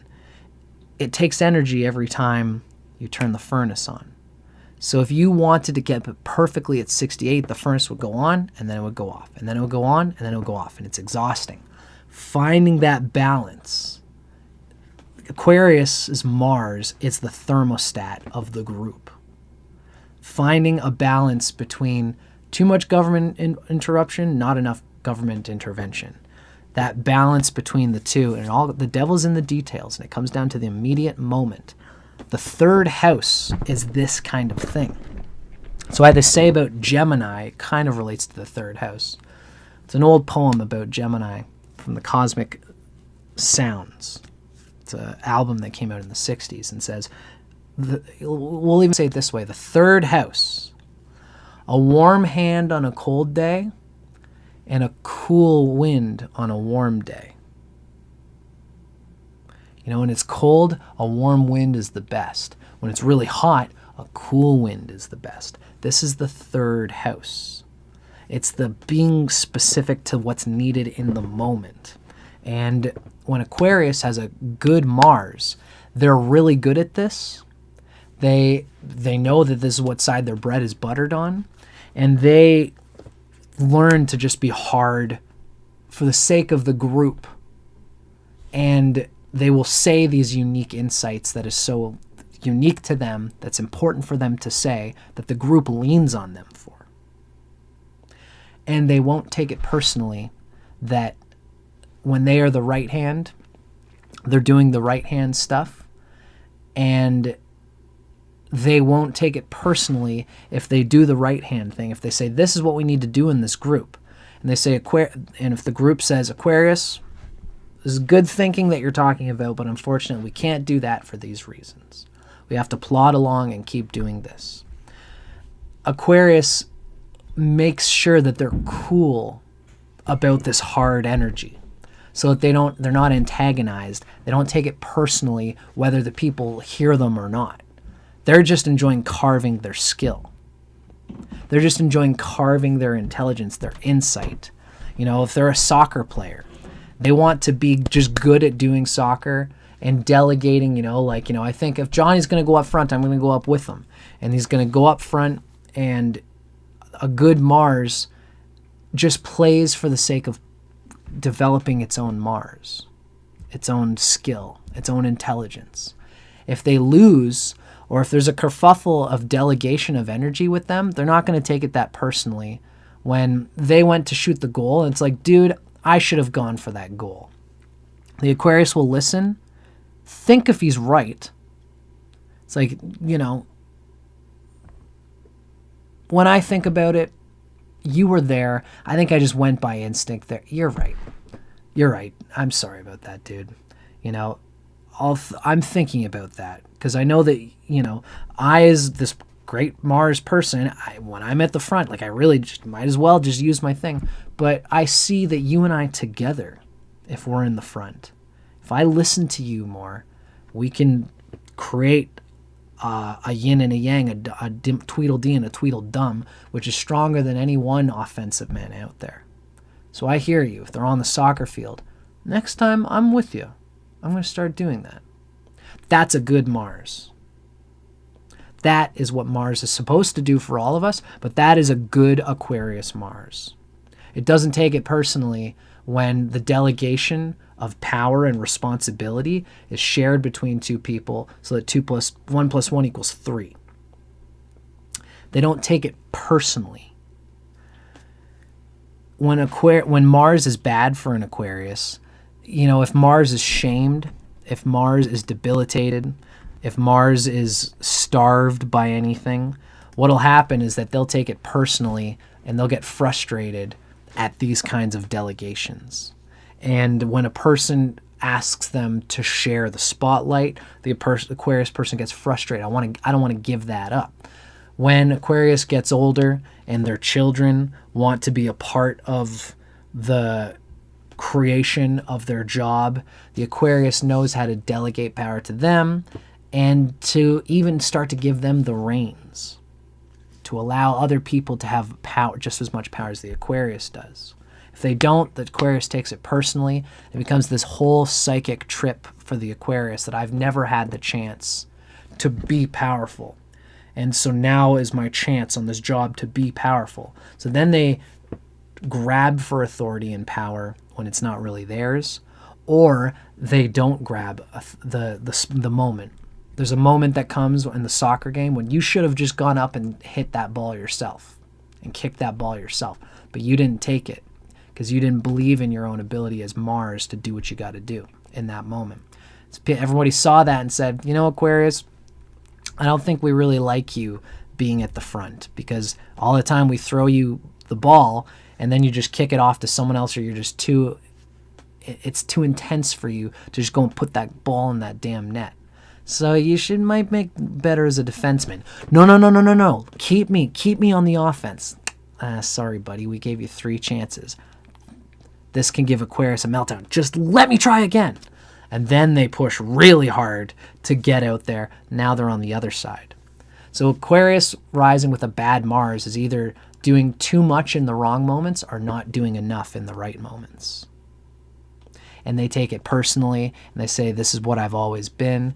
And this kind of shame of failure is what happens to Aquarius with a difficult Mars. So let's dig in a little bit more. This is now coming from RYAN KURCZAK'S. Mars is considered evil as the 3rd and the 10th lord. So Mars as the 3rd and 10th lord. So similar to Capricorn lagna, to Capricorn rising, it again loses the benevolence of having a malefic rule an angle. So usually it's a good thing to have a malefic ruling an angle. It's usually a good thing that Mars is ruling the 10th house, and technically there's goodness there. But Mars puts aggressiveness in Aquarius's action in the world. It's over aggressiveness when it comes to career and authority and leadership. That's why Aquarius often seems like radical activists. They're dynamically sharing opinions in the world, letting everyone know that change has to happen now. We do need that in the world, but we must be careful with this type of Mars, because their bread is buttered on the side of the sharp knife, the sharpness, the hardness, and they know that. They're good at doing that, and they enjoy using that. So with Mars doing this, once they find that their bread is buttered on the side of hard, sharp aggression, then they don't know how to stop. Then they don't know how not to wield it. And this is when they can have issues as authority and with authority. Once their mind gets engaged in an aggressive stance, they'll tend to defend it till the end. Using this Mars to take action and help people in need, it is wonderful. And it can be very strategic.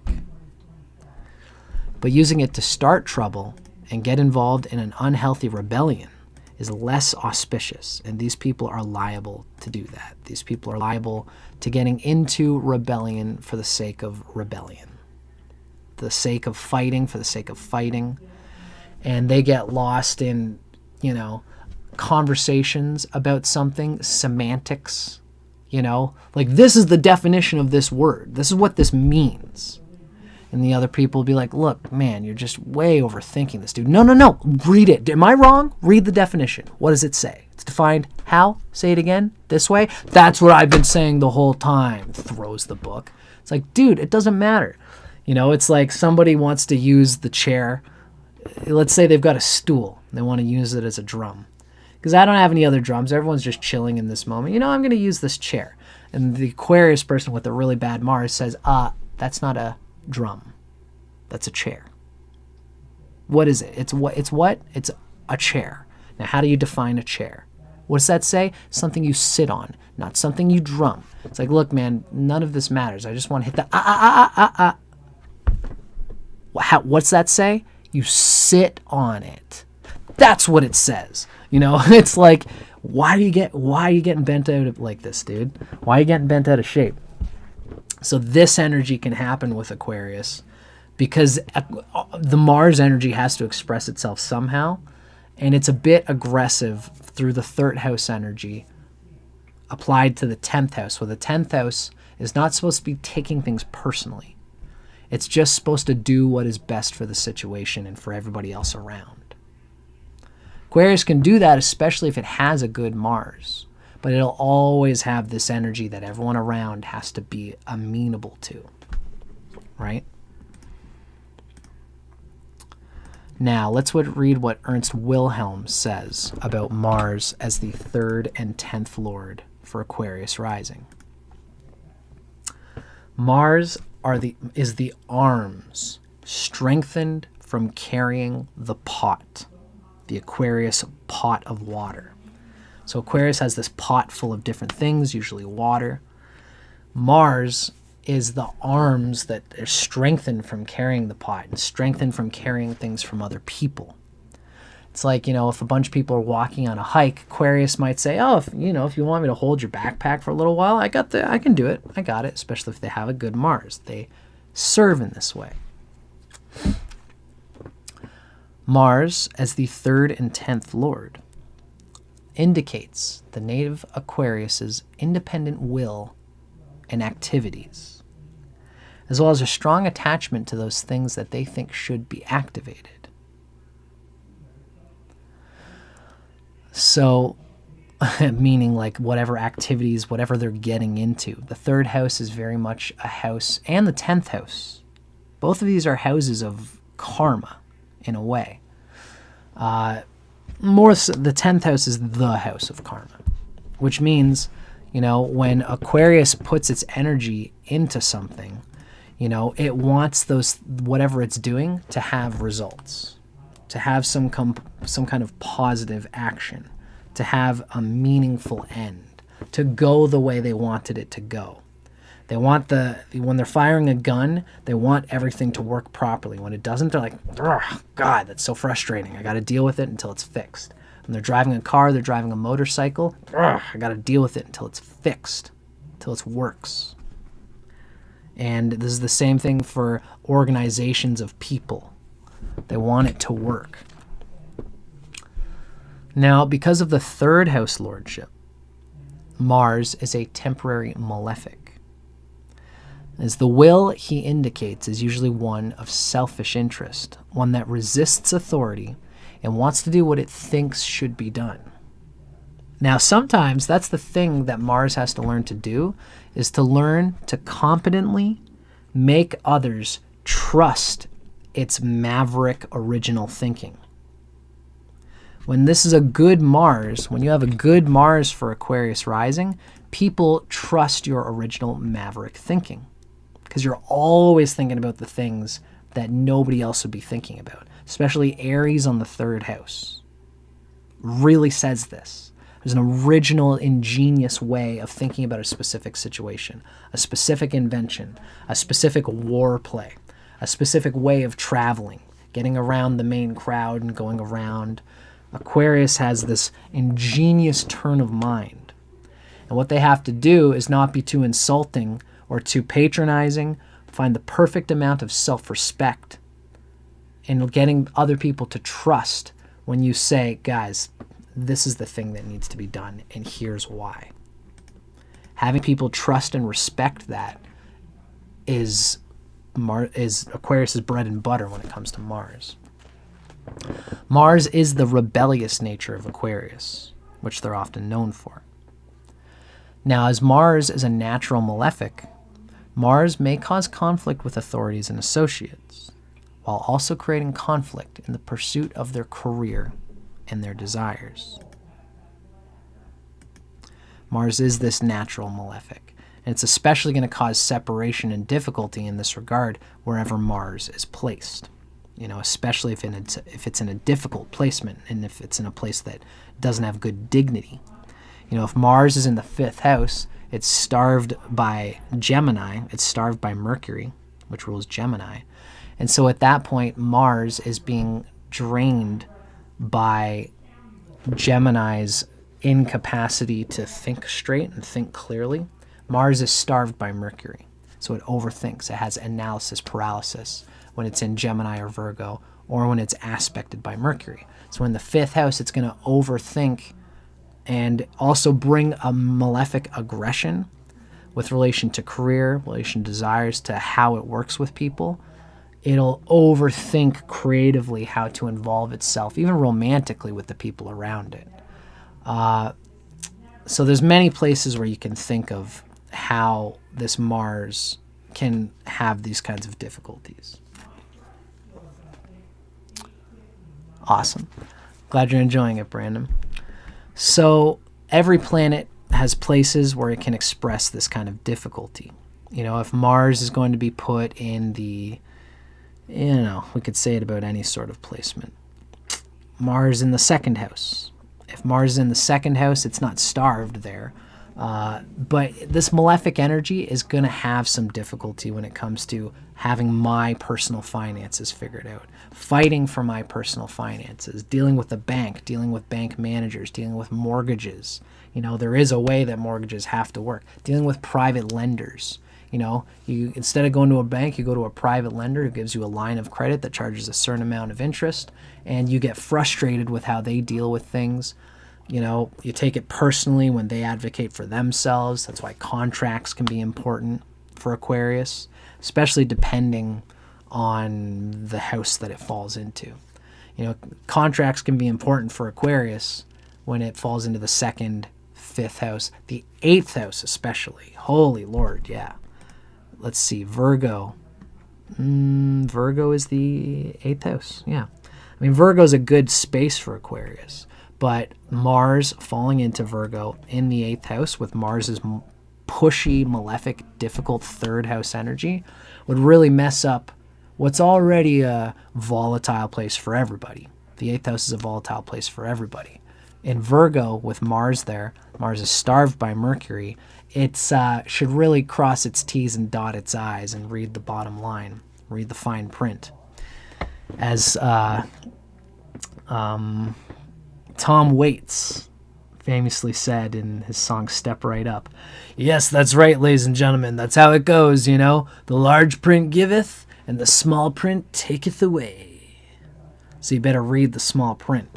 And a Mars of Aquarius, when it doesn't read the small print, it doesn't read into the full details of a contract. It gets very pushy and aggressive with someone who says, this thing was in our contract, and the Aquarius becomes very frustrated, can burn the whole thing up and put themselves in difficult legal situations.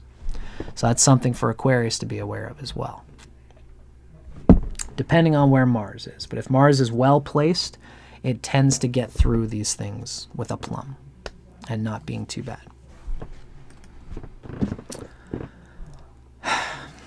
Even the difficult planets like Mars can be very important for any rising sign.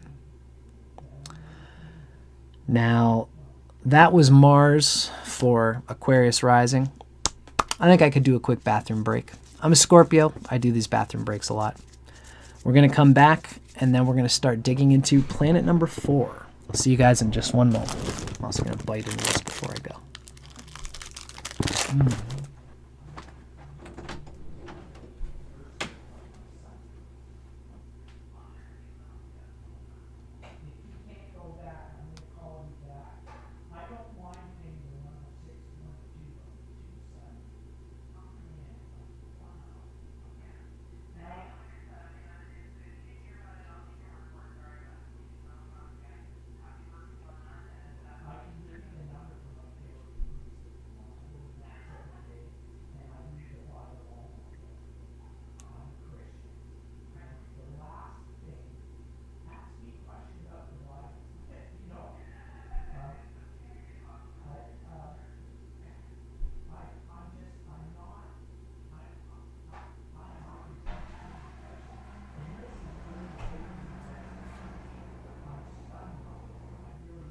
Dad, call Kirkland Plumbing before you go too far with those people. Yeah.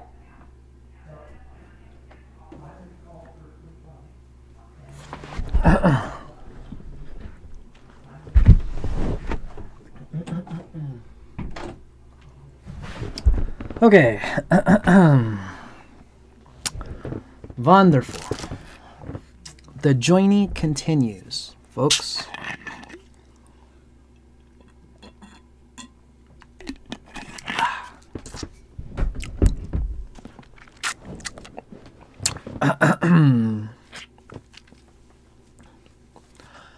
Next stop on our journey, action. We are now delving into planet number 4 for Aquarius rising. Planet number 4 is none other. Aquarius gets a break. Aquarius gets to delve into the nature of one of its good planets. Even though Mercury is not the favored, remember, as we've seen in what was given from Parashara, Venus and Saturn are auspicious for Aquarius rising. Mercury is said to give medium effects. Now, we know that Aquarius has Mercury as its 5th lord. So that 5th house energy obviously is important. The tricky thing for Mercury with Aquarius is the little slight difficulty here is that every planet, as I've been saying previously, every planet has what's called a mula tricona. Every planet rules 2 signs, except for the sun and the moon. The sun rules Leo, the moon rules Cancer. Now, of these 2 signs, each planet is going to rule the 2 signs, and one of those 2 signs is going to be what's called the root trine. It's the planet that expresses the truest nature it's the sign that expresses the truest nature of that planet. Between Gemini and Virgo, Virgo is the mula tricona of Mercury. It's also the exaltation point of Mercury. So Virgo has more clout than Gemini does as a house ruled by Mercury. So when it comes to Mercury, Mercury has more to do with the 8th house than it does to the 5th house for Aquarius, which means Mercury can be this very sideways moving planet. It's unstable. It's interesting because the 8th house has Saturn for a Karaka. The 8th house is an unstable, difficult house. Now, the nice thing is that this unstable, difficult house is tied into the 5th house. It's technically a powerful planet for Aquarius. At least has the ability to channel power and instability in this way. But Parashara tells us that Mercury is a medium planet. It's not as heavy or auspicious or negative as any of the other planets. It's kind of this sort of glue that can kind of bond everything together. Aquarius is really big on its goods and big on its bads. It's, like all of the eggs are in Venus and Saturn. That's where Aquarius puts all of its eggs. So if you got a bad Venus or a bad Saturn, then Aquarius is really hurting. But if it's got a good Venus and a good Saturn, it can deal with any other difficulties in the chart. That's how Aquarius kind of rolls.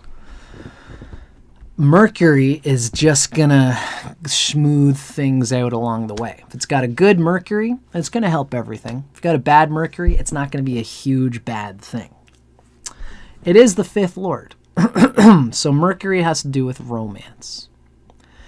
And it especially can be romantic and have a real creative intelligence when it comes to combining its energies with other people through the 8th house. The 8th house is ruled by Virgo, and so the 8th house is really more of what Mercury is all about for Aquarius. They think playfully and recreationally about combining money, combining energy with people in a group. And they can be very good at this. They can be very good at like 8th house group combinations, which is investing money, time, and energy in a creative way into a group of other people. So this can mean many things, like the clubs is more like having a club like your motorcycle pals. I belong to a motorcycle club where I don't, but I'm saying an Aquarius could belong to a motorcycle club where you go and hang out with the guys at that club. Now, you do it, you contribute to that. That's all 11th house stuff.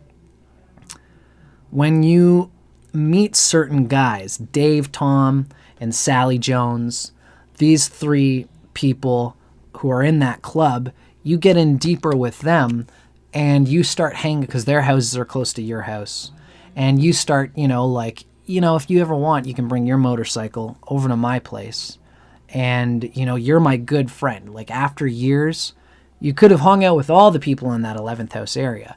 But Tom, Sally, and Dave were the best friends you got out of that. And you all actually came together and developed... Everyone's calling me today. And developed a mechanic group. Or you developed...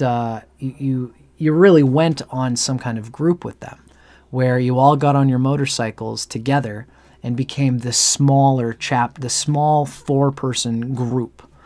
And you all invested money into each other's bikes, and you know how to get certain bike parts for Sally's motorcycle.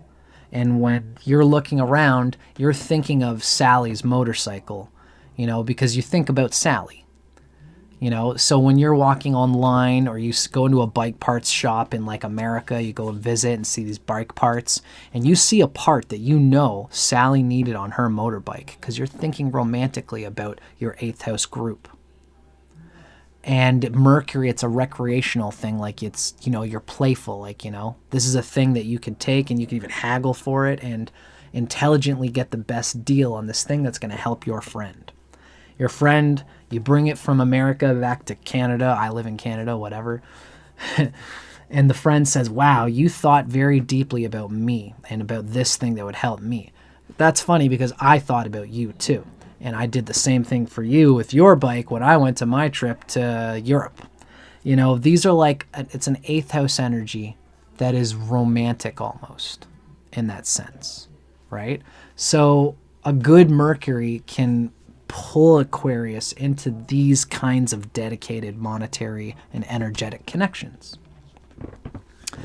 Even Aquarius's lovers through Mercury can be attached, like they're the type of people who will go on double dates with these people and then double dates with these people. It's like, guys, let's all rent a cottage together with all of us couples, and we all are together in our groups. And depending on how things are, you can't really say this just because it's Aquarius, but Aquarius can be the type of person who has a deep love for all the people in the group that it spends a lot of time with. And really, the romantic love of your own partner serves the deeper love that you have for the group, because Virgo 8th house energy is really what this Mercury's energy is all about for Aquarius, right? Combining with groups in this loving way is part of who Aquarius is. Now, let's start digging into what RYAN KURCZAK'S has to say about Mercury for Aquarius rising. Mercury gives medium effects, not necessarily neutral, meaning good or bad. It is good, but it gives medium good effects. It kind of can go either way. Mercury rules the 5th house, so it's generally supportive of any planet it's placed with. Now, RYAN, in my notes I actually say RYAN agrees with David Frawley in thinking that Mercury tends to act more auspicious, and I even agree with that too. It's probably because RYAN's my teacher. Mercury tends to be more auspicious. 5th house and 8th house are wonderful for intelligence, deep research on a specific topic, and philosophical thinking. It's the 5th house and the 8th house. Especially with regard to some particular thing, some particular philosophy. This is part of the political intelligence that Aquarius can have. It's like, it takes a political intelligence. This is a cool little aside that I'm just going to share here. Political intelligence involves two things. It involves what's within, and involves what's in front. When it comes to what's in front, you have, let's say you've got the Democrats and Republicans in America. You've got this split party.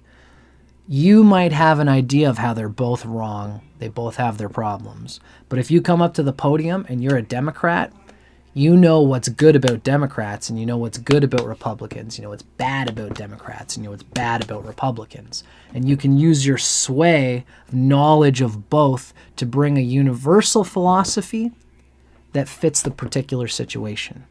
That's the 8th house. It's our group.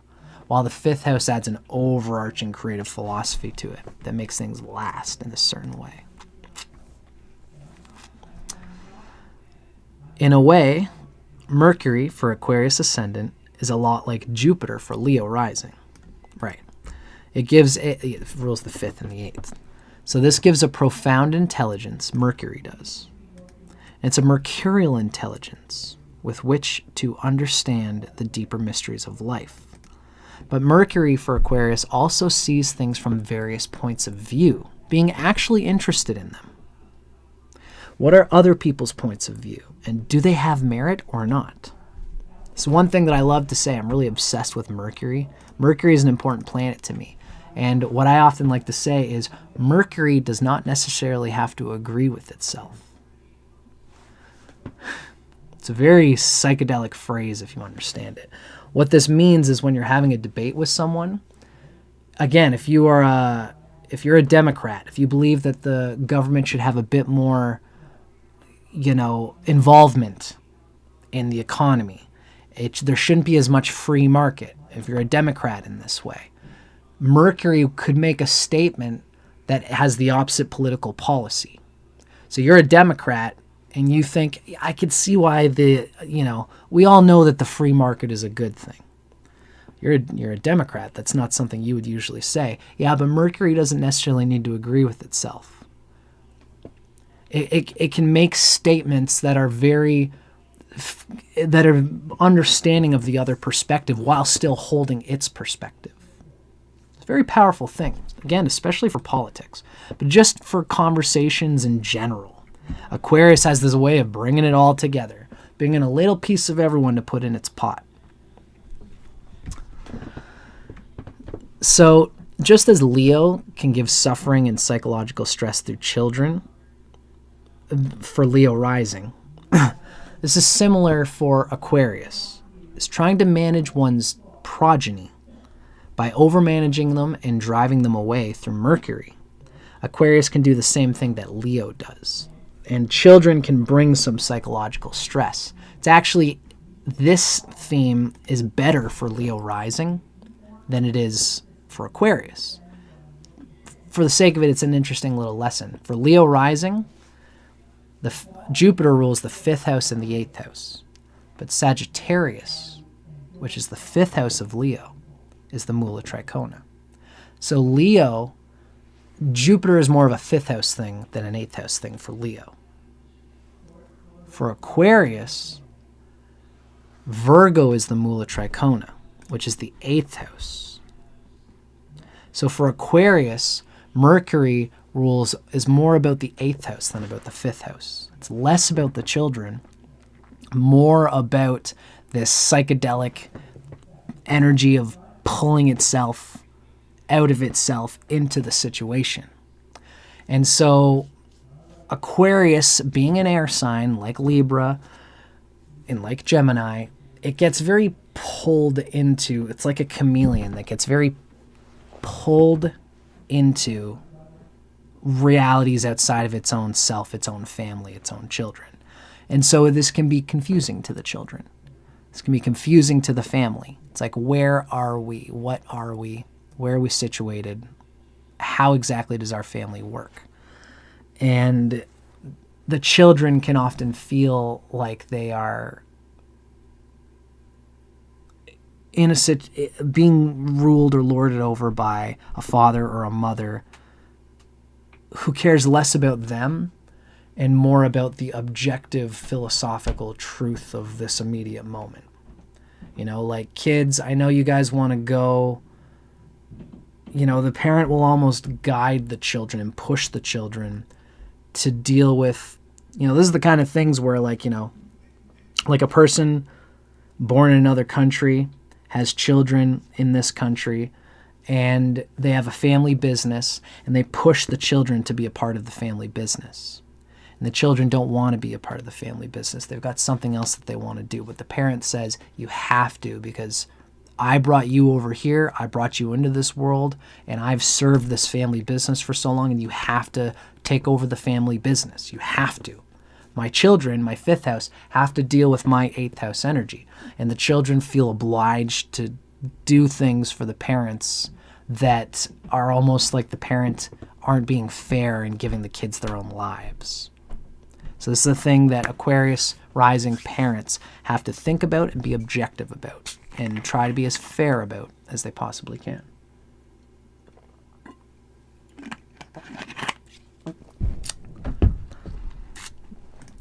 Now, let's dig into Mercury as the 5th and 8th lord, according to Ernst Wilhelm. What we read from Ernst Wilhelm about Mercury for Aquarius rising is Mercury is the erupting of the person's true individuality. Mercury as the 5th and 8th lord. This gives an original, ingenious mentality and a creativity that is not afraid to think of the unusual or to break social taboos. Especially the 8th house has this energy where, this especially combines with the Mars as the 3rd lord. It combines with this 5th and 8th house energy of Mercury to be someone who can push for what it thinks is right. And often this will work through a mind that is very revolutionary and thinks outside the lines, outside the box, and can break social taboos through that 8th house. The 8th house energy is so powerful. The goodness that can come from the 8th house of collecting people together can be so powerful that the energy combines to break the walls of the container that's holding it. Mercury gives the capacity for the person to become themselves without any judgments or harm directed towards others. It's the idiosyncrasy of Aquarius. All men can blend in the opal light of Aquarius and still be what they are. Aquarius encourages that for itself and towards other people. This is partly because of Mercury. Mercury gives an innate talent for occult sciences and counseling through that 8th house. And the 5th house also has a creative intelligence. Daria, just because Aquarius can be this way doesn't mean you'll be a crap parent, especially if you've got an okay Mercury. But if you've got a difficult Mercury, it'll say something about your ability to be a parent, but you can still be a parent. And you can still do what you've got to do. Listen to the karma of your heart, not necessarily just astrology.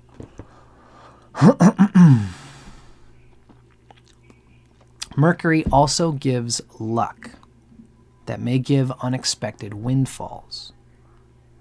Although the native's luck is usually unsteady due to the 8th house lordship.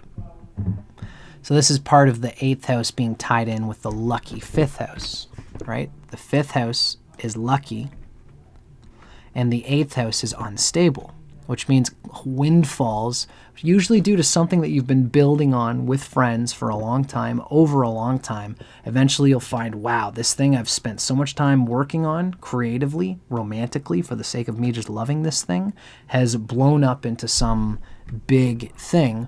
Or if that crashes, if you spent a lot of time and energy pushing towards something that you think is going to be good and useful, and it ends up being useless. So that's the instability of the 8th house energy here, right?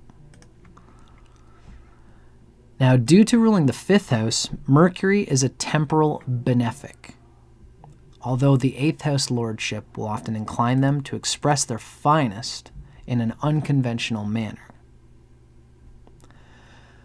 So some of the finer energy that can come out of Aquarius comes through Mercury, but it's done very unconventionally. It's very maverick, very offbeat.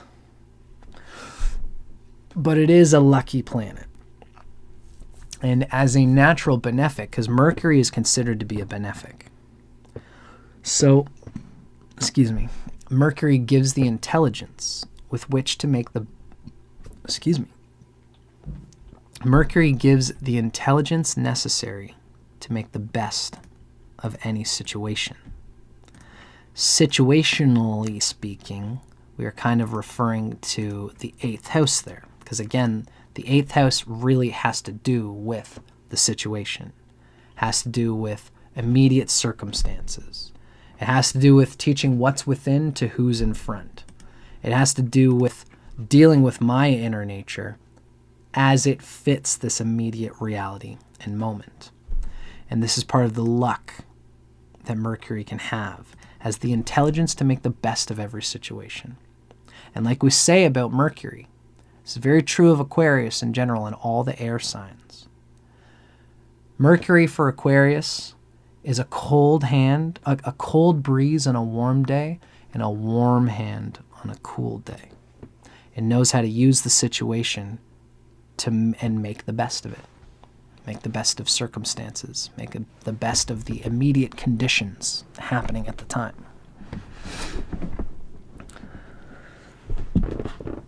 Ultimately, Mercury is still considered this medium planet for Aquarius. One of its better ones, and a necessary one. It's the fifth lord.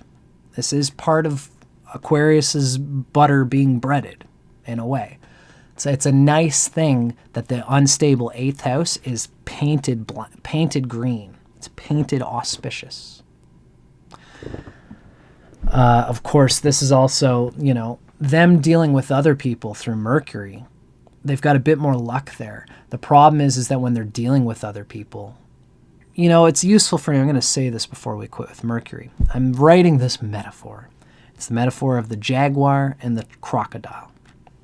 The crocodile is the 2nd house. The jaguar is the 8th house. The crocodile needs to have its own financial security in order for the jaguar to prowl and to do the work that the jaguar does. Crocodile is old, and we're going to talk about when we get to Jupiter, which is next.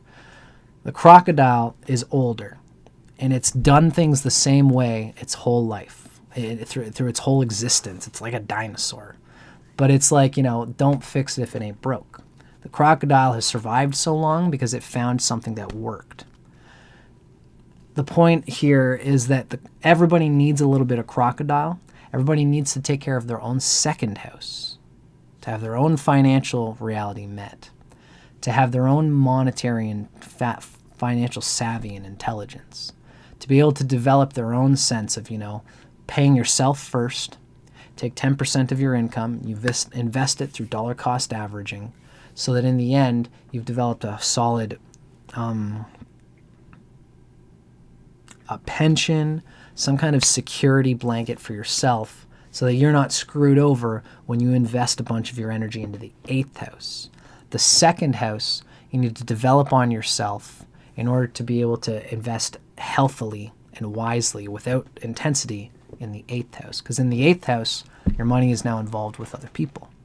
You've put a bunch of time and energy into other people whom you have no control over.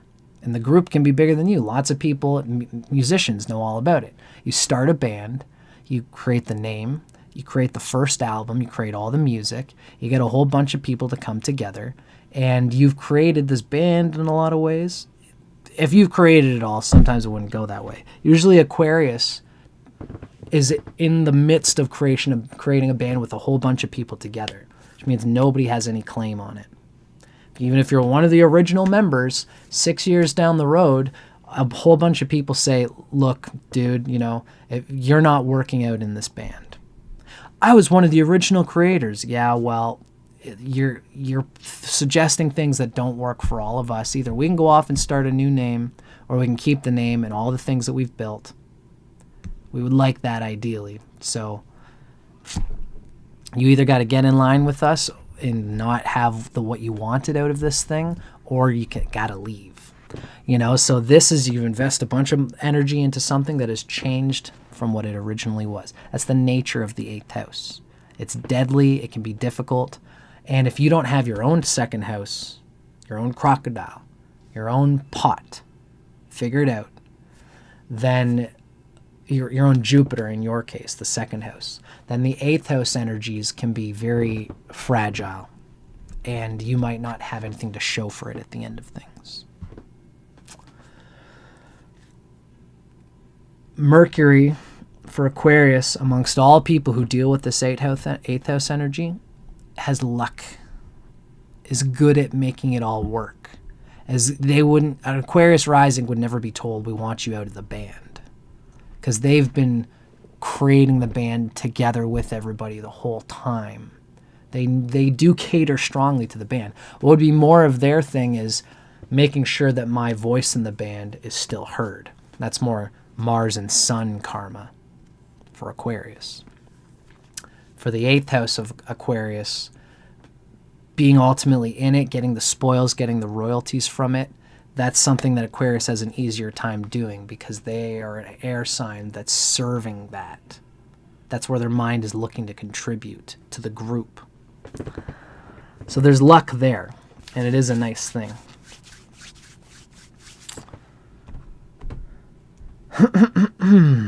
So that is our delightful mercurial energy for Aquarius rising.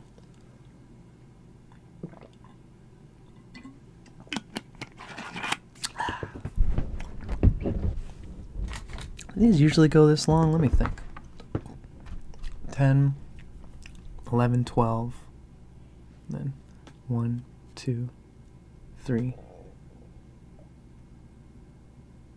and a half. Yeah, 5.5 hours. Yeah, cool.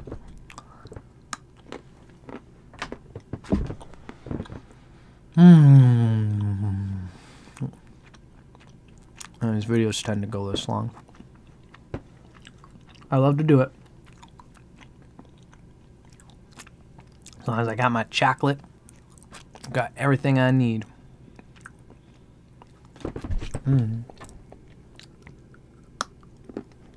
I should be wired on chocolate by the end of this.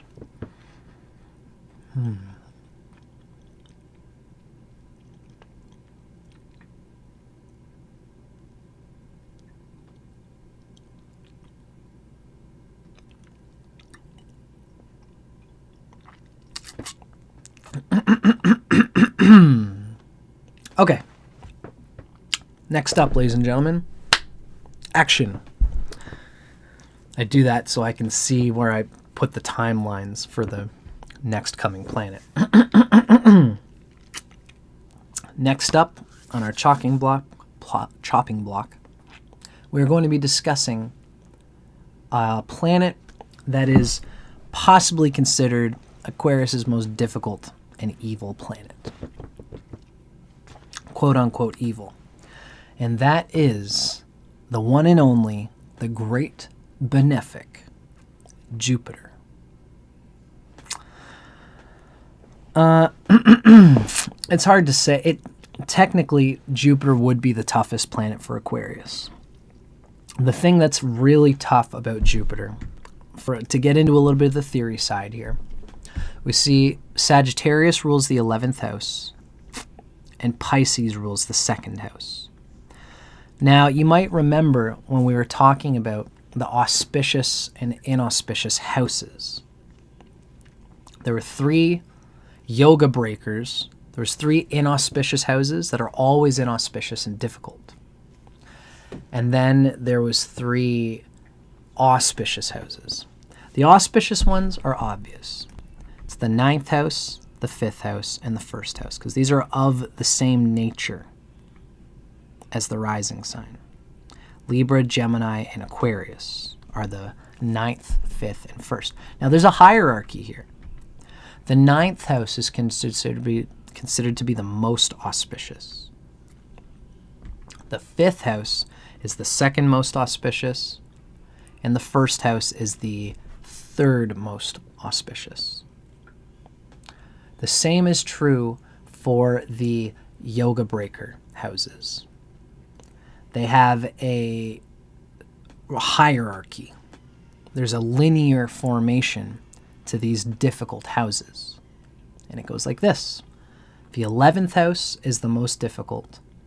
The 6th house is the 2nd most difficult. And then the 3rd house is the 3rd most difficult.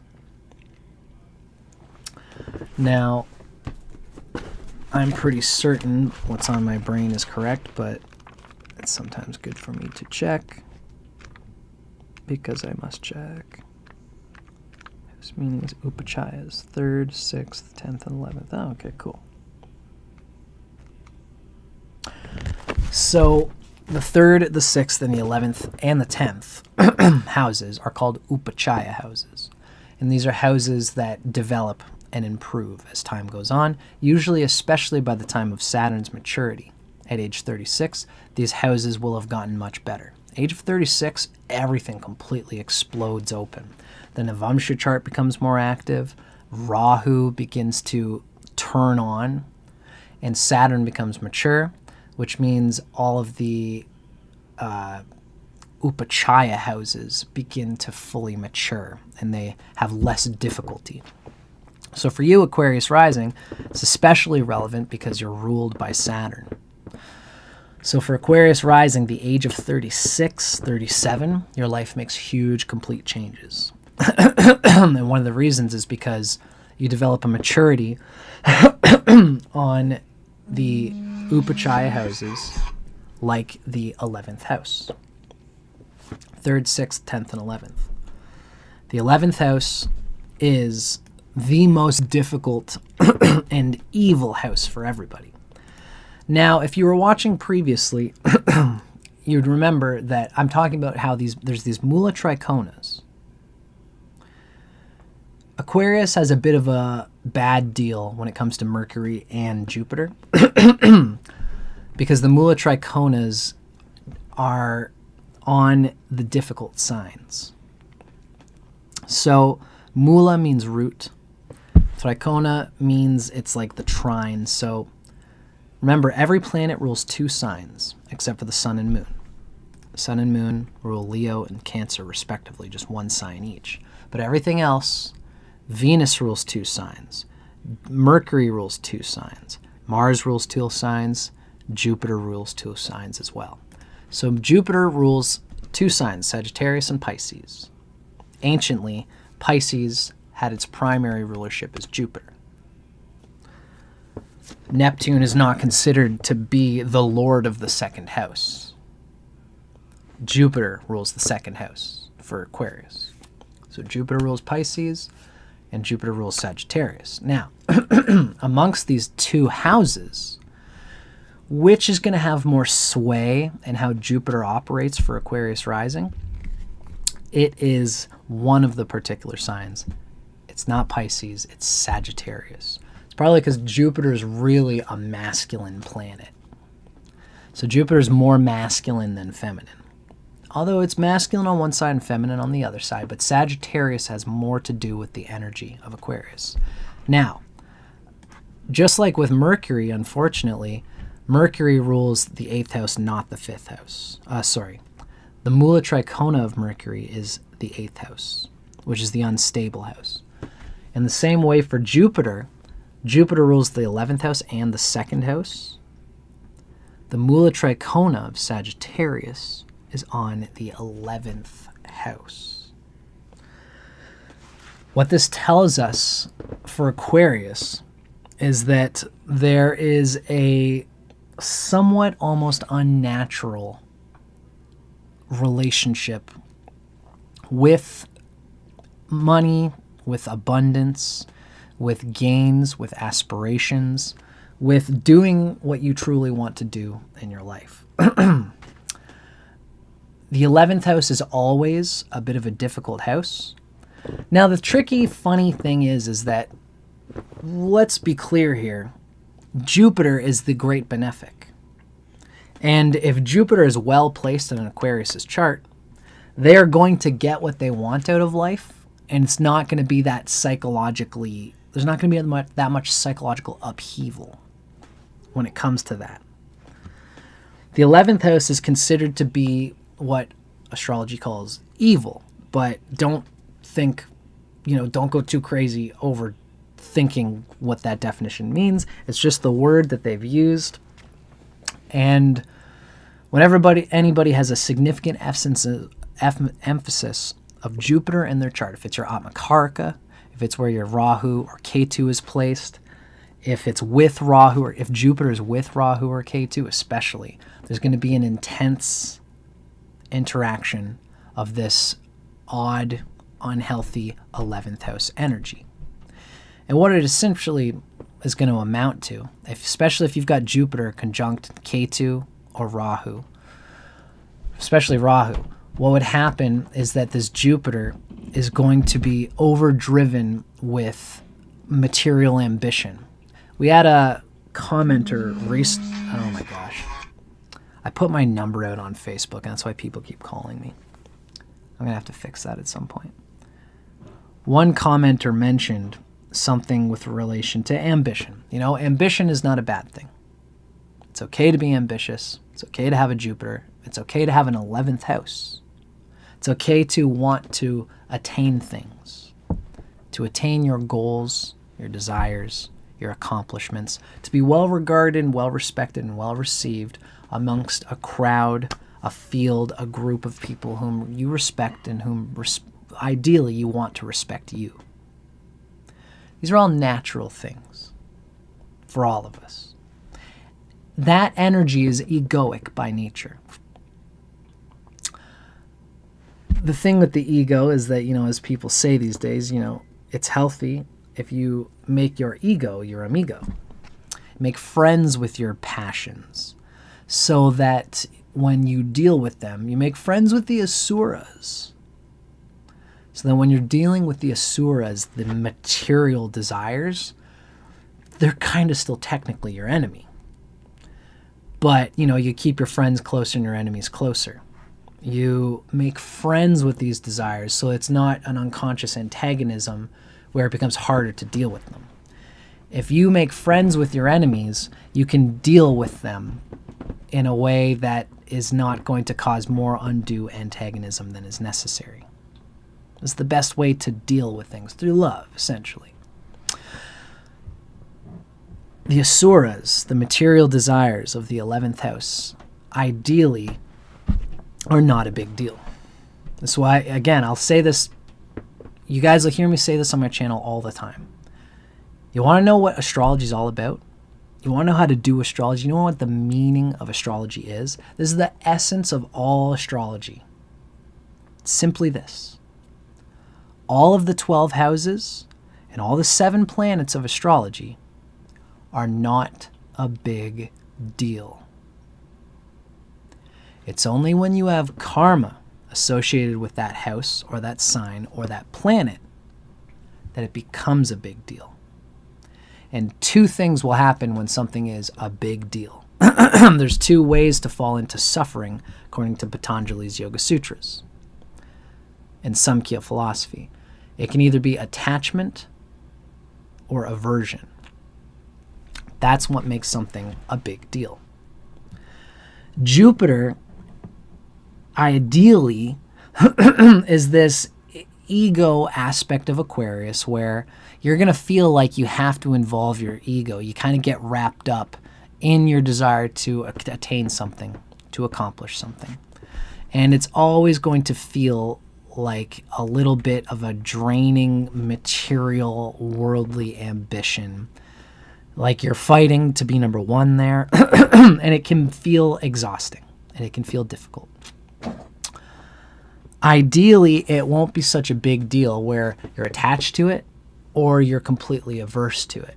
It's just like eating food, taking a shit, listening to music, going for a walk, going to your job, coming home, seeing your wife or husband, seeing your children. None of these things need to be an unnaturally bigger deal than they are. Doesn't mean they can't be nothing. Your husband or wife is meaningful, your children are meaningful, but if you put all of your eggs into that basket, or if something in your early life causes you to have antagonism with this thing, if you've always had a problem with children in your, let's say 11th house, with gaining something that you desire. If you've got difficulty with Jupiter, it's debilitated in Capricorn. Let's say Saturn is starving it by being in the same sign. Let's say, Venus is starving Jupiter somehow. It's in the 7th house where it's not as happy. All these kinds of things. It's got weak Shadbala overall. Then you will have experienced in your life that fighting or pushing to enjoy an attainment is something that you've been shamed out of, something that you felt guilty about not being able to do as naturally as other people do. You've seen other people do it, and you've always felt ashamed about winning. So what'll usually happen is that because you feel that shame, it becomes a heavier thing. It's more of a big deal. And you think way hard about it. So then there will be times in your life where you feel awkward about it. This is what we all have to do with all our planets. We feel awkward about this planet, but we still try to maneuver ourselves into it and work with it, work through it.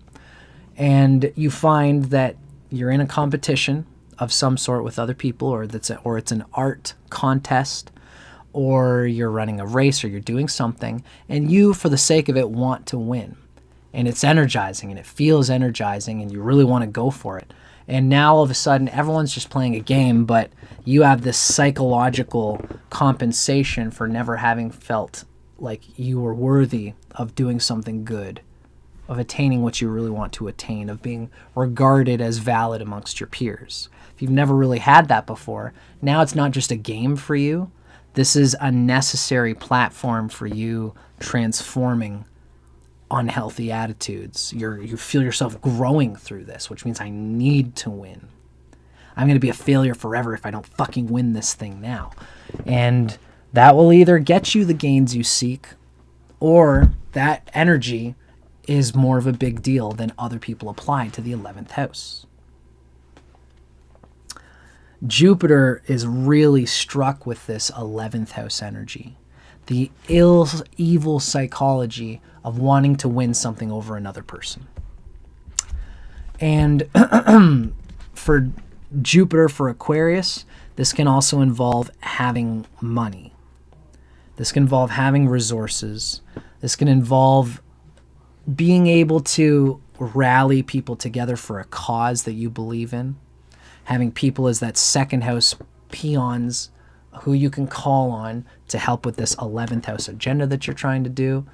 A lot of times Aquarians will rally people together for a cause, and they'll have their name somewhere as part of the, I've put a lot of energy and effort into this, and I'm pretty much mostly doing it for the cause. But, I think in order for me to do this for this cause, I have to kind of, I could be at home watching TV, or, I don't have a regular job because I have to rally for this cause.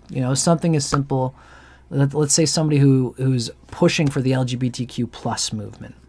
They're trying to make a movement about it, so they go online, they go on the social media, and they develop everybody together, and they say, hey, everybody, I'm pushing a lot for this movement. If you want to help this movement keep doing what it's doing, if you could donate to us, we'll be able to use that money for t-shirts and flags and things, and that will be merchandise which we can sell, which goes into the coffers of this organization. And, since nobody else is putting as much time into this as I am, I suppose it makes sense for me to take a little bit of $10 off the company bill and go buy myself some food. And I haven't had gas in the vehicle, which is I'm using to bring these t-shirts around for this thing, so I might as well take some of the company money and put it in my own vehicle for gas. And they're right in that sense, but it's also, this is the 11th house and the second house being tied together, and they have difficulties with this. They find that it's, the pen is tipped on the beaker of their own group contracts that they're doing through their own personal resource energy. It might even be the case that what they do for a group undermines their own abundance, their own second house. And they can bring, this is a part of who Aquarius is they bring money and abundance and networking together for themselves through the 11th house, which ultimately opens up opportunities for them to do jobs and opportunities through their second house, through their own crocodile. And this is something that's worth mentioning. It's, again, the jaguar and the crocodile. I just mentioned it a bit in the Mercury section, is that Aquarius needs to learn about dealing with its own money itself, meaning learn about your tax-free savings account. That's what we call it in Canada. Pay yourself first. Take 10% of your income and invest it for your own personal future, so you've got a pension. These things are important for Aquarius, and they can either go too crazy with it or be completely averse to it. They put so much energy into doing this thing for this group that they undermined their own personal finances along the way. And then they demand on the group to take care of their finances, because I've always done this for this group. And then the group begins to think, are you really doing this for the cause? Are you doing it because you get that bumper paycheck to put gas in your vehicle because you've been hauling t-shirts around? Like this personal investment can create a clash of interest for Aquarius and the group that it has delved so much energy and money into it. Not just money, but like energy, effort, and investment.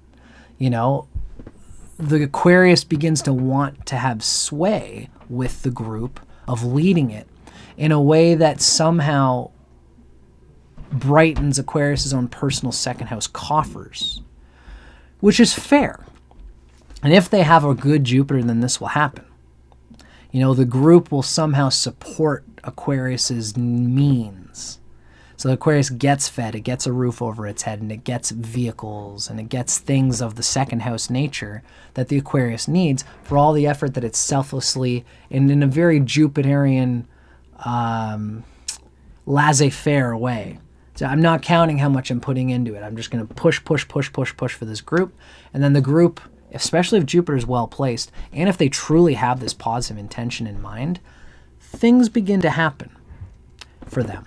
It's simple. Like the only way I can think of it is like somebody, I don't know their exact Jupiter, but it's not like, I don't know, Willie Nelson, or, Willie Nelson has done so much for the people of music, brought a whole bunch of people together. He actually is an Aquarius rising. Excellent. I'm glad I thought of this. Willie Nelson has done so much for people in music. He brings them on stage and says, hey man, I just want you to come on here. Like you get to be on the payroll. You'll get a little bit of money for being here. You get your name out, you get your face out there, and you just get to be on my show, and don't give me anything back. I'm just happy to have you here. You're helping me by being on my show. So he's got this musical thing where he invites like 10 people to come on and play music with him, and then they go away, and Willie Nelson's, the whole show makes lots of money and tickets, and every artist gets to be on that show, gets paid, and gets the renown. That's the 11th house energy. So by doing that, Willie Nelson gets these other artists, 11th house, to come on to his show, and people buy a ticket because they want to see Chris Christopherson. They want to see Johnny Cash. They want to see all these other artists that are on Willie Nelson's show, and this feeds Willie Nelson's bottom line. The ticket goes to pay for his tour bus, and ultimately the money that he gets there just gets to continue his business. All his money goes into his music business, but this is his thing. If he ever goes anywhere, he wants to do music with anybody, if he wants to write a song and play it with who am I thinking of, the blind guy? Ray Charles, or if he wants to do play a song with Hank Williams Jr. These guys are like, Willie, you've done so much for the music industry. You've done so much for me. Just come on my record. We'll do it for free. You'll get the royalties. You'll get to be a piece of it. Don't even worry about it. And that's because Willie's done so much for the 11th house of the music community that his second house is just being taken care of. And there's going to be updrafts that just happen this way. Right? So that's a perfect example. Now, I've already been going on about this. Let's start digging into what RYAN KURCZAK'S says about Jupiter for Aquarius rising. What we read is that Jupiter is amongst the more difficult planets for Aquarius rising. It is highly inauspicious as the ruler of the 2nd and the 11th house. Now, this is wonderful for wealth yogas, but there's inauspiciousness considered here, meaning Jupiter can get in the way of an Aquarius ascendant's general inspirations unless it's well-tempered and unless it's doing well. If they put too much focus on this wealth, on Jupiter, or not enough focus, and it gets out of control, then Aquarius can become a slave to their wealth, a slave to the desire to connect the right people, and it almost never feels, like enough, especially because they spend wealth in order to create more wealth, and they push it around to the point where it's endless.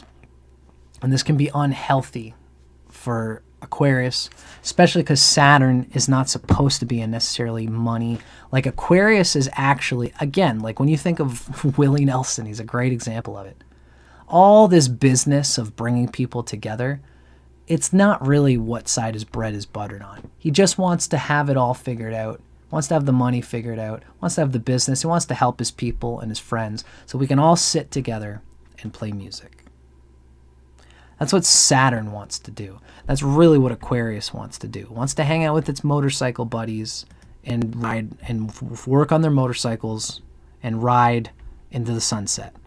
And this is partly Aquarius as the first house is ties into Saturn also ruling the 12th house. It's a 12th house energy that Aquarius is deeply trying to ultimately apply to itself, which is a letting go of unnecessary desires, a letting go of losses, things that could not be gained. That's more of what Aquarius's consciousness is all about. Now, Jupiter might, if you got a good Jupiter, you will apply yourself naturally, skillfully, to ways that create wealth and supply a constant creation of wealth, especially through, like, if you get into the market, ETF funds, put a whole bunch of money into your tax-free savings account, and that makes you dividends, where monthly, if you've got $500,000 in stocks that pay dividends, they're going to give you a portion of the interest and capital made from those stocks into their investors, so you get like $1,000 a month, and that allows you to not have to work so hard. This kind of like dividend payments are a very Aquarian thing. This is what Jupiter is supposed to do, is give you money that comes into your coffers as just this slow thing. So now you can be Aquarius, which is the backside of the lion, who puts his sunglasses on and he goes and hangs out with his buddies. They talk about life.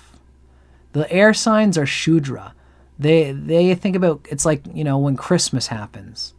Like they take time off work to hang out with their family during Christmas and talk about what's going on in the world, talk about what's going on with Sally and Tom. Do you know they're not married anymore? What happened? Aquarius gives a shit about the life, the living, the humanity. And so Jupiter, as this thing that once it attaches itself to a way of making money, you got to follow it through. And if you don't follow it through because this isn't who I am, I thought this would do something for me, now it's just this frustrating thing. Jupiter should just be okay with lending itself to something that makes itself and other people money, and then get its own money sustained that way so it can enjoy and chill, have a drink, play music with its friends, and do what a Saturn-ruled sign Aquarius really wants to do.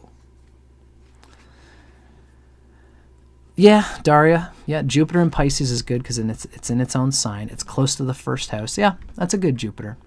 And that's a Jupiter that's not stupid about its own second house. It's going to make sure that it pays itself, that it makes sure its own needs are met and nurtured before it lends all of its energy to other people and to other institutions and to other adventures. So RYAN KURCZAK knows many Aquarius rising people who always talk about never getting downtime. They never get to enjoy their family. They have golden handcuffs. That's often what happens with Aquarius, is that they get some golden job where they know that they're making good salary, good money. They do this racket that allows them to pay for their family, to pay what their children need, to pay for the wealth of the family overall. But it's golden handcuffs. They have to spend so much energy doing that thing that they don't actually get to enjoy their life. So Jupiter can cause this, can be over-optimistic about these kind of rackets for Aquarius Ascendant, especially if it's involved with a cause that Aquarius believes in. It's very nice to do a cause. You know, this is the thing about Jupiter. I'm going long for Jupiter, but that's okay. Jupiter is it's the great benefic. But Jupiter can get into sticky messes when you have a bad Jupiter. Jupiter is supposed to be of itself naturally abundant and well. It's supposed to channel the energy of abundance that comes from within. When somebody has had a poverty mindset, or when somebody feels like they were neglected, they didn't receive a lot of love, especially for Aquarius in their early childhood. If Jupiter's gone wrong, then their early childhood through the second house is going to feel like I was ugly, or kids didn't like me. I was too offbeat, too odd. People thought I was weird. And so now I have to prove to everybody through the 11th house, I have to compensate for this. I have to show that I'm worth something. I show that I have some kind of worth. And if those things happen in the 11th house, take a look at your Jupiter and see whether you doing things, you know, again, the Jupiter can develop a sort of martyr complex when it comes to idealism, when it comes to being ethical and humanitarian, doing good things for people. A good Jupiter will do those things and it'll sustain them because good is good in the good. But a ill Jupiter is doing these things from some deep place of insecurity. And then you're becoming a slave to your own mirror's reflection of feeling insecure and invaluable and invalid, because this is what you had in your childhood, possibly from your parents, whatever's going on with your second house. And all of these things add up to you doing things for a cause that actually eats away at your own second house, your own ability to enjoy your time, your finances, the golden handcuffs, where you're doing something that takes away from your enjoyment of what you actually want to enjoy. The drive for wealth and gains can be there for Aquarius, and they must manage it well, or else they become a slave to worldly attachments. We need to take care of our worldly responsibilities, but these are not meant to dominate us, but they're liable to for Aquarius rising. See, the Aquarius Ascendant tells you, I have an opportunity to take this job for more money or to take a job that will be happy. We as astrologers would tell them you should take the job that makes them happy. Because Aquarius rising is inclined to say, if I make more money, that will get me happiness somewhere along the line, won't it? Right? And, you know, especially if they've got a difficult Jupiter and a difficult moon.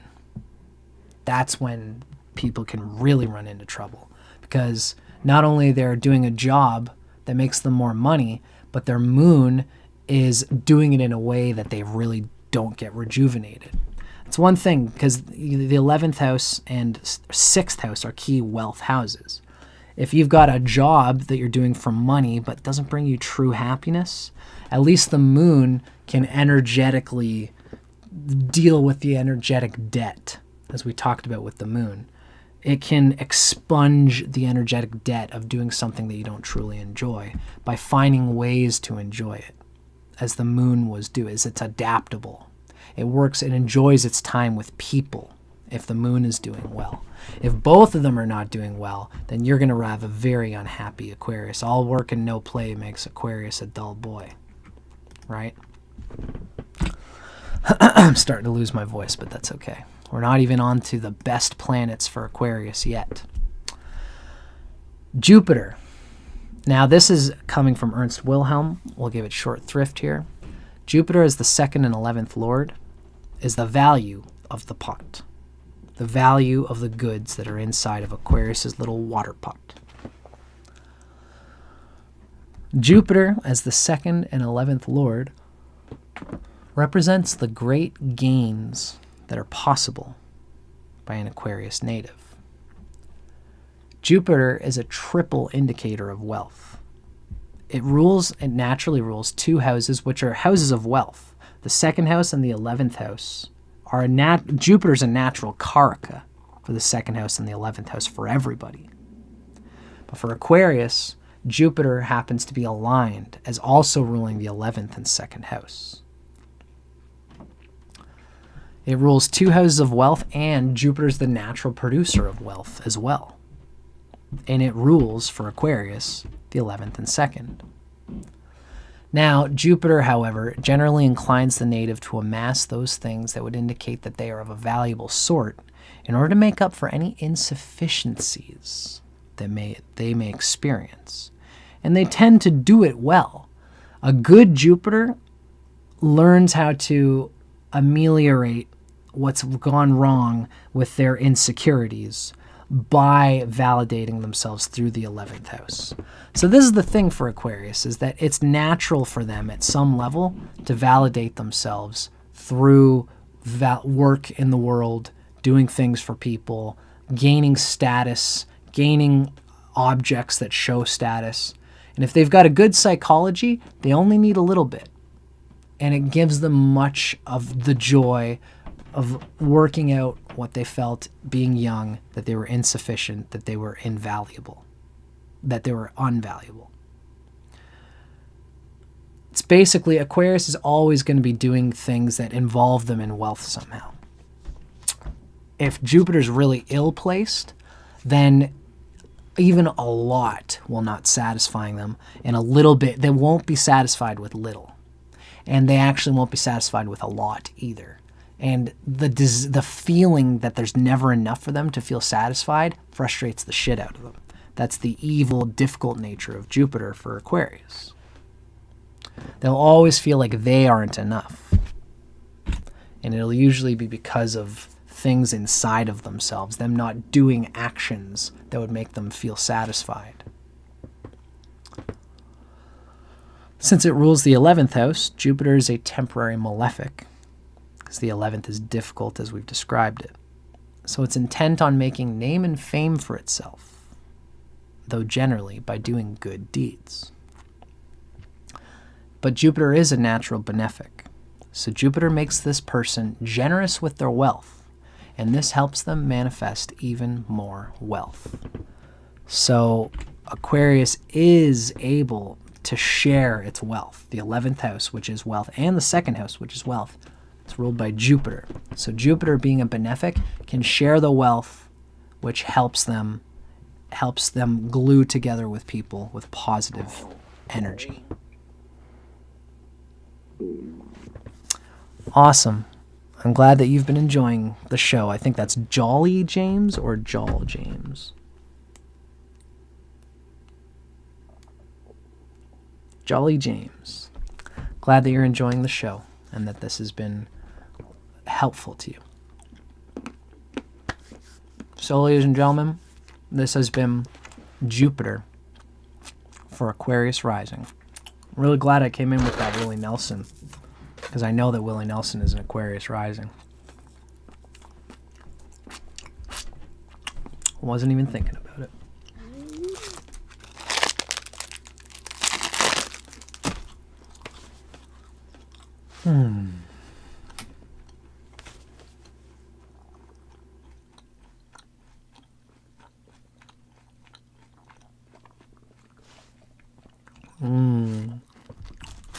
Currently enjoying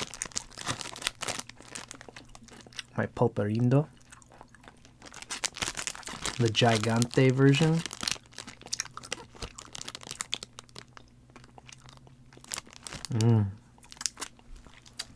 Salty, sweet, a little bit sour. Ooh. And it's got a bit of heat to it too. It's got chili powder in there. It's like my favorite little Mexican candy.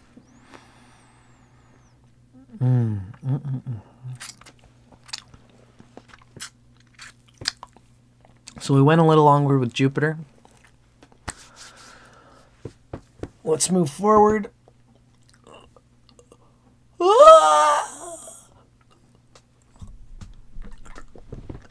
Okay. We got 2 planets left.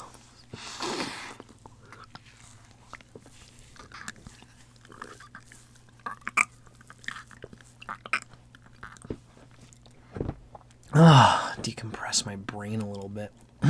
Gosh, I did a cold dip today and it was so nice. It's like March right now. I went in my river here in Canada for like 30 seconds. It was cold. Jumped out and had a shower. I feel so much better after it. Amazing how those things make you feel.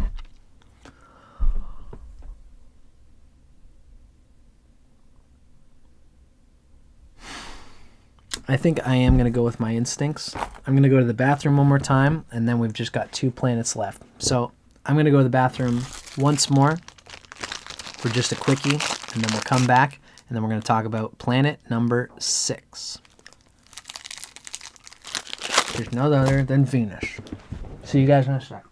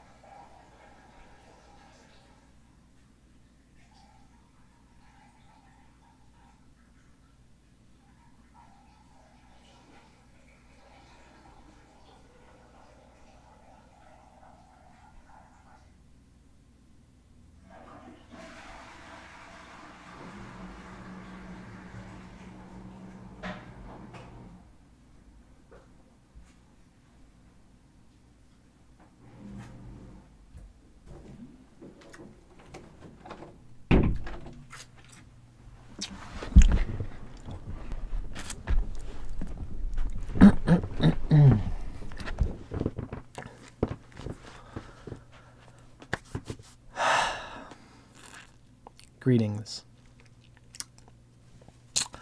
Okay, action. Our next planet on the docket for today, we have the planet Venus. Venus is planet number 6 in the planetary schema.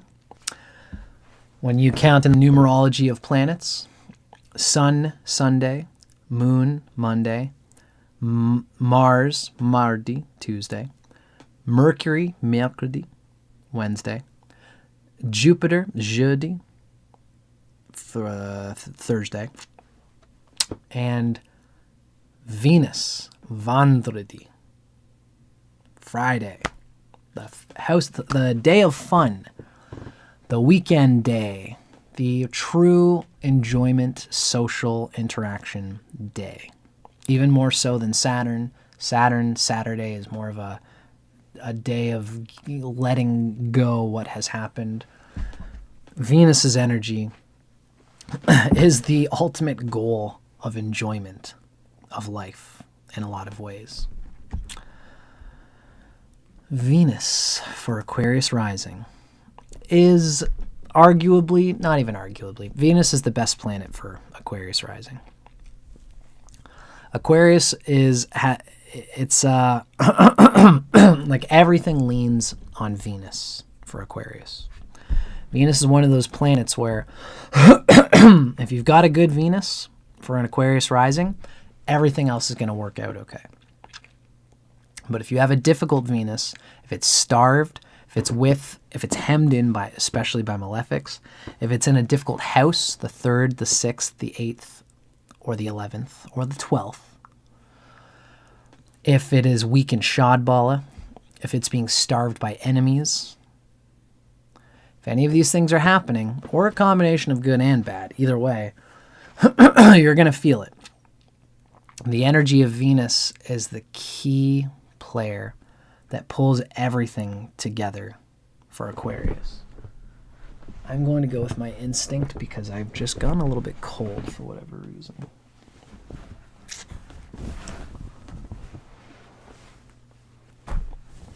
So, Venus is very important for Aquarius rising. It's one of those planets that, it's one of those things that you just can't get away from. It rules the houses of, very important houses when it comes to relationships, as well as we learned by reading from Light on Life. Venus rules the houses that relate with education. That's the 9th and the 4th. As we can see here, Venus is what we call a natural Raj Yoga planet. And we're going to talk about that. The 4th house brings opportunity. The 9th house brings luck.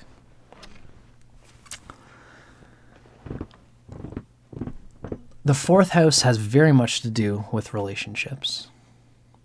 The 9th house has even more to do with the relationships. The 4th house is like the joy that we get from our soul, which is going to be play a very key part in the love that we have to experience with other people in general, overall, in our private lives, particularly though. It is our private relationship with our lover. The 7th house is more about like marriage, contracts, and what other people see, like what our love does in a way. That's not even the right way to say it. The 9th house is what we do with our love. The 7th house is kind of how our love operates. The 4th house is the joy that we get out of our love. And it's not just, it's our private inner quarters of love. The 4th house is really the turtle that the whole chart rides on, the back of. It is our personal joy that gives us the infinite wellspring of abundance and energy that allows us to do all the other things that we want to do. This is true of everybody. So it's the joy that we can expect out of our private life, and it's intrinsically tied into our 9th house, which means that there is an intrinsic tie-in of the 4th and the 9th. The 9th house, it's what we do ethically. It's the role that we play in life. And it's our marriage. It's the deeper aspect of our marriage. It is the reason, the role that we seek to play in life. It's the deeper reason why we get married. I often say to people there's a difference between Jupiter love and Venus love. Venus love, ironically, it's Venus what we're talking about, but you have to understand that we're talking about the 9th house.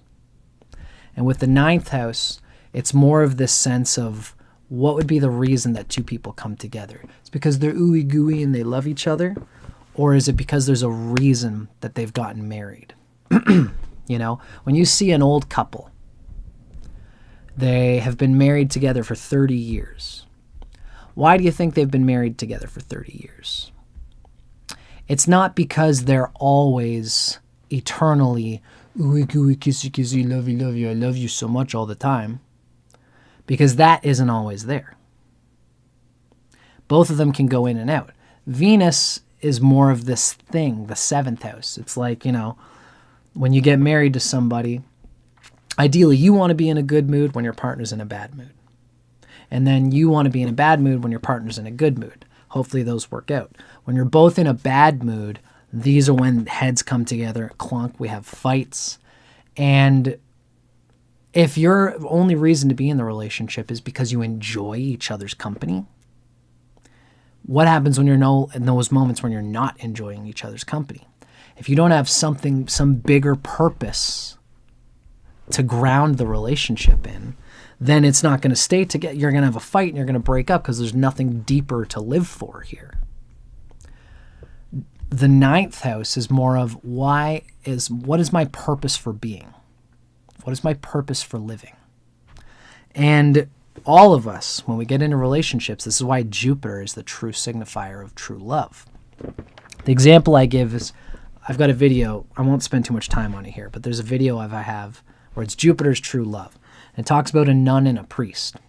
When they come together, let's say they're Presbyterian or whatever, so they sleep together. When the priest wakes up, the nun, when she fluffs his pillows, she's fluffing God's pillows. When she cleans up his breadcrumbs on the counter, she's cleaning up God's breadcrumbs on the counter. And when he comes home and his wife, the nun, has been writing letters to orphans all day, she's been walking around and doing all the duties of a nun, she comes home and she's tired. And the priest says, "Darling, let me rub your feet."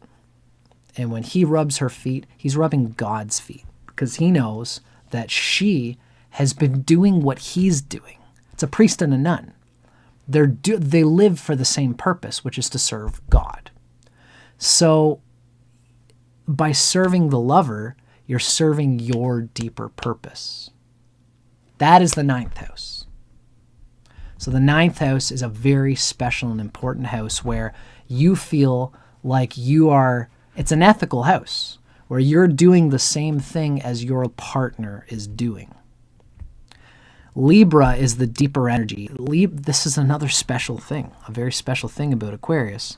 We've been talking about the Mula Tricona. The Mula Tricona is the deeper energy of a planet. Every planet rules 2 signs, except for the Sun and Moon. Mercury rules Gemini and Virgo. Venus rules Taurus and Libra. Mars rules Aries and Scorpio. Now, the sign that of the 2 signs that a planet rules, the one that holds more clout for a rising sign is the sign that is the Mula Tricona. For Venus, the Mula Tricona is Libra, the 9th house. The 9th house of Libra for an Aquarius rising is this very special place for Aquarius where it gets a good deal out of its interactions with people, with friends, with loved ones. This is what side Aquarius's bread is buttered on, is I'm this type of person and you're this type of person. And when we combine ourselves together, I enjoy very deeply what you give and you enjoy very deeply what I give. And it's easy to give them. You know, it's like, if Aquarius is the gardener and the other person is some other type of person, probably somewhat like a gardener, but more of a business person who does well in businesses, but they love gardeners. So all I have to do with this love partner of mine is to garden, to be slow and say things that a gardener would say. You, darling, you need to be watered this way. Am I right on that? And, when you're a good gardener, you don't just tell the plants what they are. You ask them, how would you like to be watered? How much sunlight do you need? And so Aquarius, being the gardener, asks its partners, what can I do for you to give you the greatest happiness? And the partner says, darling, that's so sweet. Just by being what you are, just by thinking about me and how to orient me in the right way, that's your nature anyway. It's something you naturally do, and I love it. You do this in abundance because it's natural to you. So this is the magic of the 9th house, having the 9th house of Libra. Libra being the Mula Tricona of Venus. This is more relevant to Venus than the 4th house. The 4th house is just the extra joy that Aquarius gets. It's deep joy that Aquarius gets by being this instigator of a deeper love commitment through Libra, through understanding the psychology of 2 people in relationship. Understand what I am and what you are and how I can serve you and enjoy doing it. Aquarius gets a deep joy out of knowing their partner and serving them, thinking about gifts they could give them. It's beautiful when you think about it. I love Aquarius rising for this.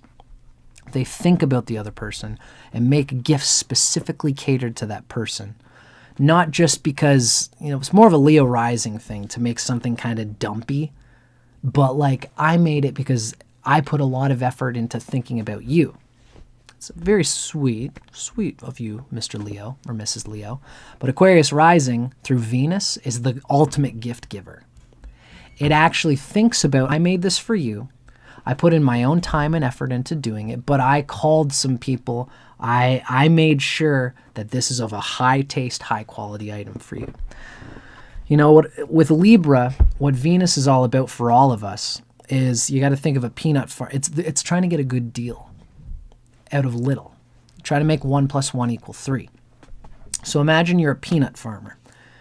You have all this soil and you use it mostly for peanuts. And the peanuts does something specific to the soil where all the soil around you makes it difficult for you to grow blueberries, right? I'm not a peanut farmer, so I don't know if this is true. It's a metaphor I've been using. Either way, you don't grow blueberries on your farm, but you've got lots of peanuts. So you go to the market. Let's say these peanuts are worth overall, on the market, generally speaking, $10 for a big bag. So you've got this bag of peanuts and you're selling it at the market for $10 a bag. Now, you find there's something that you need is blueberries. It's the bartering system. You find a person who's selling these blueberries, and the blueberries are $10 for a bushel. You go to this person and you say, hey there, I need those blueberries. And they, oh, well, I actually happen to need those peanuts as well. So when you give 2 bags of peanuts, that'd be worth $20. And for you, it's worth nothing. It's worth peanuts because you got peanuts coming out of your ear, so it's nothing to you. So you give 2 big bags, let's say 2 or 3 big bags of peanuts, and you get 2 or 3 bushels of blueberries in return. So peanuts are nothing to you because you got so many peanuts that you're not even going to eat them all. You're going to use them for mulch in your garden at the end of the year. So there's lots of peanuts you don't use. So it's worth $1 or $2 for you to do this, to give these peanuts. So you spend $6 worth of these bags of peanuts, but you get $30 worth of blueberries. And of course, for the other person, they got so many blueberries, they got blueberries coming out of their ears, which means those bushels are really only $2. So each of you exchanged $6 and gained $24. Where did that extra $24 to each of you come from? It's the magic of love, baby. That's the magic of 1 + 1 = 3. It's the magic of me giving something that's nothing to me, but knowing that you enjoy it. And you giving something to me that's nothing for you to give, but you know I enjoy it. Aquarius gets themselves into these kinds of situations, and they are good at it typically, and they get great deep soul satisfaction in their 4th house out of doing this. This is the magic of the 4th house and the 9th house being combined together.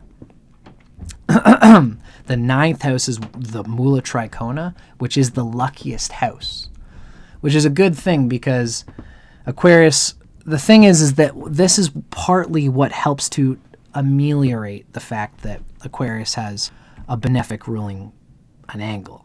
Usually with the angles, we want them to be ruled by malefics, because the angles are like this imaginary square that we're walking around with, and we're bumping into furniture and people, and this imaginary square bumps into things, causes confrontations, causes us to interact with the world outside of us. That's the angles. That's what they do.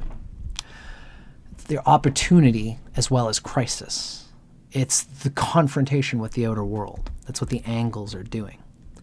Now here we have a planet who's a benefic bumping out there into the world, which means, again, this is why we like malefics ruling the angles, because it's like a pathogen. If there's a virus out there, the malefics, Sun, Mars, and Saturn, are going to say, oh, hold on, where's your passport? Oh, nope, sorry, we don't want you inside of our body. This is a pathogen. We're hard about this. We got big security around here. Strong immune system. When you have a benefic like Venus ruling an angle, when you bump into things outside in the world, you just attract it, and things get psychically wrapped up in the Aquarius's desire energy, because the Aquarius wants to deeply love people in the way that we're talking about. It wants to exchange in this deep love of you knowing me and me knowing you, and us deeply working out this connection of blueberry and peanut sharing, of just the joy of me knowing what I am and you knowing what you are, and you knowing what I am and me knowing what you are, and combining it together like music. Those notes don't go there, those notes go right there. Oh, that's exactly the note that needs to be played in harmony with the rest of this music. Mwah, so perfectly. They want to hear this music between themselves and other people. And they want to play it. They want to experience it in their bones. Now, because of that, they go looking for it. Aquarius is a fixed sign. Having a fixed sign on its 4th house, Taurus of all fixed signs, they are looking to combine in deep ways with other people's souls. And it's beautiful. And the thing is that there's luck involved here, more luck than there would be for other people. But yes, having a benefic ruling an angle means that they do let other people in that, Aquarius often in their love, especially when they're young, they do get involved in relationships that are not exactly right for them because they're laissez-faire about it. They're optimistic about it. They have a goalie that's like, that's bashful about pucks going in. You know, oh, you cut that puck in. Oh, shucks. Oh, shucks. You know, what can I say? You got me. You penetrated me. You got in there and shucks, you know, now we're going out together. Oh, well, you know, let's do it. Let's try it. That's not how a goalie's supposed to operate. Goalie says no pucks are getting in here. And that is even healthy for the fourth house because we're looking to, you know, we've always got people coming to us for our fourth house, and we're going to people for the fourth house. You want a malefic on the fourth house, typically, even. Because you're going out for the thing you don't want and getting away from the things, You're going towards the thing you do want and getting away from the things you don't want. That's what a malefic ruling the fourth house does. Venus can allow in what it doesn't want. And it might, once it allows in what it doesn't want, it has to deal with that, which takes it away from getting what it does want. It's not decisive enough. So it's a little bit more open-hearted. But Venus here, with the ninth house energy, eventually learns, if you're not serving my deepest purpose, this isn't going to last long. So Venus isn't stupid about that.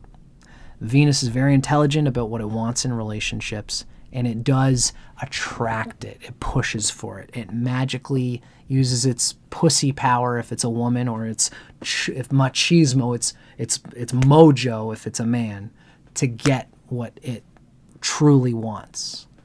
And it sometimes will break hearts along the way. It'll connect deeply, and it's very good at sealing a bad relationship with a kiss. You know, it knows that going out with people for a while before you find the right one is natural and healthy. This is how Aquarius is. They go through people and then they eventually find the right, ideal, perfect person. Now, if Venus is not well placed in the chart, then all of this energy can really cause you to get wrapped up in relationships that you feel obliged to. It's still a lucky planet.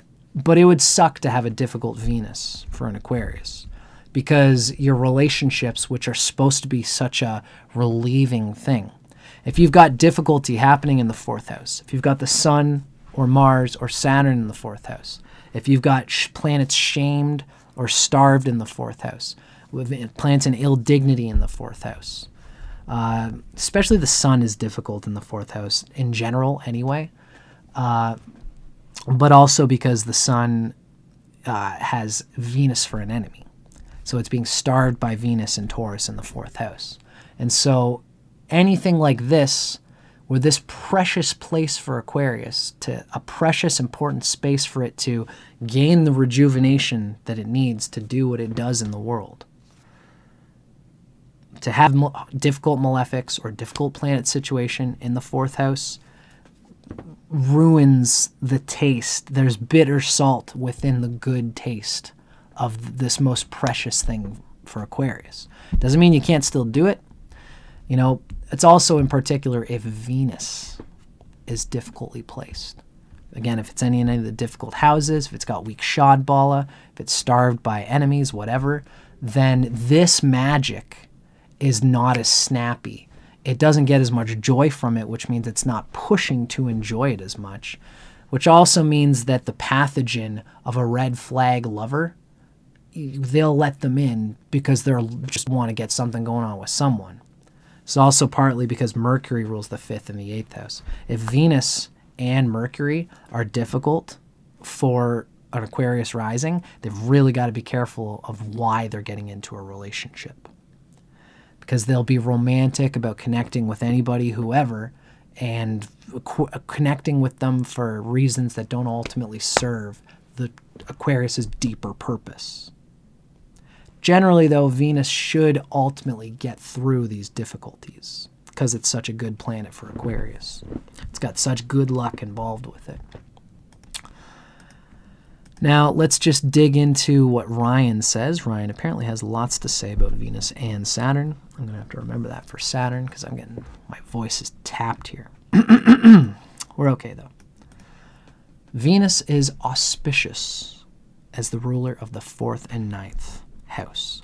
As we've already read from Parashara, Venus and Saturn are auspicious for Aquarius, even more than Mercury. Venus is the most auspicious. Now, Venus fills the gap of Mars by coming through as a benefic ruler of an angle.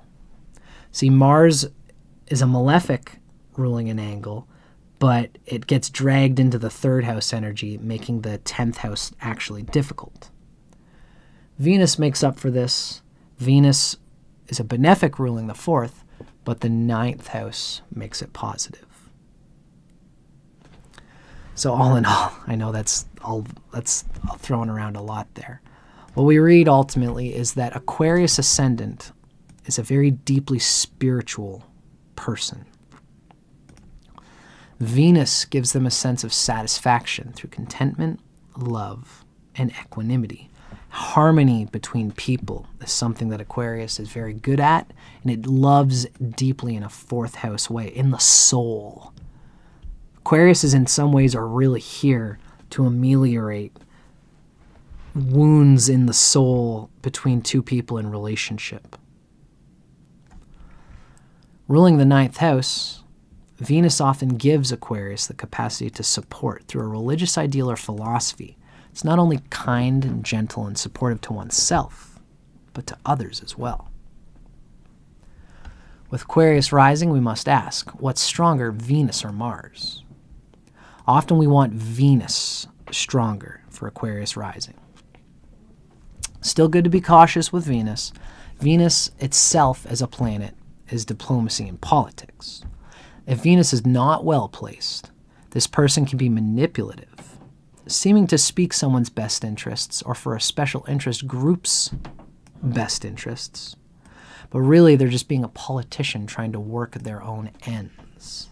Or they just naturally think that this will make things look better for me and my people, which can be a perverse 9th house energy. Ultimately, Venus does things knowing how politics works. It can often deal politically. You know, it's often said, politicians are politicians. They can be crooks. But if we've got no good politicians out there being crooks for good purposes, there's only going to be bad politicians out there. So Aquarius can be not crooked, but knowing the game of buttering the right bread in the right way to bring favor to the groups, which, if they've got a good Venus, and especially also a good Jupiter, will be in good favor. You know, it's like imagine someone who's in a union. The unions are for the betterment of the people. And it takes a hard-nosed person to be able to get the best interests truly in the world of politics, to fight in a political way, to be tricky, to be clever, to be even a bit manipulative, in order that the fat cat bureaucrats don't steal all the money from the laborers. So this is Aquarius using this in a positive 9th house way. But this is what RYAN is saying here, is that this is part of Aquarius, is that they can act ethical and adapt a group ethics, but only to further their own ends. There's two sides to every planet, even Venus.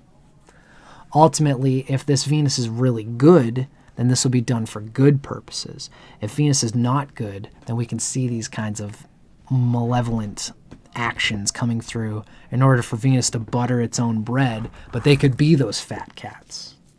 You know, they're just good arguers, they're good at gaining favor, but they're doing it for fat cats who are just greedy people and they don't almost even realize it, or they do.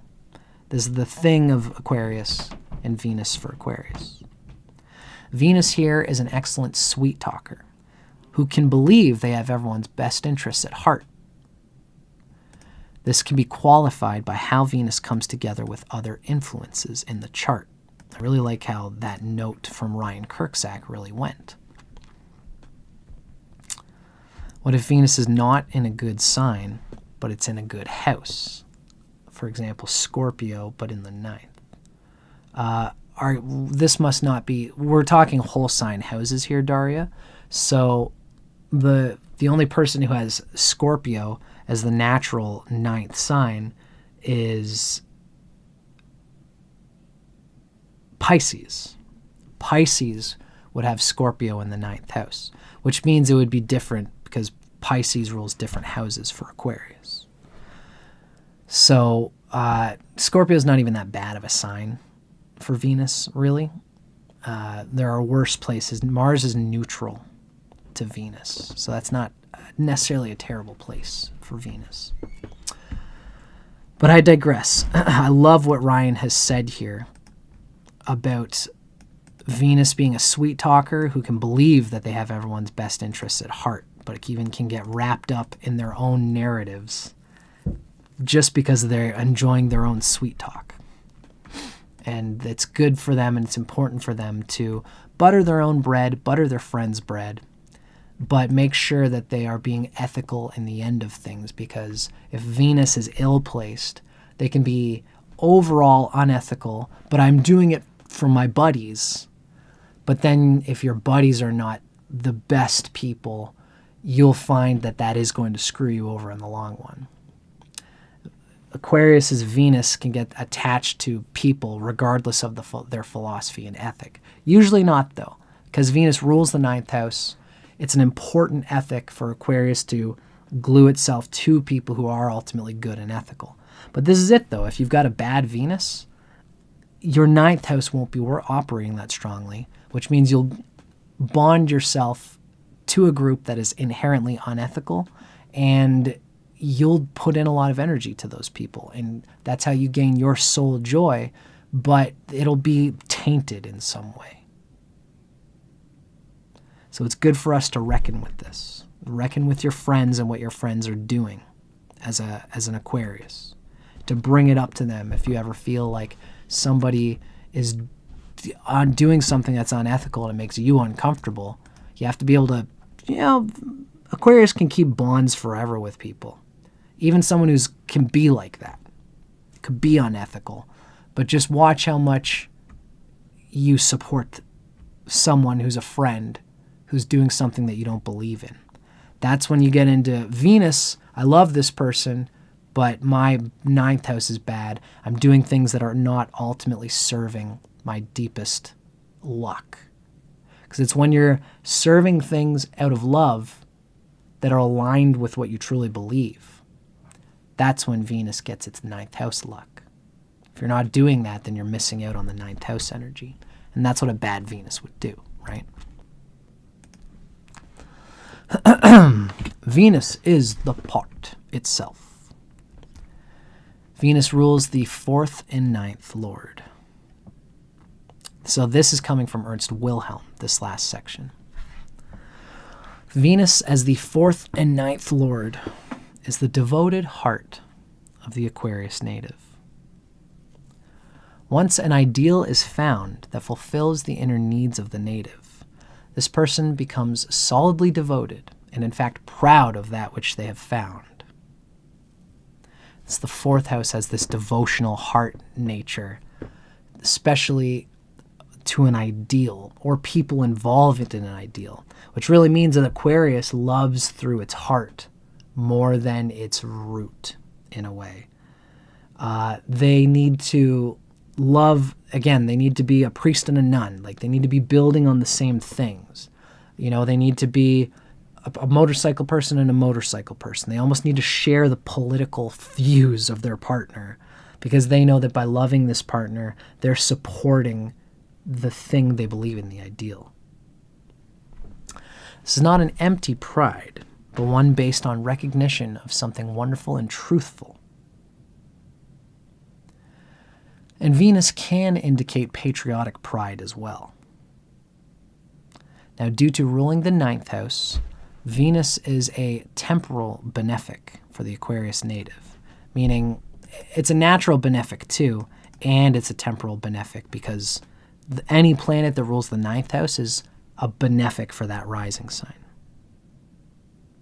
So this energy of Venus, having the lucky 9th house energy, sharing its lordship with the 4th house, which is an angle, Venus becomes a yoga karaka for for the Aquarius native and the single best planet for them. Brings them their most luck. And this deep combining of love energy with people is what brings Aquarius its best luck and energy, personally, but also in business and in the world. Even getting together with a partner, having a deep personal private life with them, and then being seen out in the world as we have this role together. And everyone says, look at the love they have for each other. This actually brings the Aquarius rising luck. You know, it's like if you've ever seen a politician or a leader who deeply loves their wife or their husband, and there's a deep, true devotional love. It's like, that's the type of person that I would want as my president or as my politician. People will think this way. They'll see the love emanating from the private life, and it will emanate into positive luck in their public life, because the 9th house is a public house. As a natural benefic, Venus is capable of giving easily acquired fortune and happiness. Fortune and happiness through both the 4th and the 9th house. Beautiful. Beautiful, beautiful, beautiful. Venus is a very important, it's the planet for Aquarius rising. And having a good Venus can make the ills of any other situation in an Aquarius's chart much more capable of being dealt with. And if you don't have a good Venus, don't despair. There's always things that you can do to understand the nature of Venus, to listen to this podcast that you've just observed, listen to what you see being of the nature of Venus, what you see being Venus's proper expression through the 9th house ethical energy and the deep devotional love, and think about, how do I apply that in my own personal life? Mantras, meditating on Venus, meditating on love. These are the kind of things that can help work out your Venus. If you ever think it's difficult to do these things, you can always contact an astrologer. I should say at this point, because I haven't been saying it all this time, if you guys are enjoying this, you can email me at astrology@dustincormier.net.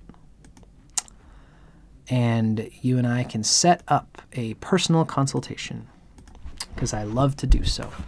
It is what I do and what I love to share.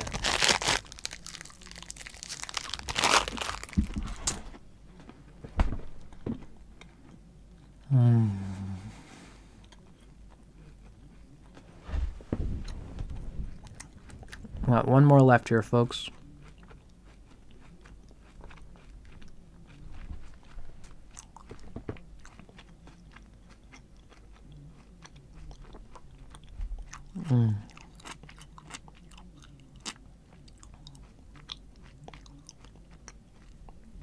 Love that pulparindo. Pulparindo, yeah? Might just have one more, what the heck. Flash bite.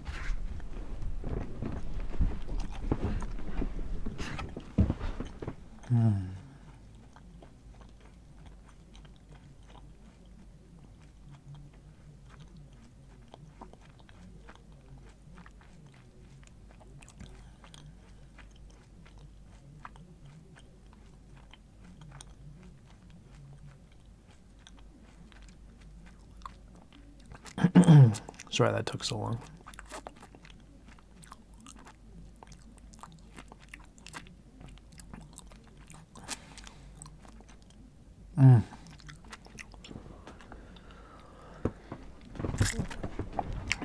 Oh, no regrets.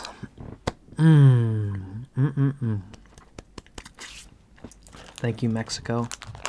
Thank you, Poparindo.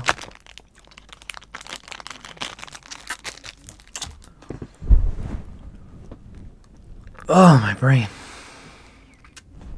When I get to the end of these things, it's like, holy lordy. I'm still fired up, though. I'm still ready for one more, folks. So if you'll join me, we have one more chunk of this series left to go. Action. Welcome. This is our final planet on the schema of house lords for an Aquarius rising. And of course, we have saved the best for last. That is, Aquarius resonates to the last planets in the schema being its best planets. That being Venus and Saturn. So, it should make sense. Saturn is always the last planet. It's the furthest planet from the zodiac. But more particularly, there's a numerological schema that comes from the ancients. And this numerology is embedded in the language of Jyotish and also in the days of the week. Sunday, 1. Monday, 2. Mardi, Tuesday, is Mars. That's 3. Wednesday, Mercredi, is Mercury. 4. Jupiter, Jeudi, Thursday. That's 5. Vendredi is Venus. That's Friday.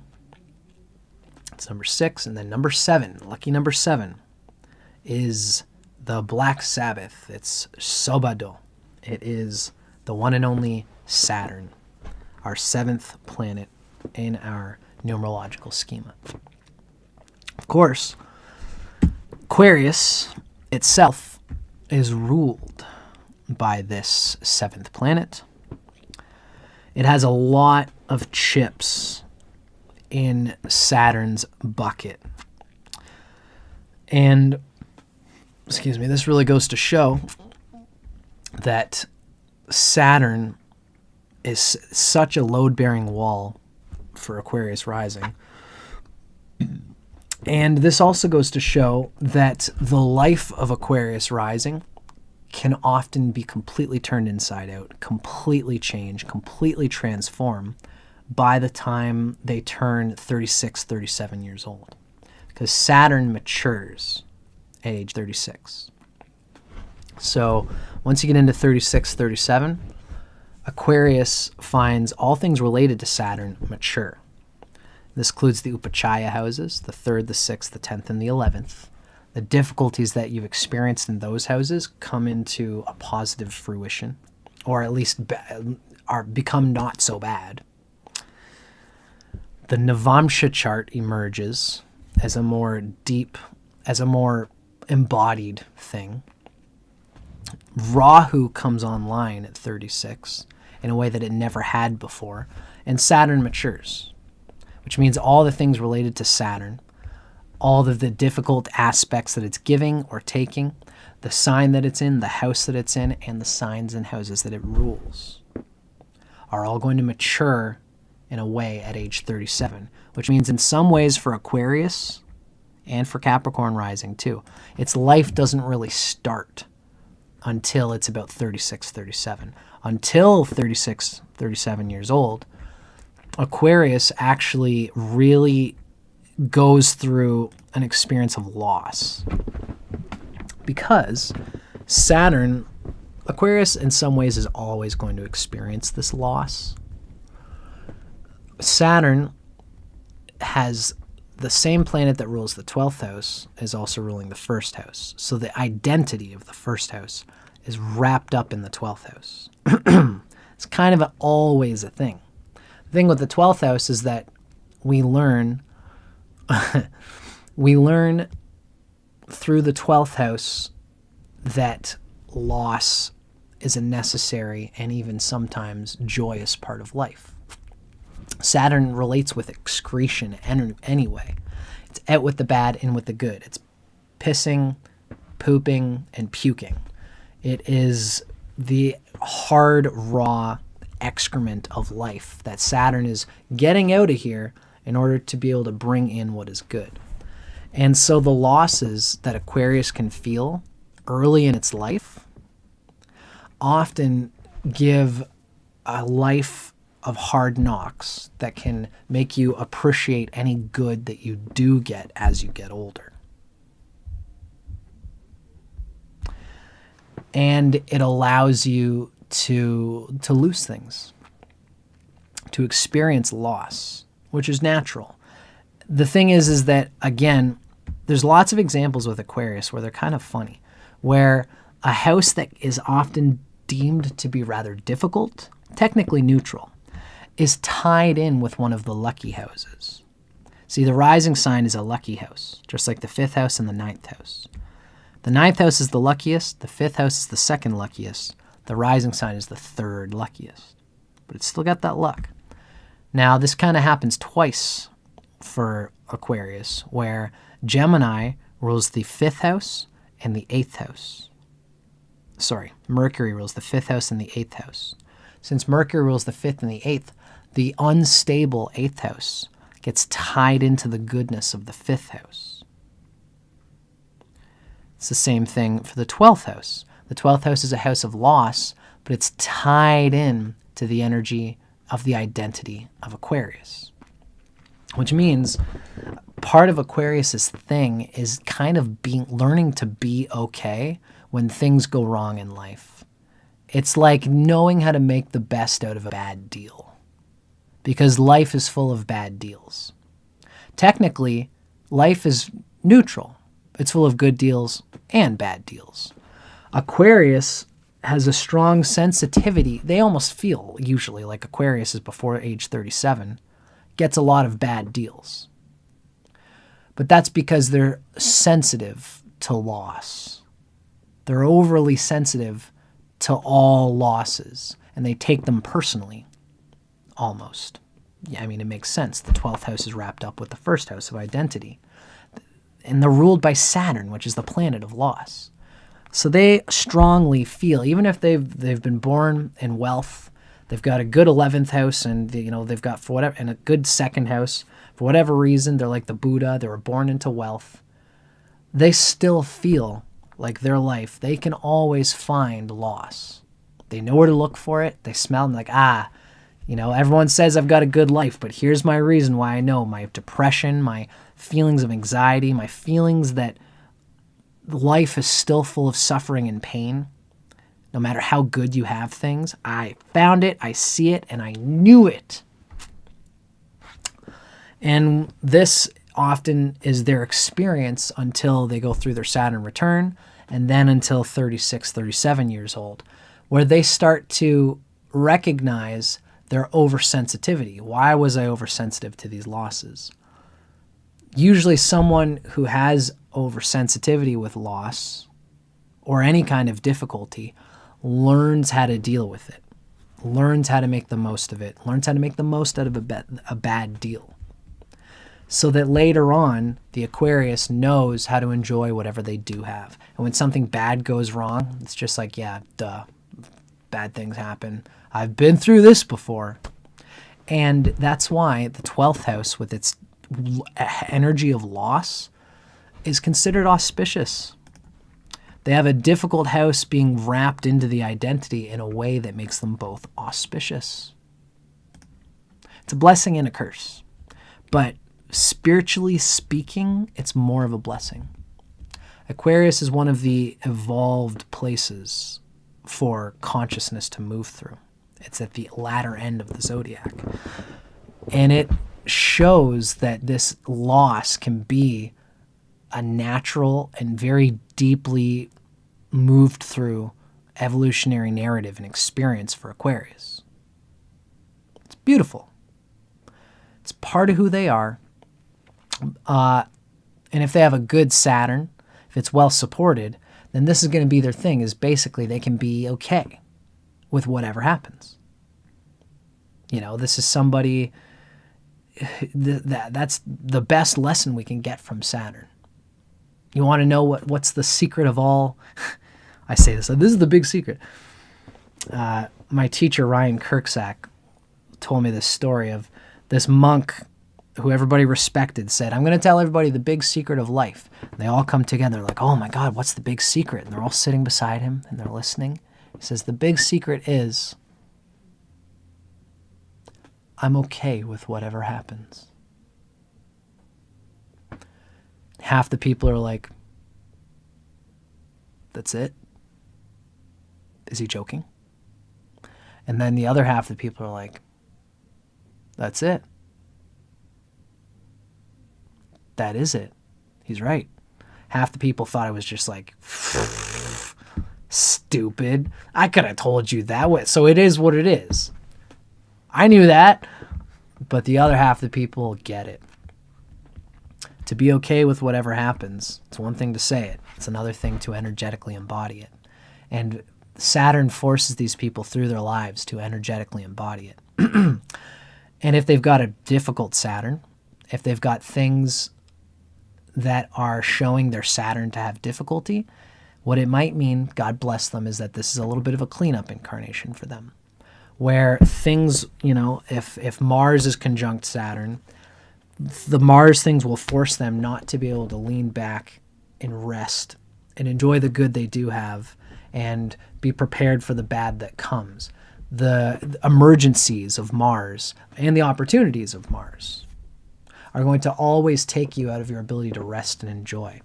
And so something like Mars and Saturn conjunct, or Mars aspecting Saturn in a very strong way, are going to take away from this person's ability to have this energetic embodiment of don't worry, be happy, right? The sun can cause these difficulties when it's in a tough angle to Saturn. Saturn is if it's in Aries especially, it's hard to digest and experience hardship and difficulty. It's hard to move through, they resist. They resist hardship. They resist the loss. And when losses happen, it can't be let go of right away by them. Because Saturn is excretion. You're pissing, pooping, and puking out the things that aren't serving you. So why would you be holding on to something that you don't need to hold on to? Why would you be holding on to the regret that this thing didn't work out? The thing is that a bad Saturn, this is part of this incarnation's thing, is that they're like a sponge that has a hard time squeezing out the bad. They might actually, if this person has, if Aquarius Rising has Saturn in Aries, you might have digestive trouble. You might have trouble getting rid of pathogens. You might have a tough immune system. Because this not only affects you now physically, but it also affects you emotionally and energetically.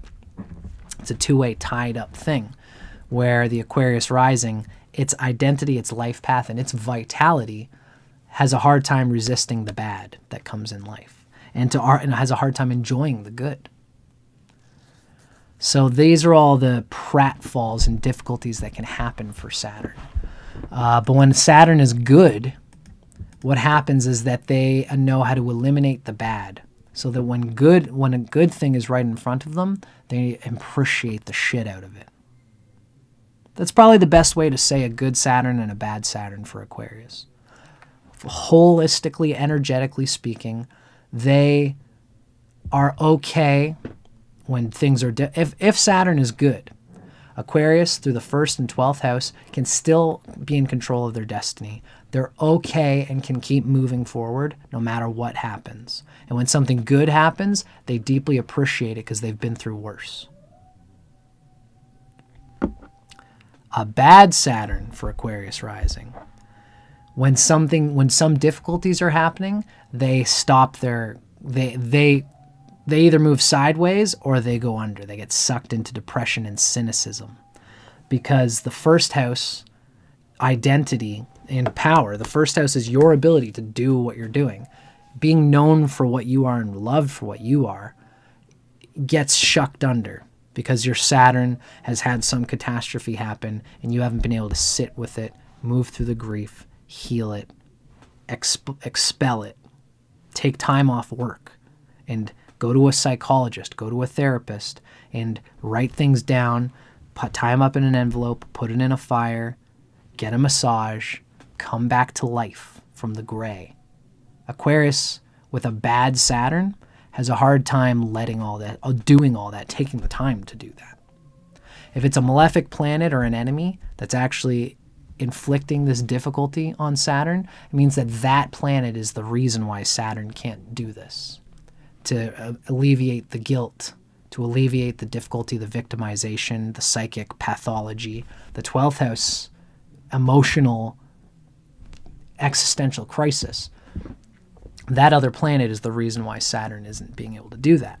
If it's weak and Shodbala, it just shows that the family has never given you the instinct, as you were growing up. You've never thought about the necessity of when my body says I have to take a shit, that I should go and take a shit. So you develop like IBS. Like people can get like irritable bowel syndrome. You can get like problems where your body does not move stuff through. You can get immune system deficiencies when Aquarius has a difficult Saturn. Having a good moon would really be a key element in that regard. If you have a bad moon and a bad Saturn, if the moon and Saturn are together for an Aquarius rising, immune system problems, diseases, these are all very common things that can happen. And they won't necessarily just be physical, they'll be emotional. These things are being caused from emotional. Mental health is all health. All health is mental health, whatever that phrase is, right? So things from your childhood caused you to have nervous system disgust with yourself and energy that makes you nervous, and that nervous energy causes tics, and it causes the body to unconsciously squeeze its guts whenever anything is happening. When you unconsciously squeeze your guts, your digestive system is not moving through as fully, so you can get these full systemic issues where you don't even digest the food properly, and then these kind of issues can happen. It's especially if the moon is having difficulty. But more for Aquarius on the whole, energetically, with your destiny, your first house, these things get plagued when you have a difficult Saturn. And your whole body becomes a ball and chain that you're dragging. When you have a good Saturn for Aquarius rising, your body is actually, you learn how to flow, to breathe. Aquarius needs to learn pranayama, to move oxygen energy through their body and convert it into actual energy as prana. So whenever you get stuck, we said Aquarius can have bad circulation. Like you need to be able to hold your breath for 5 seconds and then exhale. Let all the energy come down all the way to the bottom and actually squeeze your pelvic floor and squeeze and then hold at the very bottom. Squeeze your whole body. Wait till your body kicks.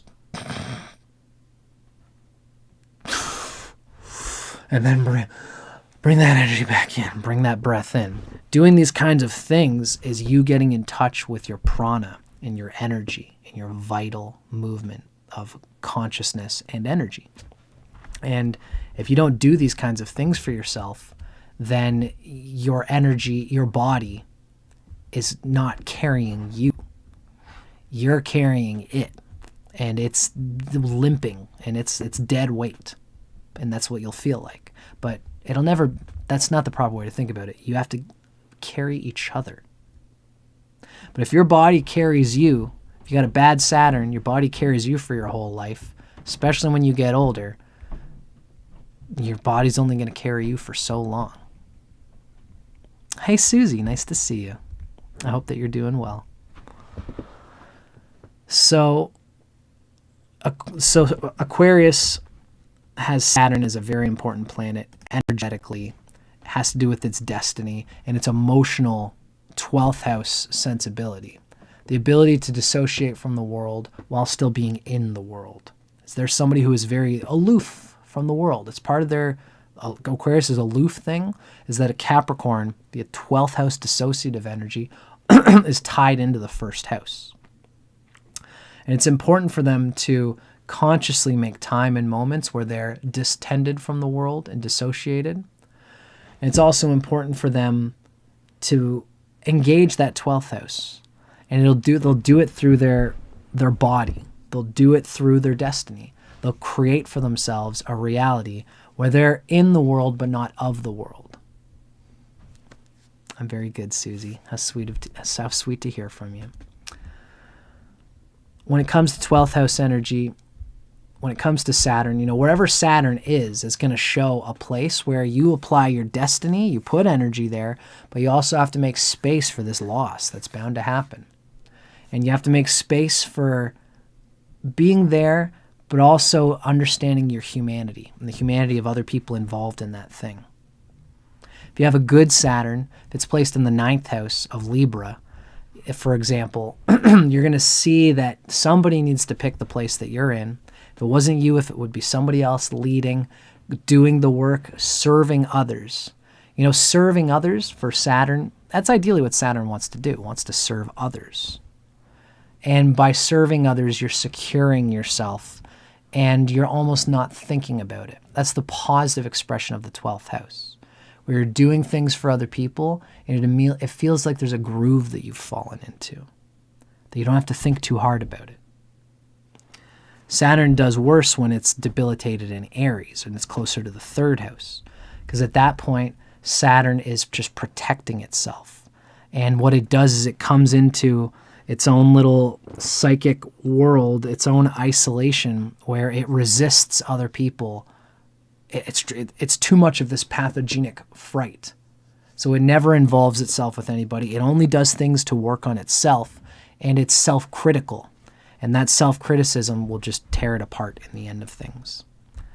It has no objectivity when it comes to being self-critical when Aquarius's Saturn is in Aries or close to Aries or is in general beat up in any way. It's way self-critical and it never gives itself the peace. It always feels like I got to do something because I'm a piece of shit and I've been a piece of shit and I've got to do something to compensate for how invalid I feel and because I'm existentially stressed.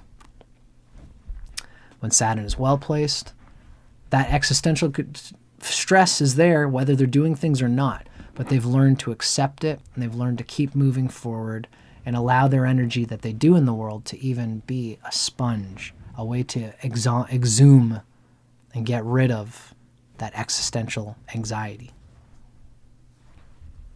Aquarius does this for itself and it does it for other people. It's a very special energy, ultimately. But every rising sign has its ability to be special, you know. Now, let's dig into RYAN KURCZAK'S notes on Saturn. Saturn is auspicious, as it rules the 1st and the 12th houses. Now, this is a healthier version of self-negation that we see with Saturn. Saturn is given by Parashara to be auspicious. It's up there with Venus as an auspicious planet for Aquarius. So it's doing good things, even when it's ill-placed. Wherever it is still doing good and necessary things. So Saturn can't actually do too bad in a chart. Saturn as the 1st and 12th lord makes the Saturn influence disappear with the help of the 12th house contemplation and openness. The 12th house, I'm writing a book right now. I've got a lot of Saturn in my chart. And the book I'm writing is called Slow Down and Listen. I'm also thinking of calling it Hurry Up and Slow Down, which is another psychedelic way of looking at it. Slow down and listen. It's only when you slow down, you let the wheels of the world turn, stop making their white noise, then you can roll your shoulders back and experience what life as it truly is beyond your victimization, beyond your soul's particular favorite way of skewing reality, beyond your subjective experience. Saturn, at its best, can dissociate, roll its eyes into its third eye, and think without attachment to what has been happening in your life, what has happened to you, the things that have happened to you, to contemplate and to consciously detach from them, to see them all as the quicksilver causality of nature and forces that are beyond your control anyway. A good Saturn will give itself the time to digest these things. This tends to make a person pay less attention to themselves, doing social service with civility, not with the sense of self-punishment, with a natural sense of connection to the universe. It's like they're helping the front of the river because they are also the back of the river. They're doing things just by nature. These people love animals. They'll do things for the dog. They'll let the dog out. Aquarius Rising is thinking about the dog scratching at the door. They'll hear it and they'll empathize with them. That's the beautiful thing about Aquarius and about Saturn. And again, this is something that removes an existential dread in them through that 12th house. It'll be natural for them to serve others and have a sense of happier focus on helping others. Of course, Saturn with unhealthier planets can easily turn into self-negating and abusive behavior and programming, thus losing oneself unconsciously. Saturn, mutually ruling the 12th and 1st, gives a greater sense of sacrifice for the world, for faith, for a group, for organized crime. It depends on how it's situated. So they will, whatever they're pushing their energy into, they have this energy of a greater sense of self-sacrifice. That's Saturn's nature, but it's also a 12th house nature. Either way, this makes them proficient at self-sacrifice. They don't think twice about it. This can be destructive or helpful, though it's generally auspicious. It's generally done in a way that, again, dissociates any feeling of being too intrinsically victimized. When you can dissociate and see that everything that happens is just water and causality, you do things for people, you help people just like you let a dog in. You do things for organizations, for the work that's your responsibility. You just do them, and it's working out karma naturally. You're working out karma by doing these things. Really, the Capricorn being the natural 10th sign, the 10th house is a house of karma, so the Capricorn is a 10th sign of karma. So these people, karma is action. So you find these people, they just get up and do whatever they feel their environment is prompting them to do. They'll just do it naturally and inherently. That's a Saturn thing. They feel. Saturn relates in some ways to the air chakra in the sense of touch. So they're touching everything in the room at the same time all at once, and everything in the moment. And they're acting on that spatial sense of connection to everything. And this allows them to feel like they're just one with a greater process, which allows them to work out the karma of their victimization of this I'm a piece of shit energy. They just work it out instead of thinking too much about it. And they do it constructively through working, and then afterwards they should have the time left over to dissociate and see that I may feel like a piece of shit, but I'm always doing things. The wind, Vata, Hanumanji, pushes me to do actions that make me feel not so heavy about that. They can let go of the self-guilt and self-blame and move forward. This is the auspiciousness of Saturn for Aquarius Rising. But it brings goodness in this sense, but it also brings heavy victimization that they have to go through early in life. And if Saturn's not well placed, that energy continues and they don't work it out. If you have a good Saturn, you're going to make that bad thing really good. If you have a bad Saturn, you're going to let that bad thing continue to be bad. That's how it works. Saturn has to go through difficulty in order to get the goods. And the goods out of Saturn are better than any else because you appreciate them, because you went through that difficulty. Saturn is, of course, the person who carries the pot. Now, this last paragraph comes from Ernst Wilhelm. Saturn, as the 1st and 12th lord, gives Aquarius natives a tendency towards loss of self, which can be great if there are spiritual tendencies present, allowing the native to cultivate spiritual detachment and renunciation. So it's necessary for this person ideally to have been through some level of spiritual orientation, spiritual initiation, and ideally if they're a wise older soul, then all of this stuff becomes the truth of all spiritual practices, which is that the ghee that we put on the fire is the consciousness of our own nervous system. That's what that whole metaphor is of swaha. The old Indians used to take their best ghee and put it on the fire. Instead of feeding themselves, instead of feeding their animals, they put the best of their ghee. They say, this is not mine, this is yours. What that's really a metaphor for is the joy of your mind. Instead of going through YouTube or, scrolling on your phone or thinking about like beautiful women or beautiful men, or these squandering your consciousness. The best way to serve Ishvara in the cosmos is to surrender even your most precious ghee of your consciousness inward towards some kind of positive acceptance and surrender and love of an ideal that's bigger than yourself. And if you can surrender that ghee into your nervous system, up the spine, into something greater than yourself, you'd be amazed to find how much unnecessary shit that you could have been holding on to, which a less evolved soul or somebody with a difficult Saturn is going to find. So which we read is otherwise, if the person doesn't have spiritual detachment and renunciation, otherwise this Saturn may manifest as great personal wastage. Getting too attached to the things that you are involved with, or the people that are involved with you, or what you hoped would happen or wouldn't happen. And when it happens, you get all wrapped up in it because this energy is not meant to go outside the nerves. It's meant to go up the nerves, back up the sushumna through love towards Ishvara, the singularity, the cosmic one. Now, ruling the house of loss and being the planet of loss, that's the 12th house. Saturn rules the house of loss, the 12th house, and Saturn's the planet of loss.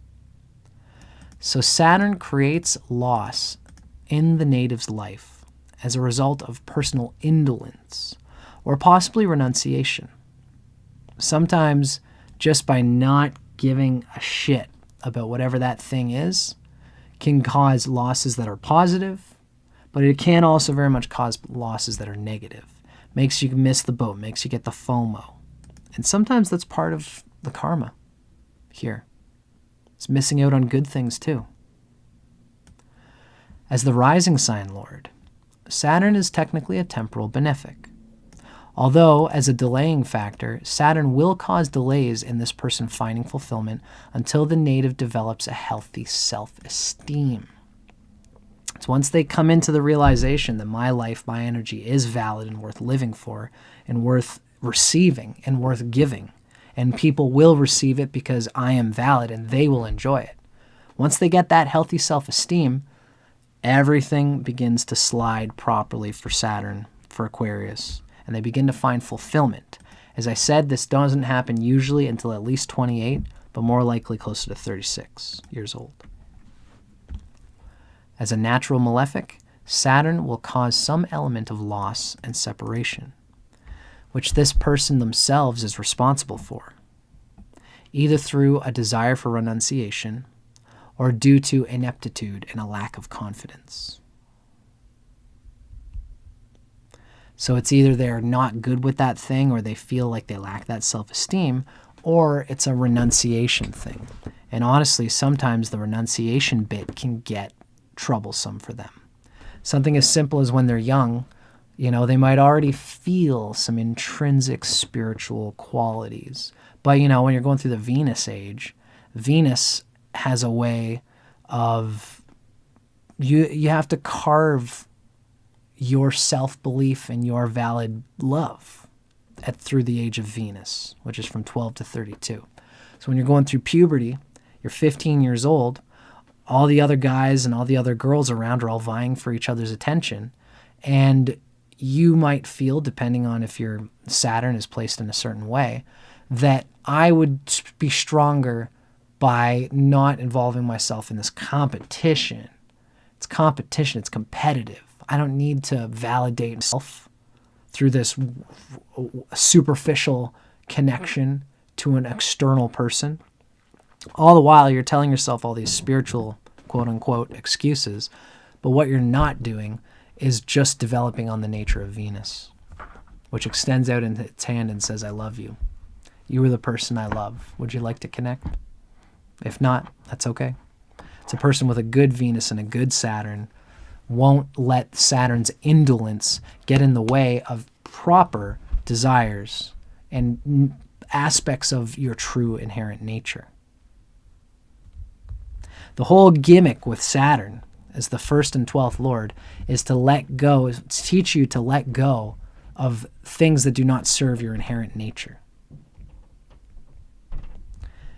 If it's also throwing the baby out with the bathwater, then you've got a Saturn that's a problem. If it's also throwing out the good things, then this is a Saturn that has to roll its shoulders back and truly think, what's the deeper yoga here? The deeper yoga is always working out, transforming the subject. The joy of your nature that has gone awry. Transforming those samskaras, those deep running patterns that don't serve you ultimately. And this is why we meditate. We meditate, we move prana through all the chakras, and then we'll see. You know, my throat chakra is so squenched, it's so squashed. And I'm quiet, and I've never bothered anybody. I'm not one to bother anybody. Well, maybe you're not using your voice to go out and communicate the love that you seek to express. You're not harming anybody with your voice, but you're harming yourself by completely neglecting the throat chakra. But the Saturn is inclined to think to just throw all the throat chakra out because I don't want to cause anybody or myself any undue trouble. Sometimes Aquarius has to learn that the right trouble in the soul that will help you grow the most and experience the most love in the long run is better than being indolent, renouncing it. So this is a lesson that Saturn needs to learn in general, and that Aquarius is learning as well. Throughout its whole life, this is part of the Saturn-Aquarius bag. I feel pretty good about that. I feel like we did good today here, folks. And the last thing I'll say, you know, what Ernst is saying here, Saturn will cause some element of loss and separation wherever it is, which the native themselves is responsible for. So wherever Saturn's falling, you'll find that that house, you would usually be okay with that house. But Saturn feels it's responsible for that house and that it ultimately experiences difficulty, which makes them indolent towards it. They've experienced so much failure there that they begin to not have a grip on it. And they go in and out of too much grip on it. It's like a musician who's afraid to go on stage. Let's say, you know, maybe this is Saturn in the 5th house. Maybe there's some kind of shame going on there. You know, Saturn is with the sun in the 5th house and there's shame there. The music of the 5th house, Saturn is there. And that's one arena where this person has to experience finding the balance between renunciation and aloof indolence. And just being there in that thing. So it's shameful for you to be an entertainer, to show up on stage, to experience stage fright. You have this stage fright experience, and it's so intense that for a huge chunk of your life, you do it once when you're like in kindergarten. The teacher asks you to go up and sing the song you've been practicing in front of the whole class, and you freeze the fuck up, and you don't even ever try to do anything like that again for years and years and years. But it's been building up. Saturn in that 5th house eventually says, I've got to throw myself out there. And then so what you do is you're intensely going out and, you know, you have this almost meltdown on stage, but I have to do this thing. And then you go out there and then you do it, and it's slowly, you've pushed yourself too far into it. Then you gotta be there on stage, learn to breathe with it, and learn not to take it too seriously. So don't take it too seriously when you're in it, but don't neglect it completely. You could say same thing about anything with Saturn in the 2nd house. It's the same thing. Learning how to have your own money, to learn about the ways of finances, of being intelligent with, you know, having abundance.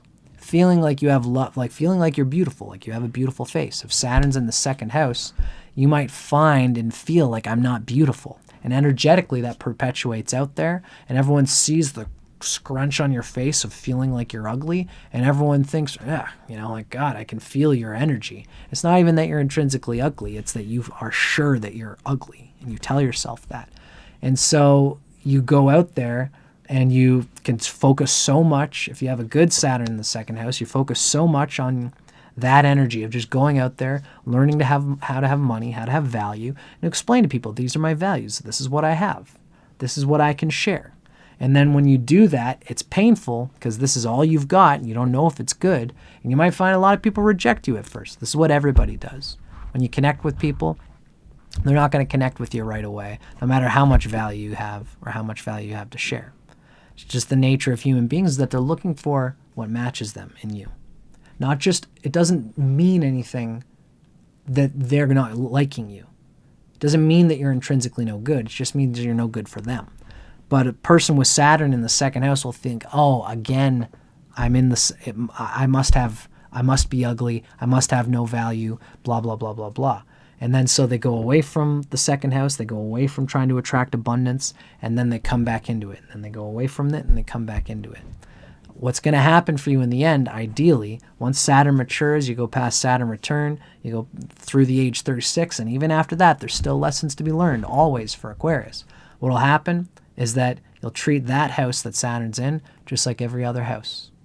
It's not a big deal. No attachment to it, no aversion from it, Goldilocks. It's just your second house. Not a big deal. Just like it's not a big deal for anybody else. Unless they have karma there too. So, that was good.